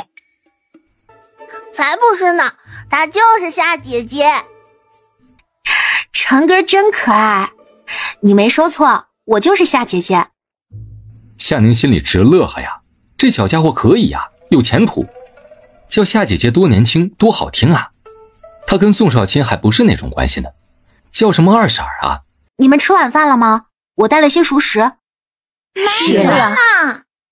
夏姐姐，我们方才也吃了点黑馍馍，我都没吃饱呢。银姐儿，没事的，小婶儿，既然大家都没吃饱，那就一起再吃点呗。正好我给你们也带了不少好吃的。好啊好啊，还是夏姐姐你最好了。我也要吃，夏姐姐，我想吃鸡腿。成哥儿，要喊对称呼才有鸡腿吃，你该叫的什么？你仔细想想。二婶婶，我想吃鸡腿。娘，我消失后有发生什么事吗？你突然消失，真把我们给惊着了。后来经过大家的一番推测，都觉得你消失不见应该跟小夏有关系。然后，于是苏莲英就把后续的事情详细给小儿子说了说。他自知自己没有小儿子的头脑，唯一能做的就是把自己所知道的信息都告诉他，剩余的他自然知晓该怎么做。我们这边的情况就这样了。目前那个马六还在昏迷状态中，他摔下山的时候磕到了脑袋，以他的伤势来看，恐怕是命不久矣了。那少卿你呢？去哪儿了？真去海外了？你问那么多干嘛？少卿，你怎么样了？你消失那会儿身上还有伤，现在如何了？祖母，你别担心，我没事的。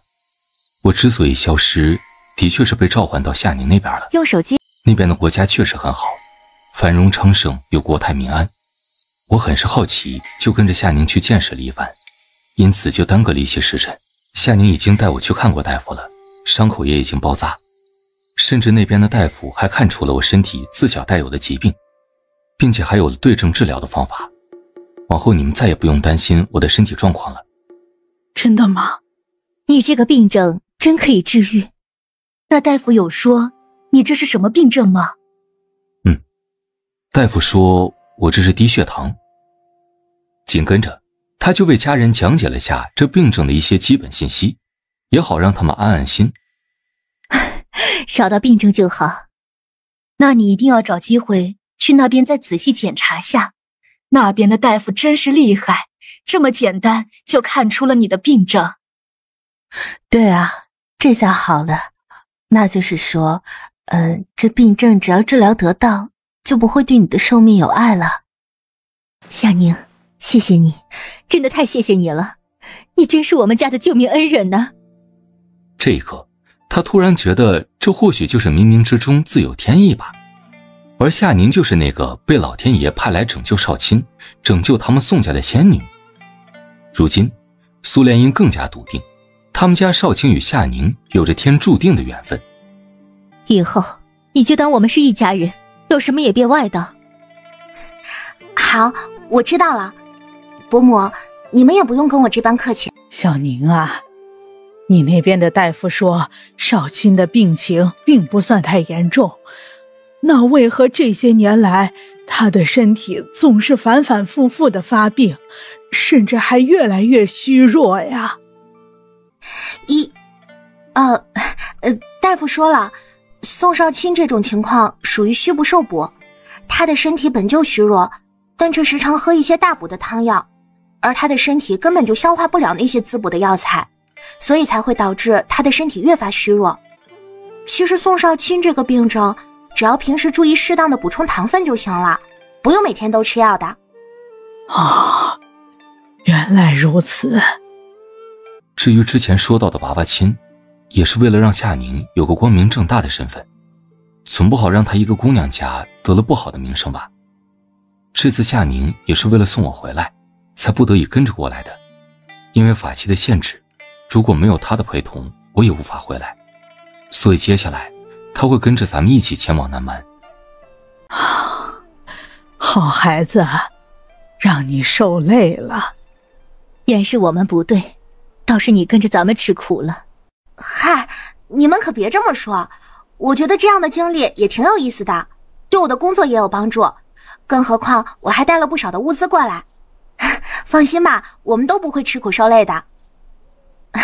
好啦，我们也别说这些了，还是抓紧时间休息吧。于是接下来，夏宁就指挥着宋少卿3个男性劳动力一阵忙活。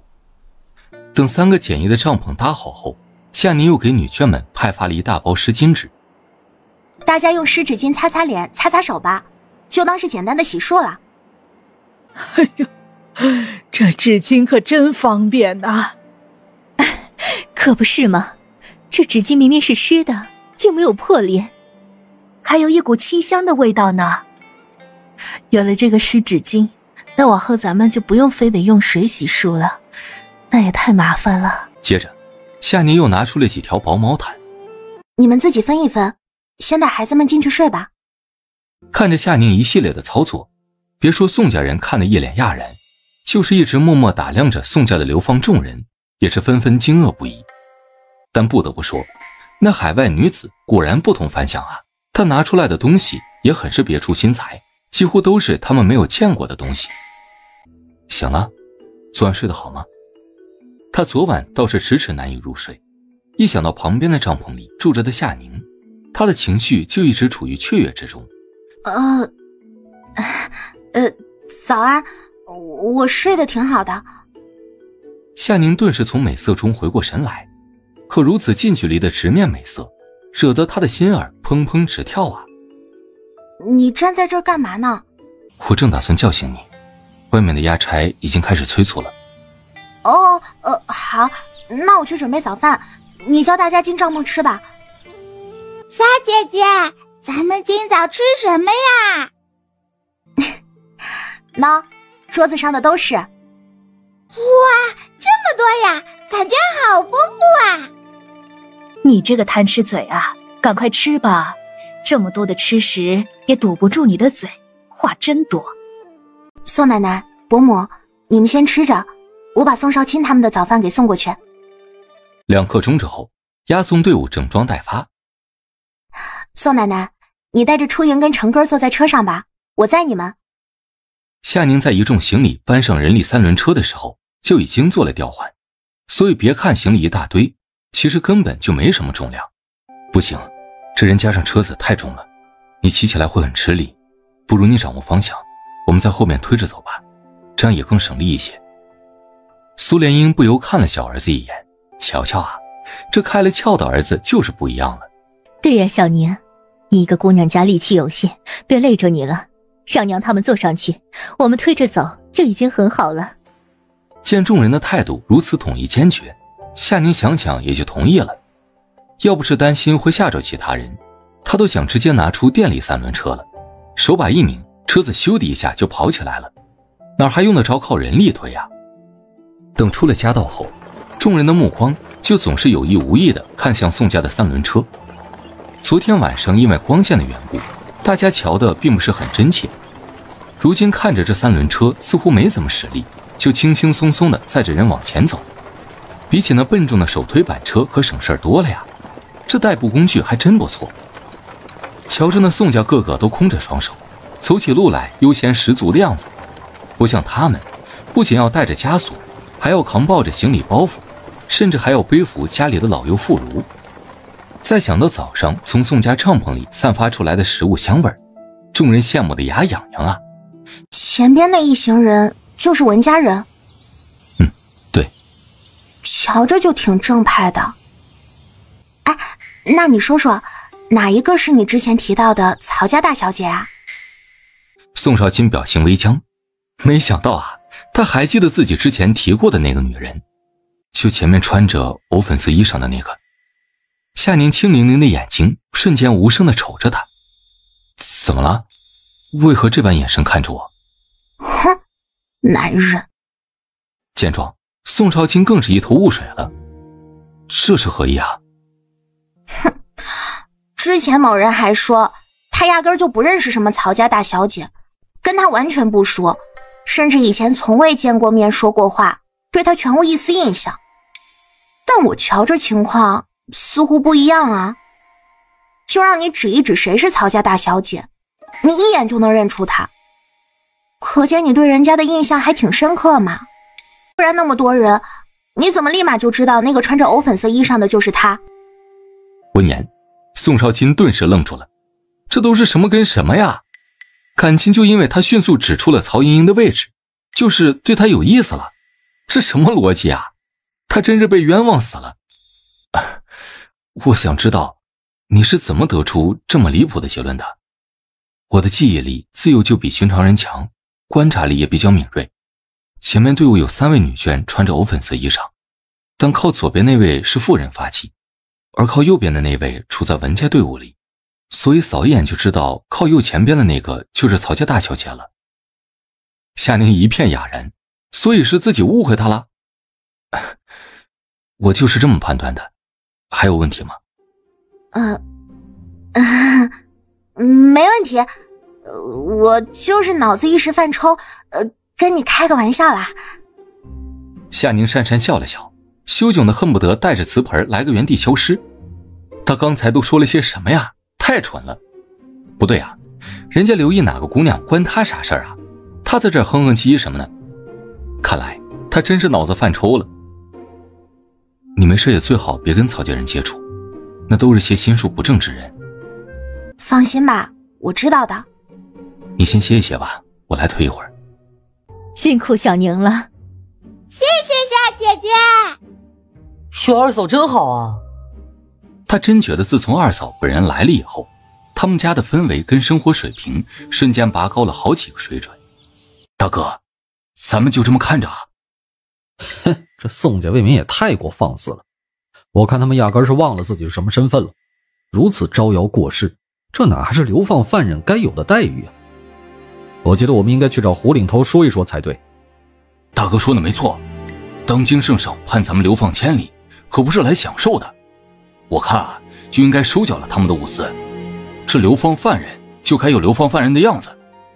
光是咱们去说还不行，人单势弱没什么效果，得多找些人一起抗议才更好。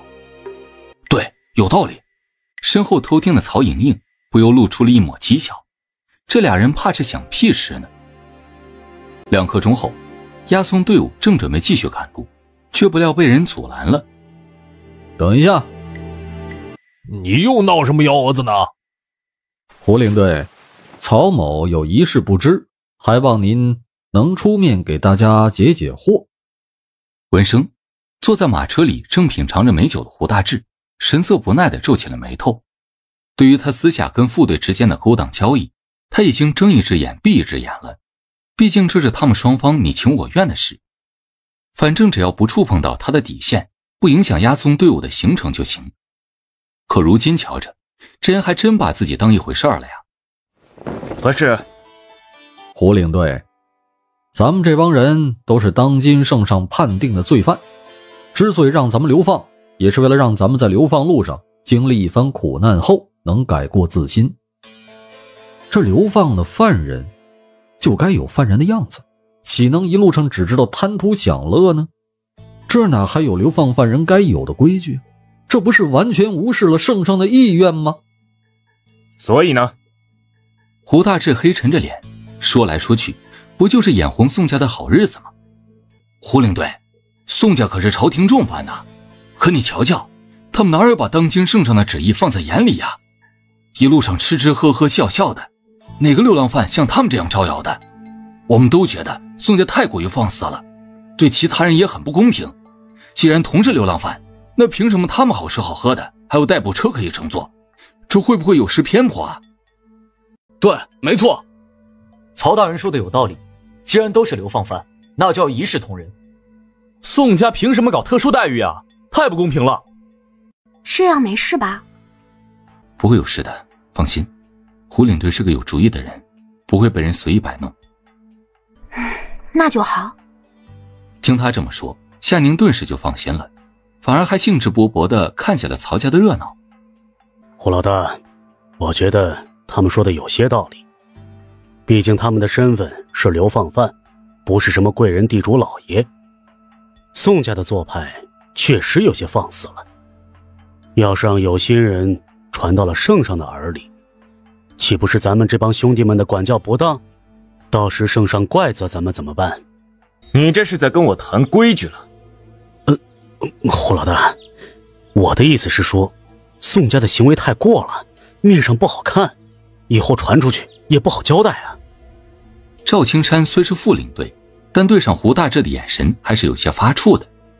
要知道，能当上押差的领头，可不是谁都能做到的。我就问你，宋家犯了什么规矩？那代步车是属于宋家的，他们吃的喝的是咱们给的吗？赵青山顿时哑口无言。至于宋家为什么取下枷锁，难道你们心里不清楚？昨日对抗土匪的时候，你们可都瞧见了，是宋家人冲在了最前面，也是他们对付土匪的时候最凶猛卖力。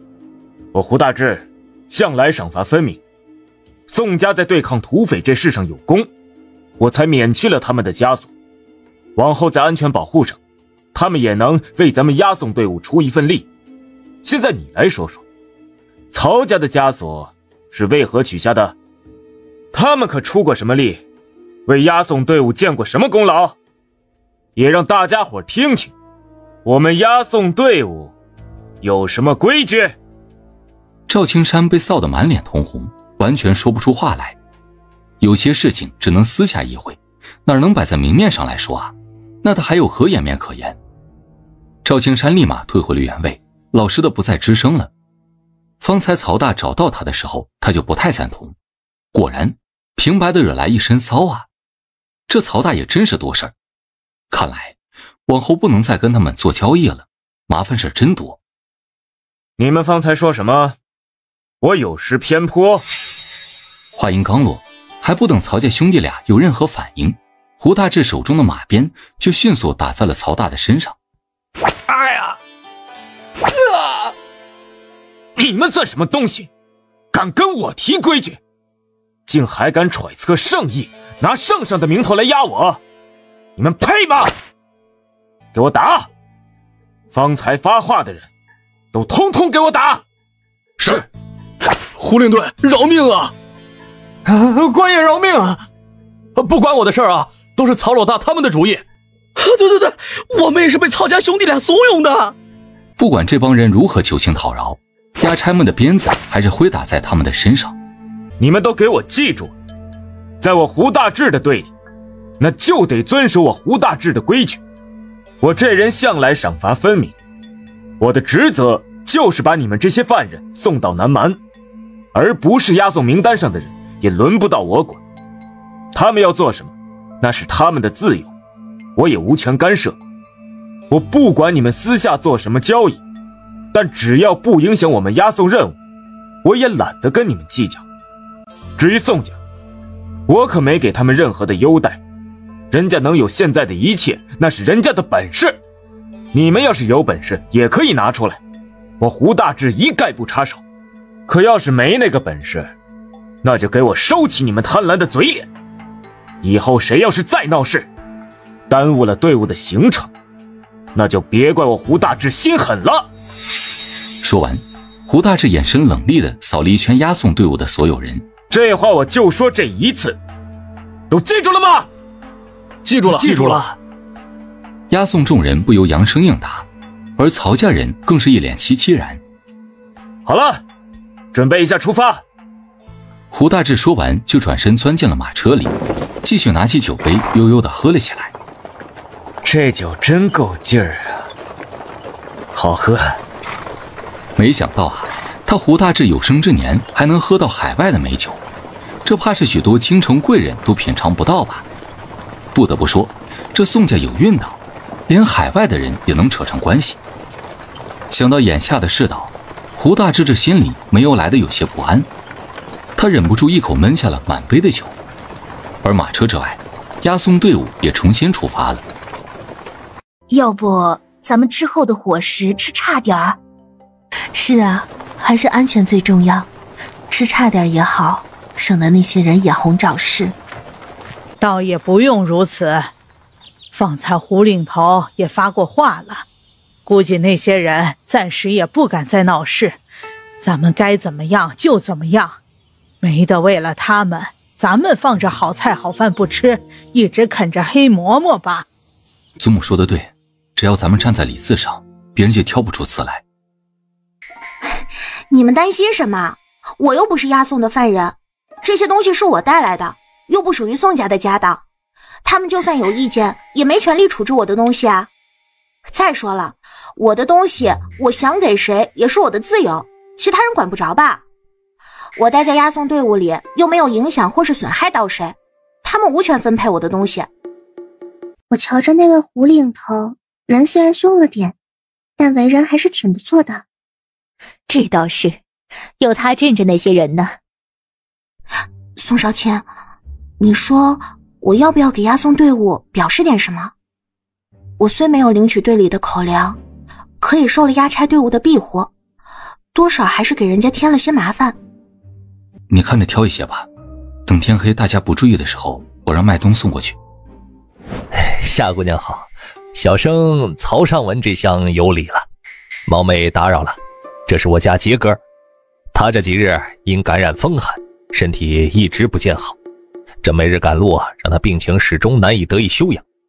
我这当父亲的也不忍心见他受罪，见你这带来的车子实在是精巧省事，就想冒昧的请求一下，能不能让我家孩儿也坐上车子休养一番啊？你放心，我们不会白做，我会给你报酬当做答谢，最多就叨扰几日，等他身体好点了，我们就不再打扰，还请夏姑娘成全我这一份慈父之心。瞧着眼前这个男人一番搔首弄姿的做派后，他顿时有一种被油到的感觉，太油腻了。虽然表面上端着一副文人书生的模样，可那眼神以及某些小动作却骗不了人呢。夏姑娘，抱歉，我家3轮车的空间比较小，装了行李后就没有多余的地方载人了。还有啊，你家的小孩既然得了风寒，那你更应该让他远离人群才对。更何况我家车上还坐着老人跟小孩呢，要是让他们待在一起，我的家人也被感染了风寒怎么办？你家负责吗？我这也是为了你好，减少不必要的麻烦。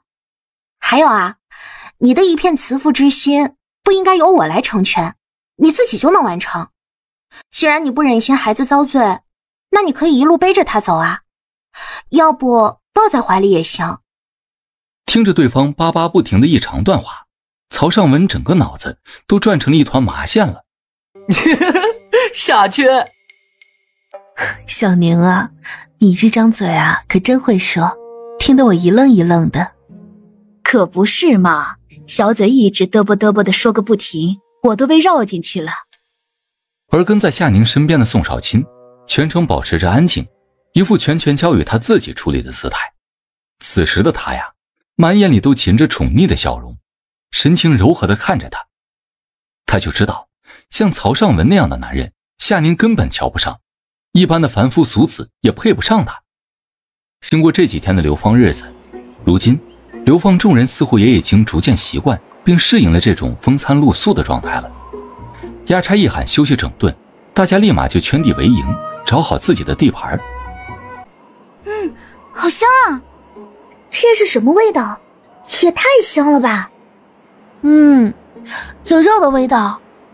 这味道够劲儿啊，闻着就有食欲。这宋家又在做什么好吃的呀？太馋人了。我感觉我肚子更饿了，恨不得吞下一头牛。宋家的这海外媳妇儿还真是找对了，给他们带了一车的物资来。哎，真是羡慕死人了。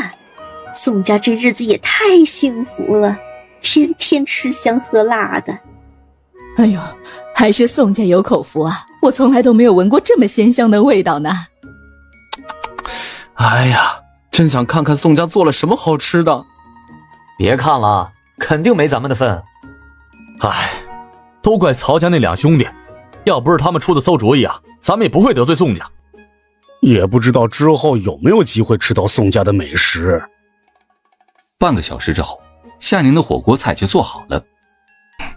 宋少卿，我盛上2碗菜，你照旧给押差宇文家送过去。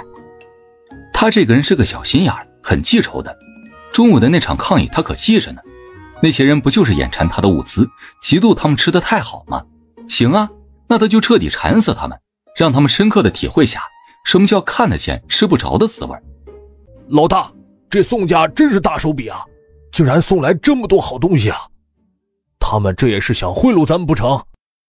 胡大志并未作答，反而是一脸稀罕的拿起了复古打火机，学着方才麦冬示范的样子，唰的一下就点燃了一撮火焰。这玩意儿可真稀奇啊！是啊，从未见过这样的火折子，还有这些东西，好多我都没见过呢，不愧是海外之物。胡大志若有所思地把玩着手中的打火机，脸上的神色忽明忽暗。这个宋二爷是个人物。方才的一番接触，对方虽然没有明确地表示过什么，反而闲聊了一些无关紧要的事情，但现在细细回想，他在惊觉对方话里的深意啊。不愧是东楚国历来最年轻的状元郎啊，这份心思够深不可测的，要不是他是个老江湖了，恐怕还真反应不过来呢。不过他话里透露出来的讯息倒是值得好好的深思一下了。队伍中的文家人此时也吃得一脸满足。这是什么吃食啊，真好吃。是啊，吃起来特别的开胃，让人忍不住吃了还想吃。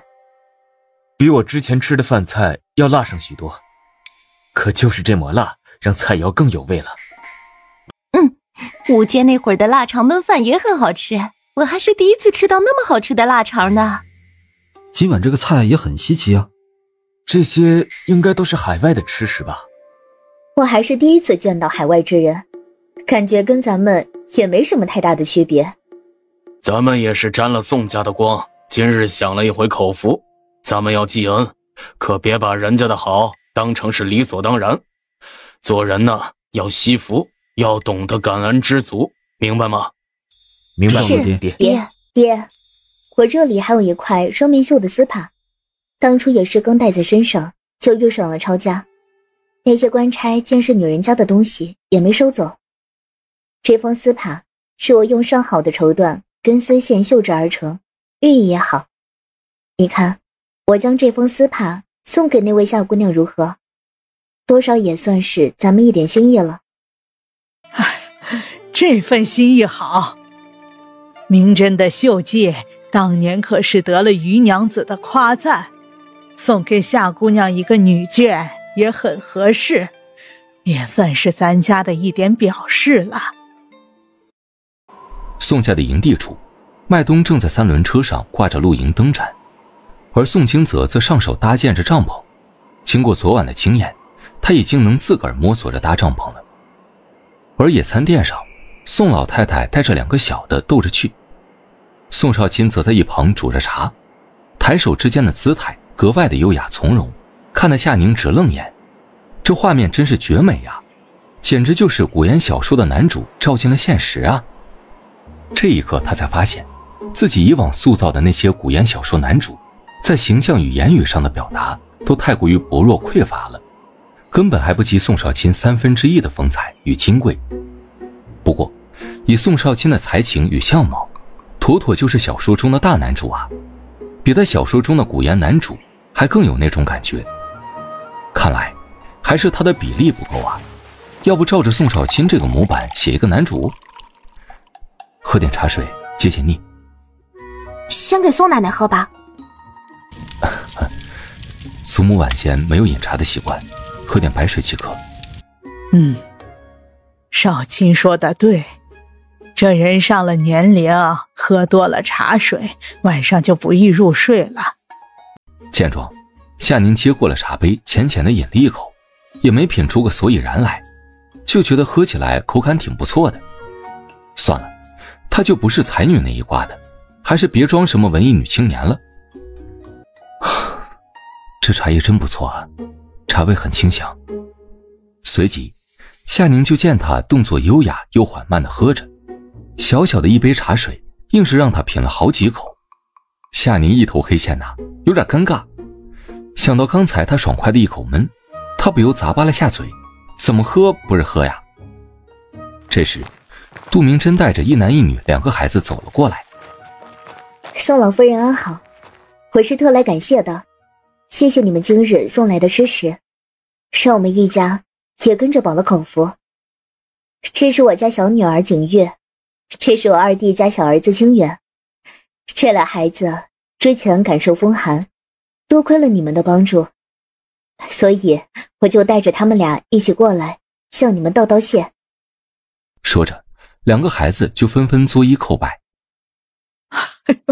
好孩子，快快请起，咱们现在不兴以往那套，有这份心就够了，不用行如此大礼。如今我们身无长物，这是出使之前我绣好的丝帕，想送于夏姑娘当个见面礼，希望你别嫌弃。啊？给我的？对，这封丝帕一直被我收着，从未用过，上面绣着合欢花与并蒂莲，祝愿夏姑娘喜得美满良缘。谢谢啊。夏宁微窘地笑了笑，这祝福的话说的怎么跟催婚似的。天啊，这是双面绣吗？太漂亮了，好精美的手帕呀！你要把这个送给我？对，这丝帕当不得什么，就是我平时打发时间绣一绣。倘若你喜欢，等到了南蛮安定下来后，我再给你多绣几幅。见夏宁欢喜的表情，杜明真心里也高兴。这对同心结是我家弟妹亲手编的，这是他对宋二爷与夏姑娘的一份祝愿，愿二位能喜结同心，百年好合。夏宁顿住了，啥玩意儿啊？怎么送个礼物都能扯上婚事呀？这话让他怎么接？他跟宋少卿哪来的喜结同心，还百年好合啊？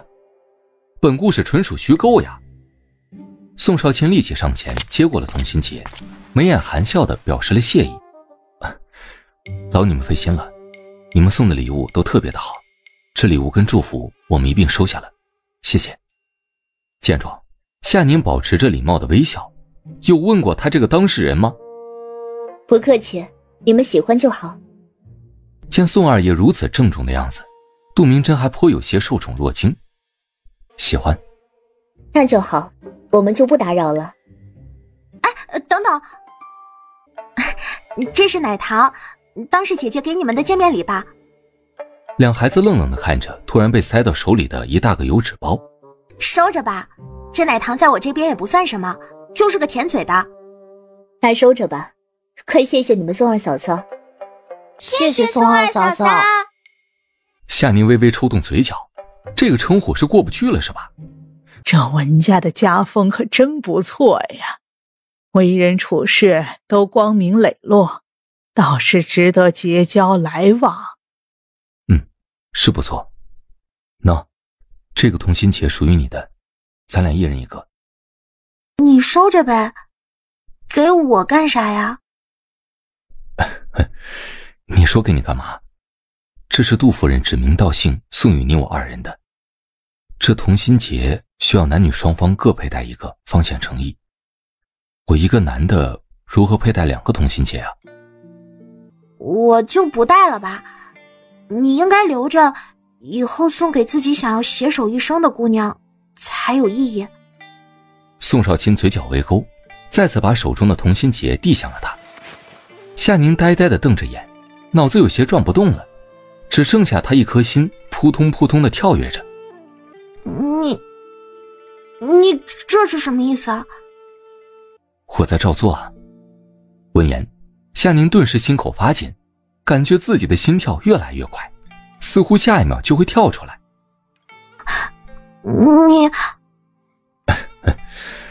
你方才的意思我明白了，所以我正在努力地实现愿望。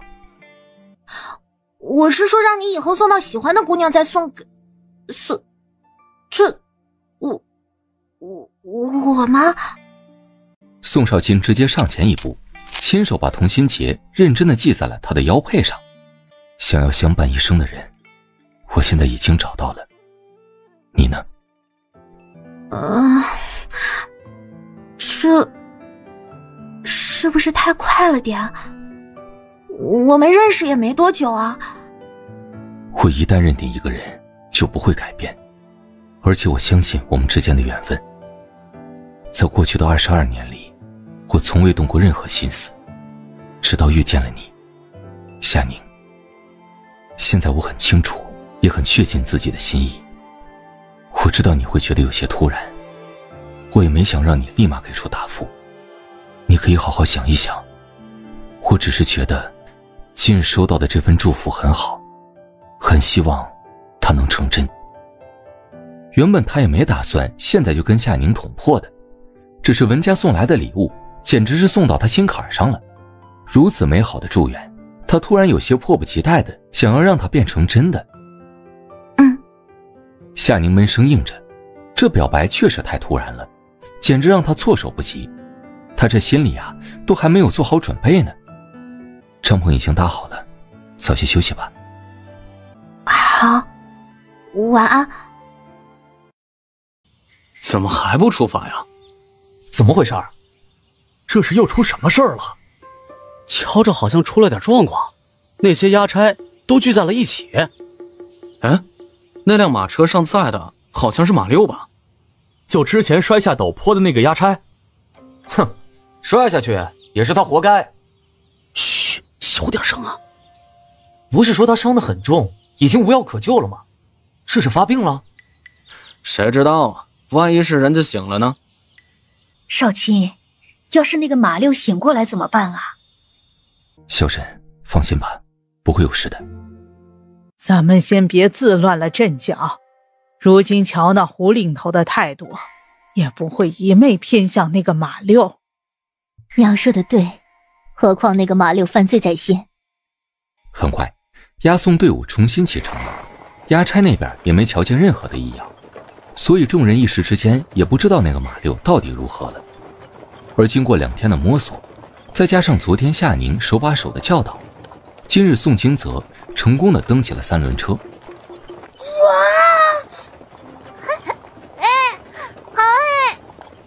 自然也引得其余人纷纷侧目，面露惊诧。原来这3轮车还能跑动起来呀！之前宋家一直是推着前进的，以至于大家都以为3轮车就是推动的车子，万万没想到他还能这样使，真是惊哉呀！午间，押送队伍在一处村庄停了下来。老婆子，你跟老大媳妇儿去找那些村民添一些生活物资，如果有棉絮粗布，最好买一些。咱家也该添置一些冬衣了。我看呢，这天气就要冷下来了，咱们必须提前做好准备。老头子说的对，村里人家家户户都有干菜腌菜什么的，我们也可以备一点啊。我们还得买点针线、鞋垫之类的。那咱们赶紧去吧，时间有限。好。老大，买肉。爹，我也想吃肉。祖父，吃肉肉，吃肉肉。最后，曹大拿出了一些钱，交给了2个儿媳妇儿，交代他们去村民那里采买一些吃食回来。没有新鲜的肉食，就是风干的老腊肉也行啊。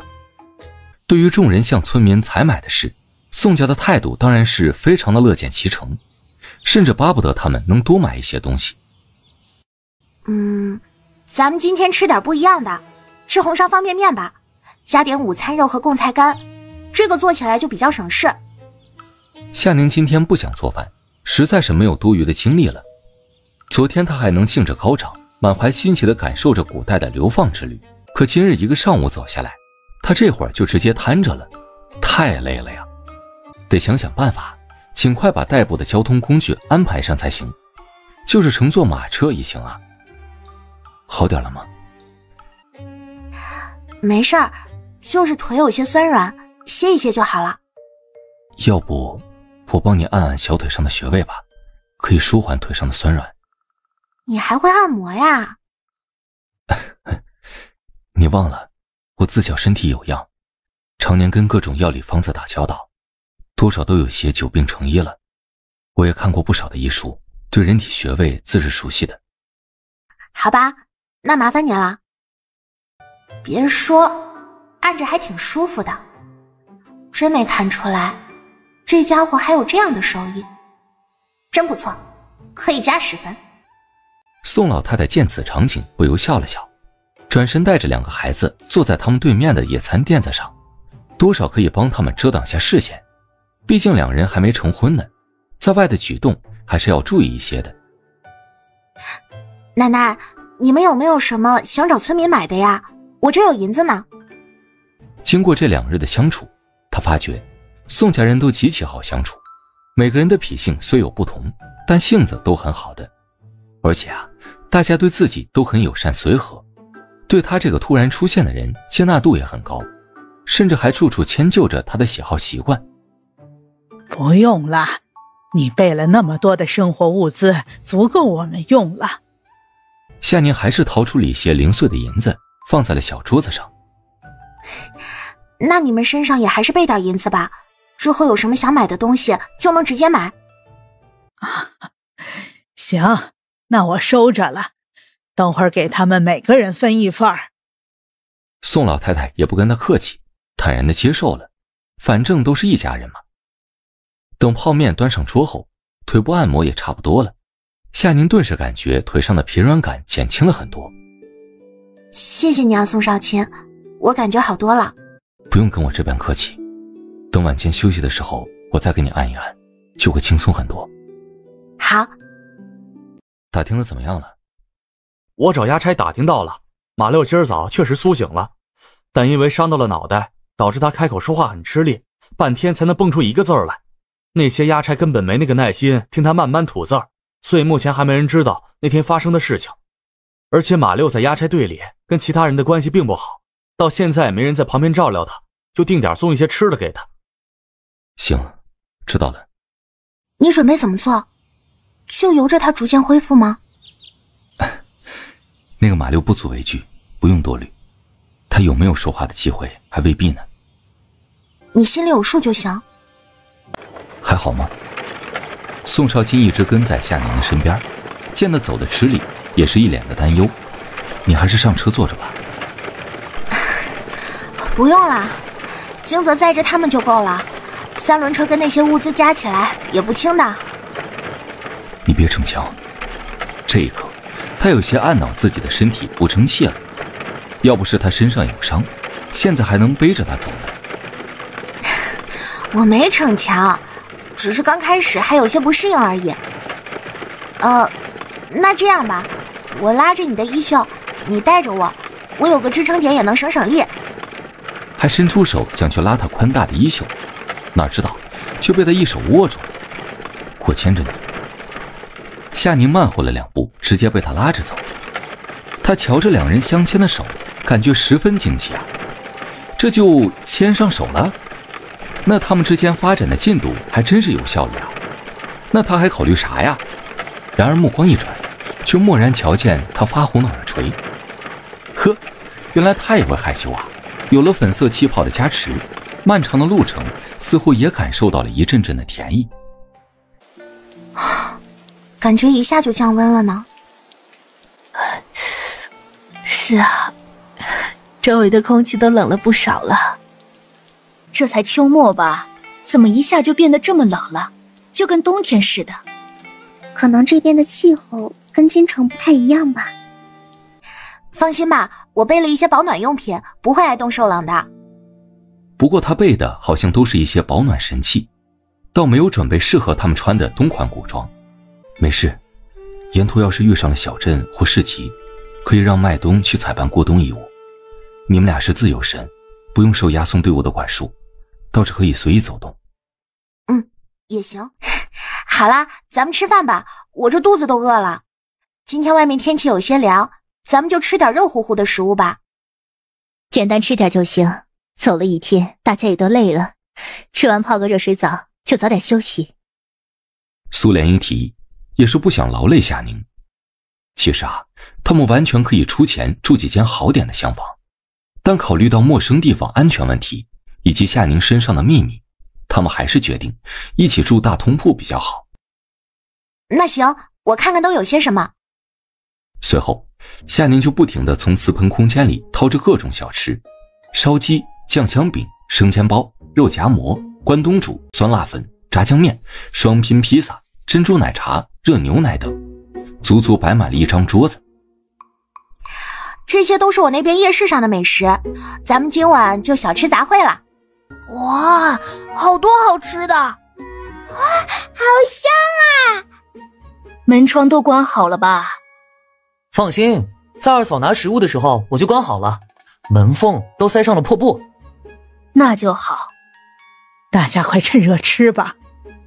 有了之前偷吃的经验，如今宋家人对这一系列的操作早就轻车熟路了。半个小时，满桌子的各色小吃都被众人解决得一干二净。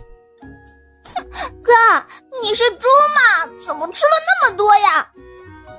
我一个男子汉，当然要比你一个小屁孩吃得多呀。何况我骑了大半天的三轮车，费了不少力气，自然要多吃点才有力气啊。哼，你算什么男子汉？不过是比我稍微大一点点的大屁孩。哎呀，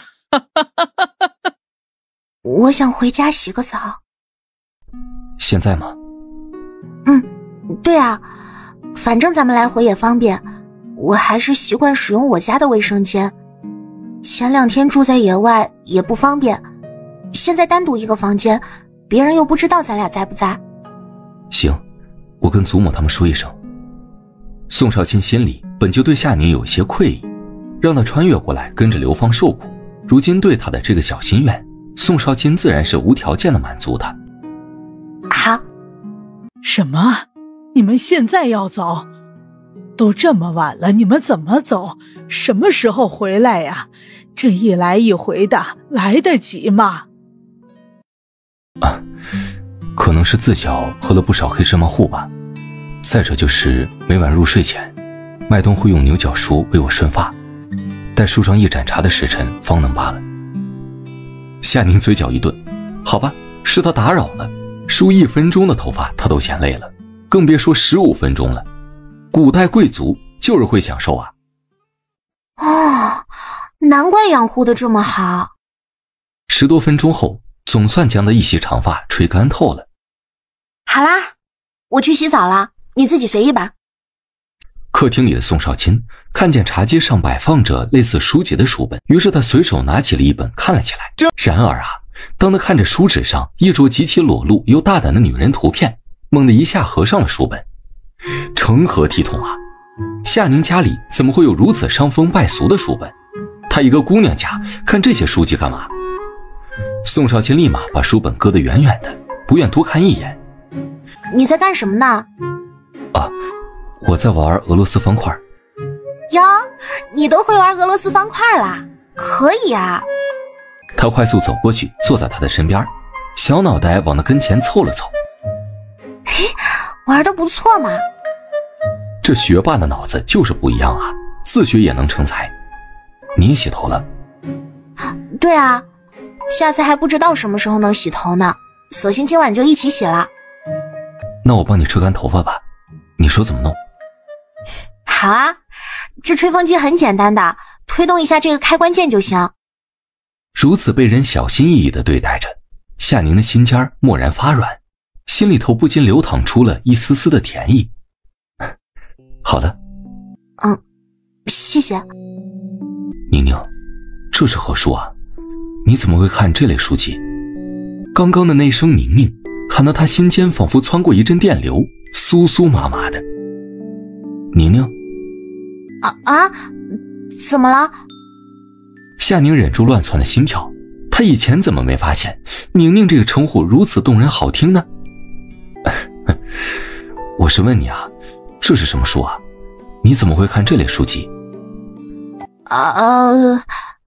这也不是什么专业书籍，我们称之为杂志，就是刊登一些时尚衣物、首饰之类的照片。这杂志有什么问题吗？放心吧，祖母，我们很快就会回来，不会被任何人发现的。啊，行，那你们小心点啊。走吧。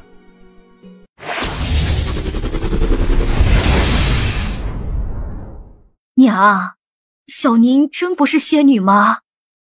是啊，如果小宁不是仙女的话，怎会有如此大的本领啊？方才那一幕，真的就跟画本上讲的法术一个样。他家小儿子这辈子也不知道撞上什么大运了，竟然能认识仙女般的人。对呀，突然之间就仙光大显，咻的一下人就不见了。所以小宁是把少卿带回仙界了。哎呀，好了，你们俩也别胡猜了。如今想来，小宁那孩子并不是孙儿口中所说的海外之人吧？就方才录的那一手，其实普通之人能做到的。知道了，娘。啊，还是家里好啊。宋少卿沉默，这话他可不好接呀。虽然他私心里希望夏宁能一直陪在自己的身边，但他也会尊重他的想法及感受的。你要不要也洗个澡？我先看一下手机上的消息。行。架子上有你的衣服，你自己拿啊。好，我知道了。这么快就洗好了？你快去吧。不急，你赶紧过来坐着。这么晚洗头，必须要把头发吹干才行。夏宁立马起身去到抽屉柜里拿出个吹风机，又拿了一把木梳。你坐着别动，我给你吹干头发。闻言，宋少卿将双手放在双膝之上，身板端端正正地坐着，一副任人宰割的乖顺模样。突然的电动声响起，惊得宋少卿身体一抖，他一脸无措地转头瞧了瞧，只见夏宁拿着吹风机对着他的头发吹着。你这头发养得可真好，又黑顺又浓密。宋少卿蓦然一阵头皮发麻呀，他清晰地感受到夏宁的指尖在自己头发之间穿梭，偶尔夏宁的指尖还触摸着他的头，这让他不禁绷紧了身体。这还是有史以来第一次有女人这般随意地摸着自己的头，也是第一次有女人为自己吹头发，这体验倒是十分新奇啊。杂志为何上面的图片？见他神色不自在的样子，夏宁就更好奇了，直接拿起他指的那本杂志翻阅了起来。这一看啊，他瞬间就明白了宋少卿在别扭什么了。你是说这些照片吗？这个叫比基尼，是专门在游泳的时候穿的泳衣。泳衣？游泳也不至于，着实有些暴露了。很暴露吗？还好吧，我们这里很多女人游泳的时候都会这么穿的，还会拍了照片在朋友圈里晒美照呢。宋少卿惊愕，真是世风日下呀。宋少卿突然发现，这21世纪有着很多稀奇的好东西，但有些方面却让人很难理解。你管别人干什么？反正我还没穿过。闻言，宋少卿顿时心口一松，别怪他性子霸道，他私心里啊，的确不愿意让其他人看见夏宁穿着泳衣的样子，那他会吃醋的，当然他除外。你这意思是你也想穿着这样去游泳？我的意思是我没有这样。好了，时间差不多了，咱们快回去吧。这家伙呀，可是个古代出生的老古董，他跟他纠结这些干嘛呀？要是闹起了小性子，还得他来护。算了，先糊弄过去再说。二哥二嫂，这大晚上的你们这么神出鬼没，真是吓死我了。大惊小怪的，都快休息吧。很晚了，快睡吧。被盖住了被子的宋金泽很是无语，他还没说完呢。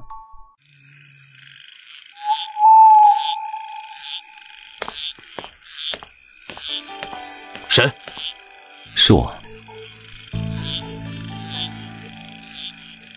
一日，卯时5刻。擦点护手霜吧，今天外面风大，空气会有些干燥。夏宁拿出好几个护手霜放在桌子上，示意众人擦擦手。至于护肤品，他之前就给每个人都发了2瓶日夜护肤霜。这个擦手的好细滑呀，擦完后这手都变柔滑了呢。这擦手霜真不错呀。二爷，马六死了！众人惊默，怎么回事？昨天不是还好好的吗？怎么突然就死了？是出了什么事吗？具体的情况我就不知道了，只是方才我去后院倒水的时候啊，听到2个押差在议论，说是昨夜忽然就突发急症去了。啊？这么突然？死了才好呢。哼，他那种人留着也是祸害。你少说点吧，人都死了。这都是他的命数，怪不得人。就是，如今一来，咱们就能彻底安心了。好了，大清早的，不说这些晦气的事儿了，都收拾好了吗？差不多要出发了。你就没什么说的？有什么好说的？死了就死了吧，与我们又有何干？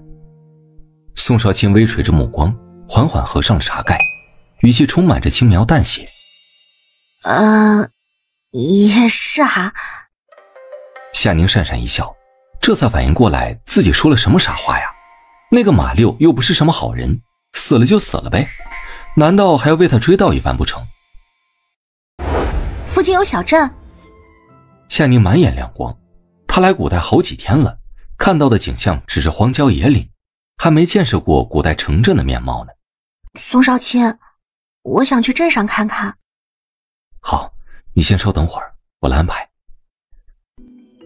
等会儿有几个押差进镇采办物资，你们也别说我胡大志狠心了，现在给你们一个采买的机会，你们每家可以派1个人跟着到镇上采买，也可以把银子交给几位押差，让他们代为采买，仅此一次。以后你们就别指望我再给你们什么优待了。谢谢胡领队。胡领队真是好人啊。闻言，流放众人十分欣喜。原本他们还在为无缘到镇上采买物资而感到失落呢，没想到惊喜来得这么快。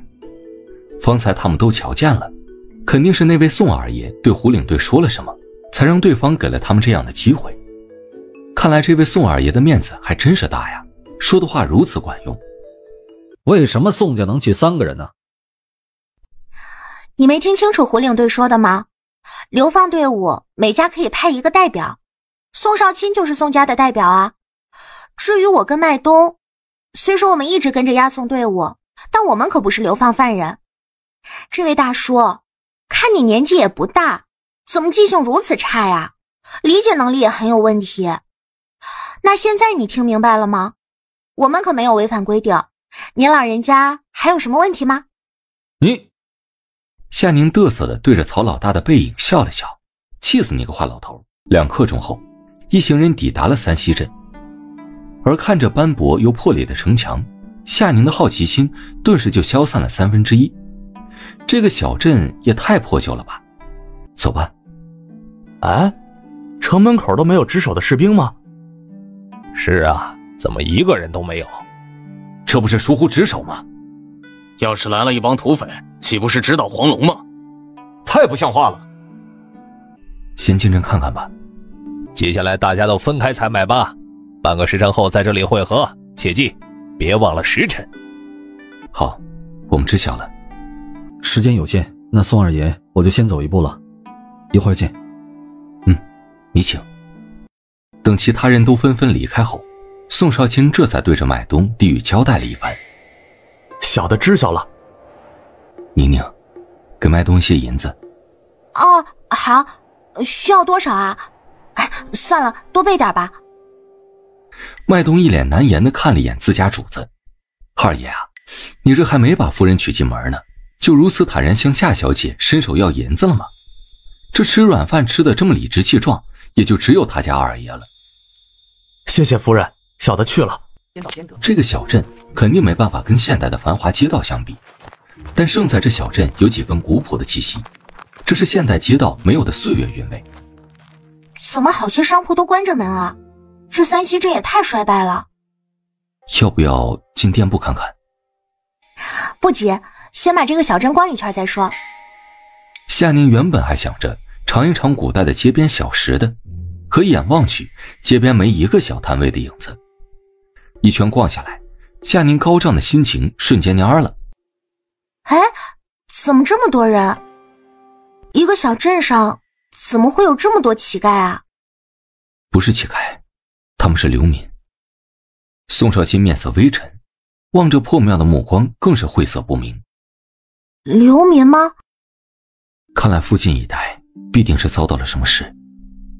宋少卿微微皱起了眉头，不由联想到方才无人镇守的镇门口，甚至前些时发生的劫匪一事。要不送他们点吃食吧？可给多少才合适呢？一些吃食只能解决他们一时的饥饿，那之后他们又该如何？我明白你的意思，没关系，尽力而为吧。好，你想怎么做就怎么做吧。我先把包子跟馒头给他们，等晚上我抽个时间回家再买些补上。夏宁想了想，瓷盆空间里的其他吃食不太适合给他们，倒是包子跟馒头比较实在，他储备的分量也比较多。好，突然夏宁的脑子里闪过了一个想法，他连忙从瓷盆空间里召唤出了一个土豆。哎，宋少卿，我有办法了，我们送他们一些土豆吧，让他们开荒种土豆，这个周期很短，只需要2-3个月就能收割了。这个土豆你也吃过的，软糯糯的，既可以当菜，也可以当做充饥的粮食。而且啊，这个土豆产量还很高，也十分耐饥，很容易饱腹的。等他们有了土豆，就不用饿肚子了，至少有了粮食，这日子也就有了盼头。这产量很高吗？我们这里也能种，种植难吗？真的，这土豆正常情况下亩产量能达到2000至5000斤左右呢。但在你们这里的土壤种植的话，我不敢保证，但是我想相差应该不会太大。再说了，这土豆是真的很好种，也不会太挑土壤，一般沙土地都能种的，日常也不需要多精心的养护，跟其他的农作物都是差不多的种植方式。蓦然，夏宁似乎想起了什么，着急地说：哦，对了，这土豆一年可以种植2季，春季跟秋季。我突然想起来，如今这个季节就可以种秋季土豆了，时间上刚合适呢。一年种2季。宋少卿整个人怔愣地看着手里的土豆，眼里一片火热，这简直是神赐之物呀。对呀，我骗你干嘛？这土豆在我们那边也只是寻常的农作物，其实我这还有一个产量高的农作物，只是我觉得吧，贪多嚼不烂，他们能种好土豆，以后的日子就不愁吃了。还有，宋少卿真有些错愕了，他突然发现自己犯了一个很大的认知错误，他家宁宁才是神赐的大宝贝。这一刻，宋少卿暗暗决定，往后他一定要多看一些21世纪的书籍，也要跟着夏宁多学一些后世的知识。对啊，你也吃过的，就是红薯，那个产量也高。好了，我们现在先不说这个了，等到了南蛮后，你可以找人种上一批。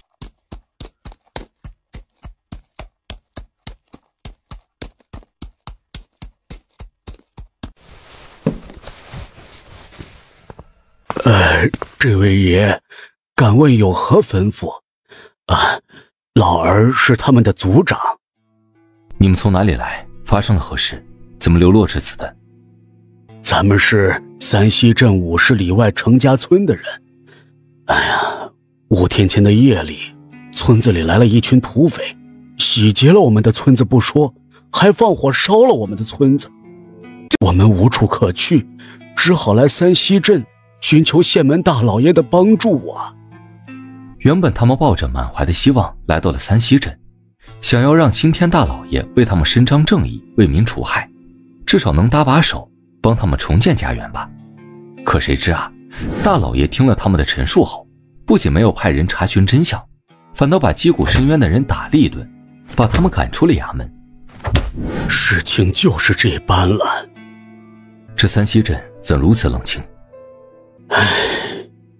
如今的税收是一年比一年多，今年更是征了2次的税收，大家也是苦不堪言。这日子不景气，饭都吃不起了，哪还有银钱到镇上闲逛啊？所以不少店家经营不下去，就关门去了别处谋生了。过分了！那帮土匪又是从哪来的？之前你们可有听闻父亲不太平的事？听说是从临镇过来的，至于他们具体住在哪儿，老儿就不太清楚了。在此之前，三溪镇一带并不曾听闻哪个村子出过事，而那帮土匪在抢光我们的粮食和银钱后，就驾着马离去了。至于他们的去向，无人所知。听完了这一番话，宋朝钦蹙着眉头，面露沉思。这事儿不简单，即便他弄清楚事件的缘由，又能如何？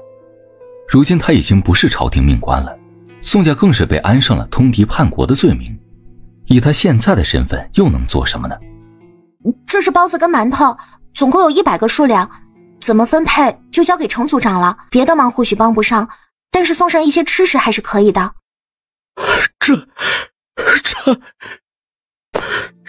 谢谢两位。哎，别这样啊！组长，你可别这样，我们2个小辈哪能受得起啊？这点吃食也不算什么，就想着你们能吃饱一些。二位真是大好人呐！接下来你们准备怎么办？唉，还能怎么办？村里的所有粮食都被土匪搜刮干净，什么都没有留下。如今天气越发冷了，地里也无粮可种，原本还指望镇宅大人能帮扶1、2，如今也指望不上。我们打算等小山他们的伤势好了后，就回村里先搭草棚子住着，靠着山上的野菜野果撑过这个冬天就好。等到开春了，再想办法在地里种粮。伤重吗？有上药吗？唉，被打了20大板，我们当初逃出来都是身无分文，只能在附近的山上采了一些草药，现在还不能下地行走。要不你去瞧瞧，我这还有点外伤药。行，一个外敷，一个内服，你知道的。谢谢恩人，谢谢。没事吧？无大碍，用料就会好了。那就好。组长，这麻袋里装的是一种可以充当粮食的农作物，叫土豆。这土豆可以……听完介绍后，老组长满脸震惊。这世上竟有如此神物！我说的是不是真的，你们试过就知道了。我们不能在此久留，马上就会离开三溪镇。我刚才讲的你都记住了吗？你们尽快回村里把土豆种下，年前就能收获一批了。老儿信的，老儿信的。只是老儿一时太过惊讶，望恩人不要介怀。你方才说的，老儿都记住了。那就好，既然如此，我们就走了。等等，敢问2位恩人的名讳，又将要去往何处呢？也好让老儿知道之后该去何处报恩。组长可听说护国大将军？宋将军的大名，这天下谁人不知啊？那你可知将军府已被皇上定罪，被判流放至南蛮？这怎么会呢？宋大将军护着咱们东楚百姓可几十年呢，那可谓是劳苦功高啊。宋家人更是忠心耿耿，怎会被流放呢？皇上的事，我们就是将军府的人，如今就要去那流放之地。什么？你们真是将军府的人呐？当真？当然是真的。夏宁语气肯定，他可不是那种默默无闻做好事不留名的人。那狗皇帝不是想给宋家泼脏水吗？那他们也可以刷名声啊。被打断的宋少卿默默地看了看夏宁，他自然明白夏宁的用意。原本他倒是不在意这些虚名，毕竟宋家从来不靠这些博前程谋取利益。可见夏宁如此维护宋家，他这心里呀也极为动容。不过更让他感到高兴的是，方才夏宁说他们是将军府的人，这是不是表明在他的心里也已经把自己当作宋家人了？没想到有生之年老儿竟然能见到将军府的人，这真是老儿的荣幸啊！你们都过来，过来！这两位出自将军府，更是我们程氏一族的大恩人呐。他们不仅给咱们送来了吃食，还有一大袋的新粮种，咱们再也不用担心无粮过冬了。赶紧向两位恩人道谢呀！老族长的话还没说完，族人们就纷纷跪了下来。哎呀，你们别这样啊，赶紧起来，别跪了。夏宁哪里受得住这样的阵仗啊？快起来吧！闻声，众人纷纷起身，但面上仍带着满满的恭敬与感激之色。夏宁忍不住擦了擦额头上的虚汗，真是有够他手忙脚乱的。可结果他一通忙活，还比不上宋少卿的一句话有效果。果然，这将军府出身的人气场就是不一样。好了，时间不早了，我们也该走了。你们赶紧吃东西吧，尽快回村种上土豆。好的，恩人。那有缘再见。恭送恩人。恩人，一路顺风啊！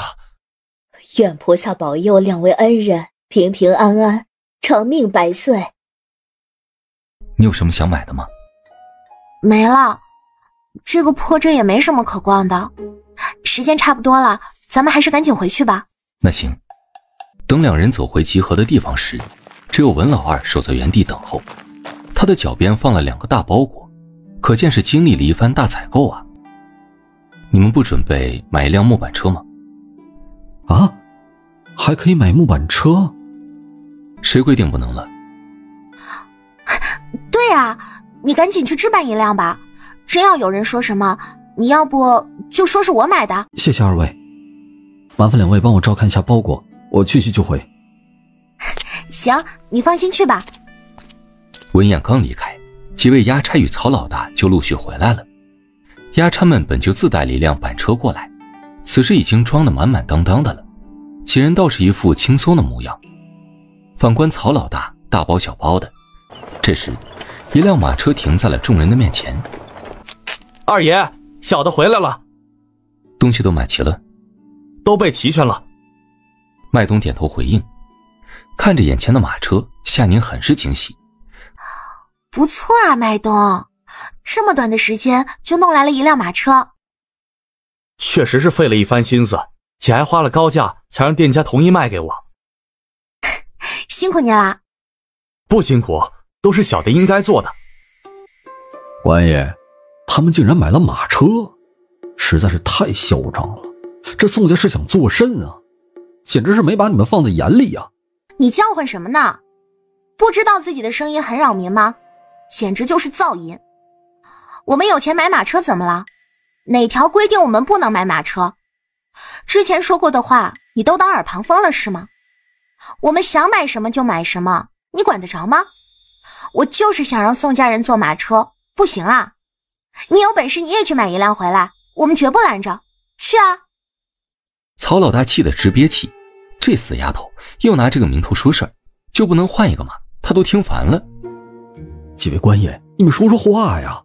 宋家这是完全破坏了规矩，对其他人太不公平了。我们的任务就是护送你们到达南蛮，至于你们是如何到达目的地的，就不在我们关心的范围内了。曹老大登时气得脸红脖子粗，完全说不出话来。他算是看明白了，他们根本就是一丘之貉啊。你知道这位押差大哥叫什么名字吗？你问这个干嘛？你不觉得这人很不错吗？我觉得你有必要去好好的发展一下。宋少卿的眼神瞬间变得一片柔和，不过弄明白他的意思后，他颇有些意外，意味深长地说：“你倒是有眼光啊。”那是当然。哎，听你这意思，你认识他？他叫徐守志，家中排行第4，大家都喊他徐老四。你还真认识啊？以前在京城认识的？不是，前几日才认识的。刚离京的时候，我身受重伤，我们家没有任何的行李，更别说伤药了。当时金泽为了我跑去找那帮押差讨药，没想到迎来了一阵拳脚，而在混乱之中，有人却偷偷塞给了他一包外伤药。那人就是徐老四。没错，就是他。既然以前你们并不认识，那他为何愿意帮你们？难道是你们宋家的粉丝？就是崇拜推崇你们的意思。在此之前我们确实不认识，不过他的兄长是宋家军的人，他并不想对夏宁隐瞒什么，更不愿说谎欺骗他。夏宁没问就不说什么，可他既然问起了，他肯定会坦诚相告。哦，原来如此，那晚上让麦冬给他送点好吃的吧。之前是不知道，他就重点关照了胡大志。既然这个徐老四是自己人，还为了宋家潜伏在押送队伍里照应他们，那自然不会亏待了自己人呢。行。就在这时，文老二也推着一辆木板车匆匆赶来。抱歉，我耽误了一会儿。你们太过分了，竟然个个都徇私枉法。不行，我也要买一辆牛车才行。夏宁默默地翻了一个白眼儿。之前就规定好了时辰，你自己不买，怨得了何人啊？现在可没多余时间让你再去买牛车，赶紧走吧。要是耽误了时辰，胡头领可是饶不了你。你也别气了，镇上也没有牛车可以让你买，就我这板车也是最后一辆了。曹老大气得胸口一阵阵发疼。回来了，他们回来了。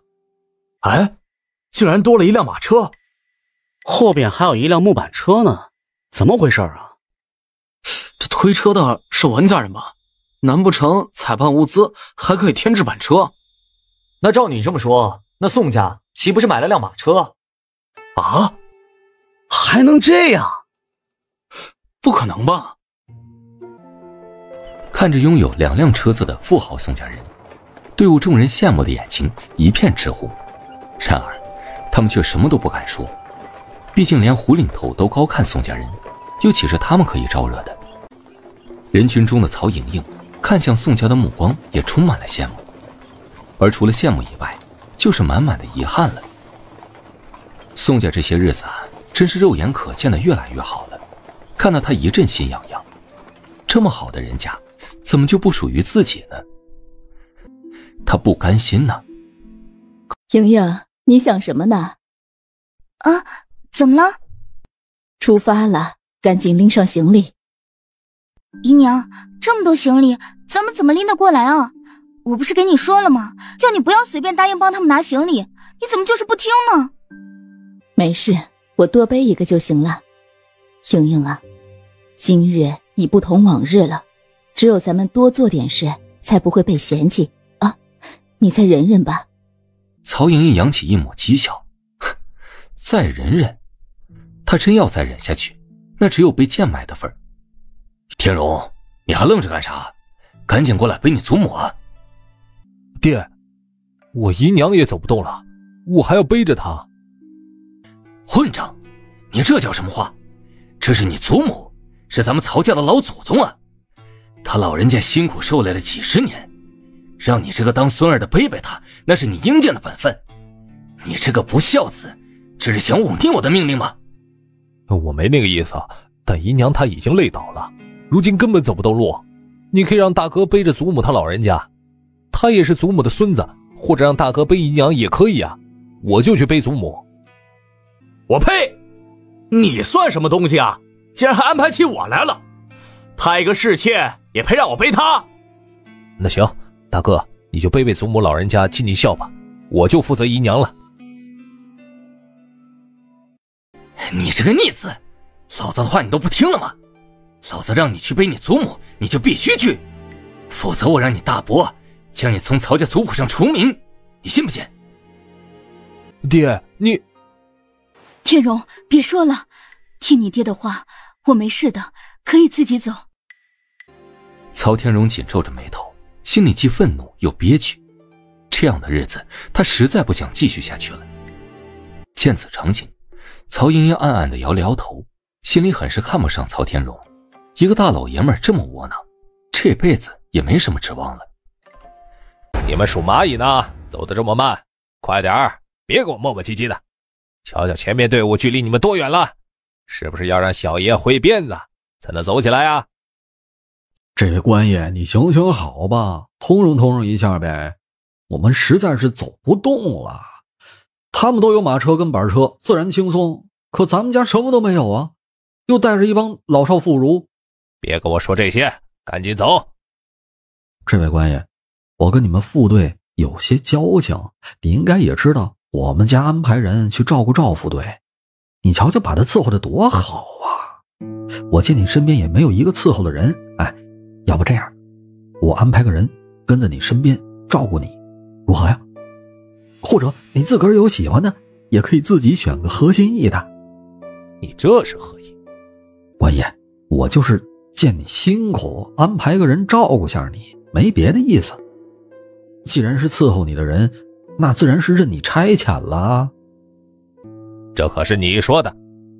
我是一家之主，说话自然算话呀。那行，那你看看喜欢哪一个？就最后那个穿藕荷粉色衣裳那个吧。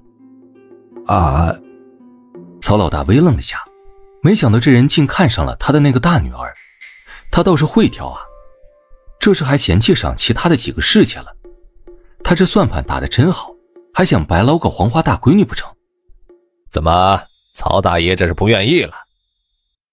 这倒不是，那位啊是我家闺女，只是有些不凑巧，她这2日呢，身体有些不适，恐怕没办法伺候官爷您。倒是我方才指的那几个，不仅规矩好，个个都温柔小意，肯定比一个黄毛丫头伺候的好啊。行吧，曹大爷，你的好意我自然要收下。好，等晚上我就让他过去。行，既然你都这么有诚意了，我也不能没点表示。我们押差有2辆的牛车还有空位，曹大爷如果不嫌弃，倒是可以搭载一段路。真的？谢谢官爷。曹老大脚步轻快地回了自家队伍，叫上自家老娘跟长子，外加他的兄弟。毕竟往后靠2弟帮衬的地方还多着呢，如今总要适当的给些甜头给他呀。真的吗？谢谢大哥，果然还是大哥对我最好。大哥，那牛车就不能多挤一个吗？我想让天庆跟着。行吧，我再找官爷通融，再多就不行了啊。行，就我跟天庆就行。看着兄弟俩这般旁若无人的敲定了坐车的名额，一旁的曹家太太夫人们心里很不舒坦，这是当他们死了吗？老爷，咱们家小儿子呢？他身体也不好，还有啊，咱们家杰根可是咱们一房的长孙，就是要坐牛车，也该带上他呀。大嫂，你这话就不对了，我家男人跟大哥。娘，我家梁根还小。于是曹家一帮女人们瞬间为坐牛车的名额争吵了起来，谁也不退让，甚至还越吵越激烈，场面渐渐的开始失控了。怎么了？出什么事了？好像是队伍后边传来的叫声啊。出什么事了？是后边的曹家出了点状况，胡领头已经带人过去了。又是曹家。别说宋少卿很嫌弃曹家，就是夏宁听到曹家名字都感到有些不耐烦。这曹家是市井转世吗？宋二爷，求求你行行好，救救我家妻子吧。车厢内的女眷们都不由愣了一下，什么情况啊？抱歉，你找错人了，我又不是大夫，看不了病，更救不了贵夫人。宋二爷，我知道你们懂一些药理，求求你了，去看一看我家妻子吧，她现在流了很多血，再不救治，她就……夏姑娘，求求你行行好，救救我家妻子吧，她就要不行了。啊？怎么就不行了？他出什么事了？要说对曹家谁印象好点，也就只有曹天荣一家人了。她小产了。什么？小产了？怎么回事啊？你们都不知道她怀孕了吗？我们都不知道，方才她被推在地上，流了一滩血，这才知晓。曹天荣擦了擦眼角，心里悲痛万分。那是他的孩儿啊，在自己刚得知他的存在时，他却离自己而去了。啊，怎么就被人推了呢？好了，先别问了，咱们还是赶紧过去看看吧。兰花，你再撑一撑啊！天荣去找人来救你了，你别睡呀。大徐氏又悲痛又自责，都怪他身体不争气啊！要不是儿媳妇为了护着他，他也不会被他们推倒在地，也就不会小产了。这些时，他们都忙着赶路，还要一直负责做饭等琐碎的事务，以至于儿媳妇越是推迟了，也没有留意到。娘，兰花怎么样了？还在流血呢，这可怎么办呀？要是再不止血，兰花如何受得住呀？哼，就她身子娇贵，只不过是轻轻一推就能倒在地上了，这怪得了谁？这么大个人脚还站不稳。要我说呀，这个孩子啊也是跟他无缘，嫌弃他这个当娘的不中用，又重新找了一家投胎了。刚走到人前的夏宁不由瞪大眼，这真是杀人诛心啊！这女人也太恶毒了，人家正在难受与痛苦之中，她竟然还火上浇油，这是生怕小徐氏死不了吗？这曹家真是让她大开眼界了呀！没错，搞得这么悲惨给谁看呢？不就是掉了一个孩子吗？又不是不能生了，用得着这么哭爹喊娘的吗？还不赶紧把人拉起来继续赶路，存心耽误官爷们的时间是不是？你还想说什么？你还嫌咱家的笑话不够多吗？赶紧把人扶起来啊！这人就是矫情。曹二太太说的就不对了，如今咱们的身份只有一个，那就是皇上判定的流犯。这里可没有你家他家的说法，都是被押送的犯人，全权由胡领队管理。你越矩了。没错，宋二爷说的极在理。如今你们都是流犯，何来的家规教导？在我这里，你们都是一样的身份，可没有什么高低贵贱。我也想问问曹二太太，在我的押送队里，你有什么资格替我教训人呢？你算个什么东西？还口口声声你们曹家的家事，笑话！你们曹家还有家可言？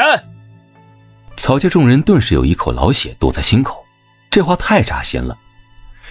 我看你们曹家很有精神嘛，赶路途中也能打闹起来，显示还不够累啊。既然如此，接下来的干粮你们就别吃了，等饿上3顿饭，我看你们还有没有精力闹事。曹天荣一家除外。胡领头，你们要是再多说一句，那就2天不许吃饭。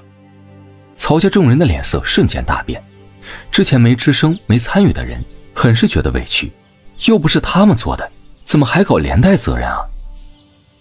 谢谢大人。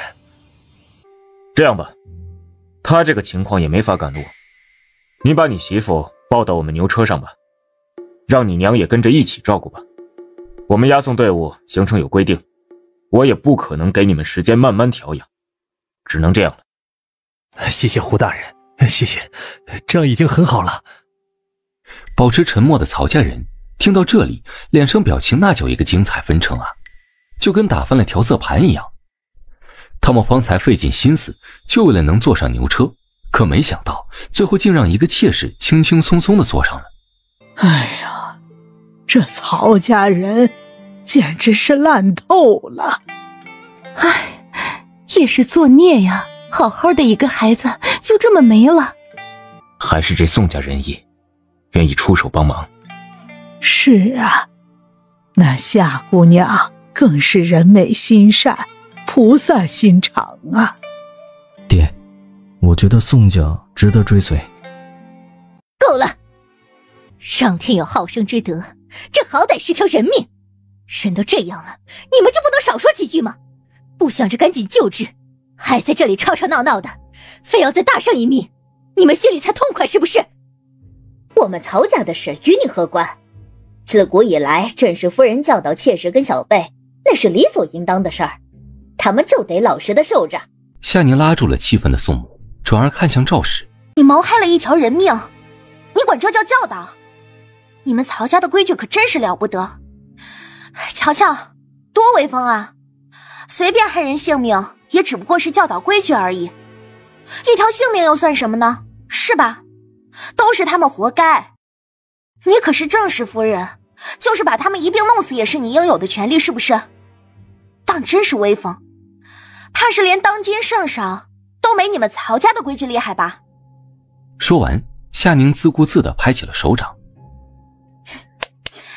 你们放心，你们曹家家风如此之好，我肯定会帮你们好好的宣传宣传，也让世人知道曹家如何家规森严，家风优良，最好让圣上也听听，到时候没准还会给你们曹家赐下一个牌匾呢。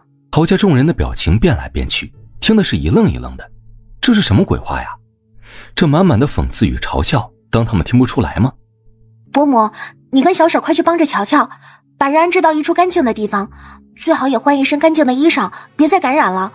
我那里还有些药，我现在回去找找。好，谢谢夏姑娘，谢谢两位宋夫人。谢谢你们。我让你们救了吗？这是我们曹家的事儿，不需要你们多管闲事。夏宁无语地撇了撇嘴角，有时候这人呐，真是越蠢越恶毒。滚开！赵氏惊得后退了2步。我去拿药，这里交给你了。另一边，赵氏见拦不住夏宁，顿时气得跳脚，还想继续撒泼耍横，却被曹老大呵斥了。闭嘴！赵氏，谁让你胡言乱语的？你一个妇人，什么时候能当咱们曹家的主了？滚下去！大哥，难道我说错了吗？这确实是我们曹家的事儿，旁人有什么权利管别人家的事情？还不住嘴！曹老大气得脸红脖子粗，真是个蠢货呀！伯母，你看我们要不要准备点东西送他们？你这是……在我回来之前，曹天荣就来找过我们了，态度坚定地表示说他想脱离曹家，追随我们。我猜方才那位文二爷也是一样的来意。还有啊，我今天才知道押差里之前有人送过伤药。既然大家对宋家如此信任与推崇，那咱们是不是也该表示一下，至少在当下送一些紧缺的东西？孩子，你真是有心了。苏莲英握住夏宁的手，为他如此为宋家操心的这份心意而感动。如果他自己有，那他必然会表示下他们宋家的心意。可问题是，如今他们一家都还靠着夏宁的资助，即便少卿之前把家里的那些私房都传送给了夏宁，但在他们看来，给了人家那就是人家的了，东西已经在别人的手中了，那岂有轻易要回来的道理？如今夏宁还愿意负担他们一家人的生活所需，这已经很不错了。要知道，这世上得了好处就翻脸不认人的例子可不少。这本来就是花的你们的银子，我顶多就是中间的转运工，我就是来跟你们商量看看送些什么比较合适。这还不简单，我们通常备礼都是一老一少，一男一女，根据对方家里的情况，准备这几类人都能用上的东西就行了。不过如今的情况比较特殊，倒不用再按以前的礼节来。我觉得如今最缺的肯定就是粮和肉了。其实也还有不少其他的急需品，比如药品、刀纸。宋云熙脸颊微红地表达了自己的想法，毕竟队伍里有不少的女眷，怕是最苦恼的就是小日子来了吧。他家因为有了百宝箱夏姐姐，他给他们用的那个卫生巾简直太好用了，所以他们家完全没这方面的苦恼。有道理。还有吗？文二爷，这是我们的一点心意，还请收下。接着吧，这流放之路还长着呢，以我们两家如今的关系，也无需见外。如此，文儿就谢过了。你可想好了？我想好了，绝不后悔。那行，找机会啊，就去表表态吧。宋二爷、夏姑娘，请二位收下我，我曹天荣自愿为仆，誓死追随二位，甘愿赴汤蹈火，万死不辞。等曹天荣离开后，夏宁转身询问宋少卿的想法。方才你不是都听到了吗？你知道我问的是什么意思？你现在开始收人，是有什么打算了吗？我之前跟你提过，我的祖父是在战场上牺牲的，他用自己一世英名得来了世人的敬仰与称赞，更为我们宋家换来了护国将军府的荣耀。如今就因为那位的猜疑，却给我们宋家安上了如此荒谬的罪名。倘若我们就此认下，岂不是愧对祖父的牺牲，更是辜负了他老人家对我们寄予的期望。所以无论如何，我们势必要洗脱这个莫须有的罪名，万不可让这个污名脏了祖父他老人家的清白名声。我想我爹跟小叔他们也是这样的想法。我们宋家即便不入朝为官，舍弃身上一切的头衔，那也要堂堂正正、清清白白的离开，而非被他们硬按着头的方式。我明白的。那你有什么打算？我能帮的也就是给你们提供一些物资了。这已经是莫大的帮助了，具体的还要等我爹他们会合之后再商议。反正首先要找出萧家勾结外族的证据。那你不想推翻这个王朝吗？没想到你倒是个胆大的，比我还敢想。不过这皇位谁都可以推翻，唯独我们宋家不行。为什么？如果我们宋家坐上那个位置，岂不是坐实了他们安在我们身上的污名？从祖父开始，我们宋家只当忠臣，为天下百姓谋福祉，护他们一方安宁，所以我们不会上位。夏宁微微凝眉，想想也觉得宋少卿考虑的有道理。这样也行，只要把那个狗皇帝搞下去，换个好的就成，这样你们也能堂堂正正的做自己的事情。所以我需要一些人手为我所用。翌日天还未亮，休息营地就开始响起一阵悉悉嗦嗦的动静声。为了能让肚子吃得饱一些，众人只能比衙差们更早的起来准备早膳。赶紧吃吧，等会儿其他人就要醒了。这腊肉焖饭真好吃，也不知道这腊肉是怎么做的，吃起来好香啊。或许是夏姑娘从她的家乡带来的吧。也是，那么一车的物资呢？仔细想想，咱们这几次吃到的荤油，好像都是宋家送的。是啊，要不是有宋家，咱们哪有这口福啊？你们说，海那边到底是个什么样的地方啊？我发觉夏姑娘送出的东西既新奇又精致，每一样瞧着都不是俗物。必然是一个很繁荣、很好的地方吧？肯定是了，我昨晚仔细看了，那2块布真不错，面料摸着跟咱们这边的布完全不一样，可以做几身礼衣穿呢。我之前无意中瞧见，夏姑娘好像拿着类似的布单，铺在了软垫子上睡觉。这么好的布，用来铺着睡，会不会太浪费了？只不过是十分寻常普通的物件吧。那个卷纸呢？又软又白又细腻，瞧着不像是用来写字的。那是日用纸，就跟你们用的手帕差不多，可擦脸擦手，亦可当做如厕的刀纸。啊，那么好的纸呢？那算什么啊？那个手电筒才叫神奇，竟然能发出如此明亮的光。折叠刀也不错，做工十分精巧，而且刀刃也很锋利，我从未见过如此锋利的兵器。老实说，比那朝廷打造的官刀还要好。好了，宋家不是我们能妄加议论的。还有，昨晚我们收到的东西都省着点用，别指望宋家天天都会送东西给我们。再者，咱们也不能理所当然的去找宋家索要东西。昨天的情况是比较特殊，也是宋家仁义慷慨，知道咱们家的难处，才特意备了厚礼。这是好意，也是对我们的信任，咱们万不能辜负啊！怎么回事？正在搬运软垫子的夏宁好奇地观望起来，却瞧见不远处的曹家人正围着押差争论着什么。不是吧？又来？真是不长记性！看来昨天的教训还不够，一大早又开始闹事。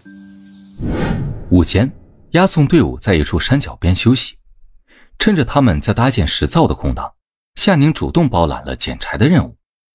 就在他准备往上走的时候，忽然瞧见不远处有一男一女正拉拉扯扯地往林间里去。夏宁不由发出一声讥笑，这曹家是摊上事儿了呀！这次的热闹，他倒是乐意瞧一瞧了。真是期待呢。以后遇上这种事就及时避开，免得脏了眼睛。切，我连18禁都看过，他们那种算什么？18禁是什么？没什么，男人还是不要有这么强的好奇心，知道吗？宋少卿微微蹙眉，总觉得他家宁宁在有意隐瞒什么。那18禁到底是什么呀？哎，你说要不要让曹天荣他们一家跟着我们呀？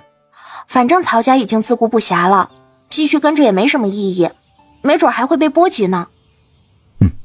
你说的对，等会儿我就让麦东过去跟他说一声。宋少卿正好也有这个打算，毕竟曹天荣都已经向他们投诚了，总不能还让他留在曹家受罪啊。反正如今押送队伍的局势已经很明朗了，其他人再也奈何不了他们宋家，反而还想扒着他们家得好处呢。午后，押送队伍再次启程的时候，众人惊愕地发现曹天荣父子俩竟然跟在了宋家的车队中。他家那病殃殃的儿子还坐在3轮车上，而曹天荣则跟在宋敬哲的旁边，似乎在学着如何驾驭那3轮车。这个逆子，他竟敢二弟，你可别冲动，宋家不是我们能对付的。还有，你忘了胡领头的警告了吗？你还是看开点。既然那个孽子要去当宋家的走狗，那就随他去吧，咱们就等着瞧他能混成什么样。曹老二不得不忍下满腔的怒火，一旁二房的婆媳更是气得直咬牙，嫉妒的眼睛都发红了。万万没想到，从未被他们看在眼里的妾室庶子，竟然搭上了宋家。这可如何是好啊？咱们东楚会不会又要打仗了？如今咱们这队伍连一半的路程都没走到，之后还能顺利到达南蛮吗？怕什么？就是打仗也打不到南蛮那种地方去。不会是内乱了吧？嘘，别说了，这不是咱们该议论的。打听到了？回夫人，我们俩各自询问过一些乡亲，得到的情况差不多，可以确定事情8、9不离10。这些乡亲都来自附近清河县下属的几个村落，他们之所以举家逃难，也是因为清河县在半月前爆发了一场瘟疫。什么？瘟疫？知道是什么瘟疫吗？他们也不是很清楚。我听一个村民说，感染瘟疫后会出现高热，严重的还会咳血。这……夏宁忽然觉得这症状听着有些耳熟，但却一时想不起来是什么传染病毒。一旁的宋家人也纷纷被这个消息惊得说不出话来。你们继续说。清河县爆发的瘟疫已经波及了周围好几个村子，而这些逃出来的村民也是因为所在的村子离县城有些远，但他们担心瘟疫最后还是会传过来，所以就只好举家避难了。那当地县令官衙如何处理的？现如今又是怎样一个情形？糟了，你们俩赶紧把口鼻捂着。怎么了，夫人？你们刚才跟那些村民有近距离说话是不是？你们仔细回想一下，跟你们说话的那些人有没有面色潮红，还时不时咳嗽，或者是捂住胸口呼吸不畅这些表现？夫人，我在回来的时候有听见几个人都咳嗽了几声，这是不是他们已经被感染了？曹天荣猛地一屁股坐在了地上，实在是被吓得双脚发了软。怎么会这样啊？啊，这可如何是好啊？那我们现在离开还来得及吗？大家先别慌，咳嗽不一定就是感染了瘟疫，有可能只是寻常的风寒，单凭咳嗽这个症状也做不了准的，还是要进一步观察他们是否具有其他的症状才行。麦冬，你立马去寻胡领头过来，就说有要事相商。天荣，你去把文老爷子他们也请过来。等等，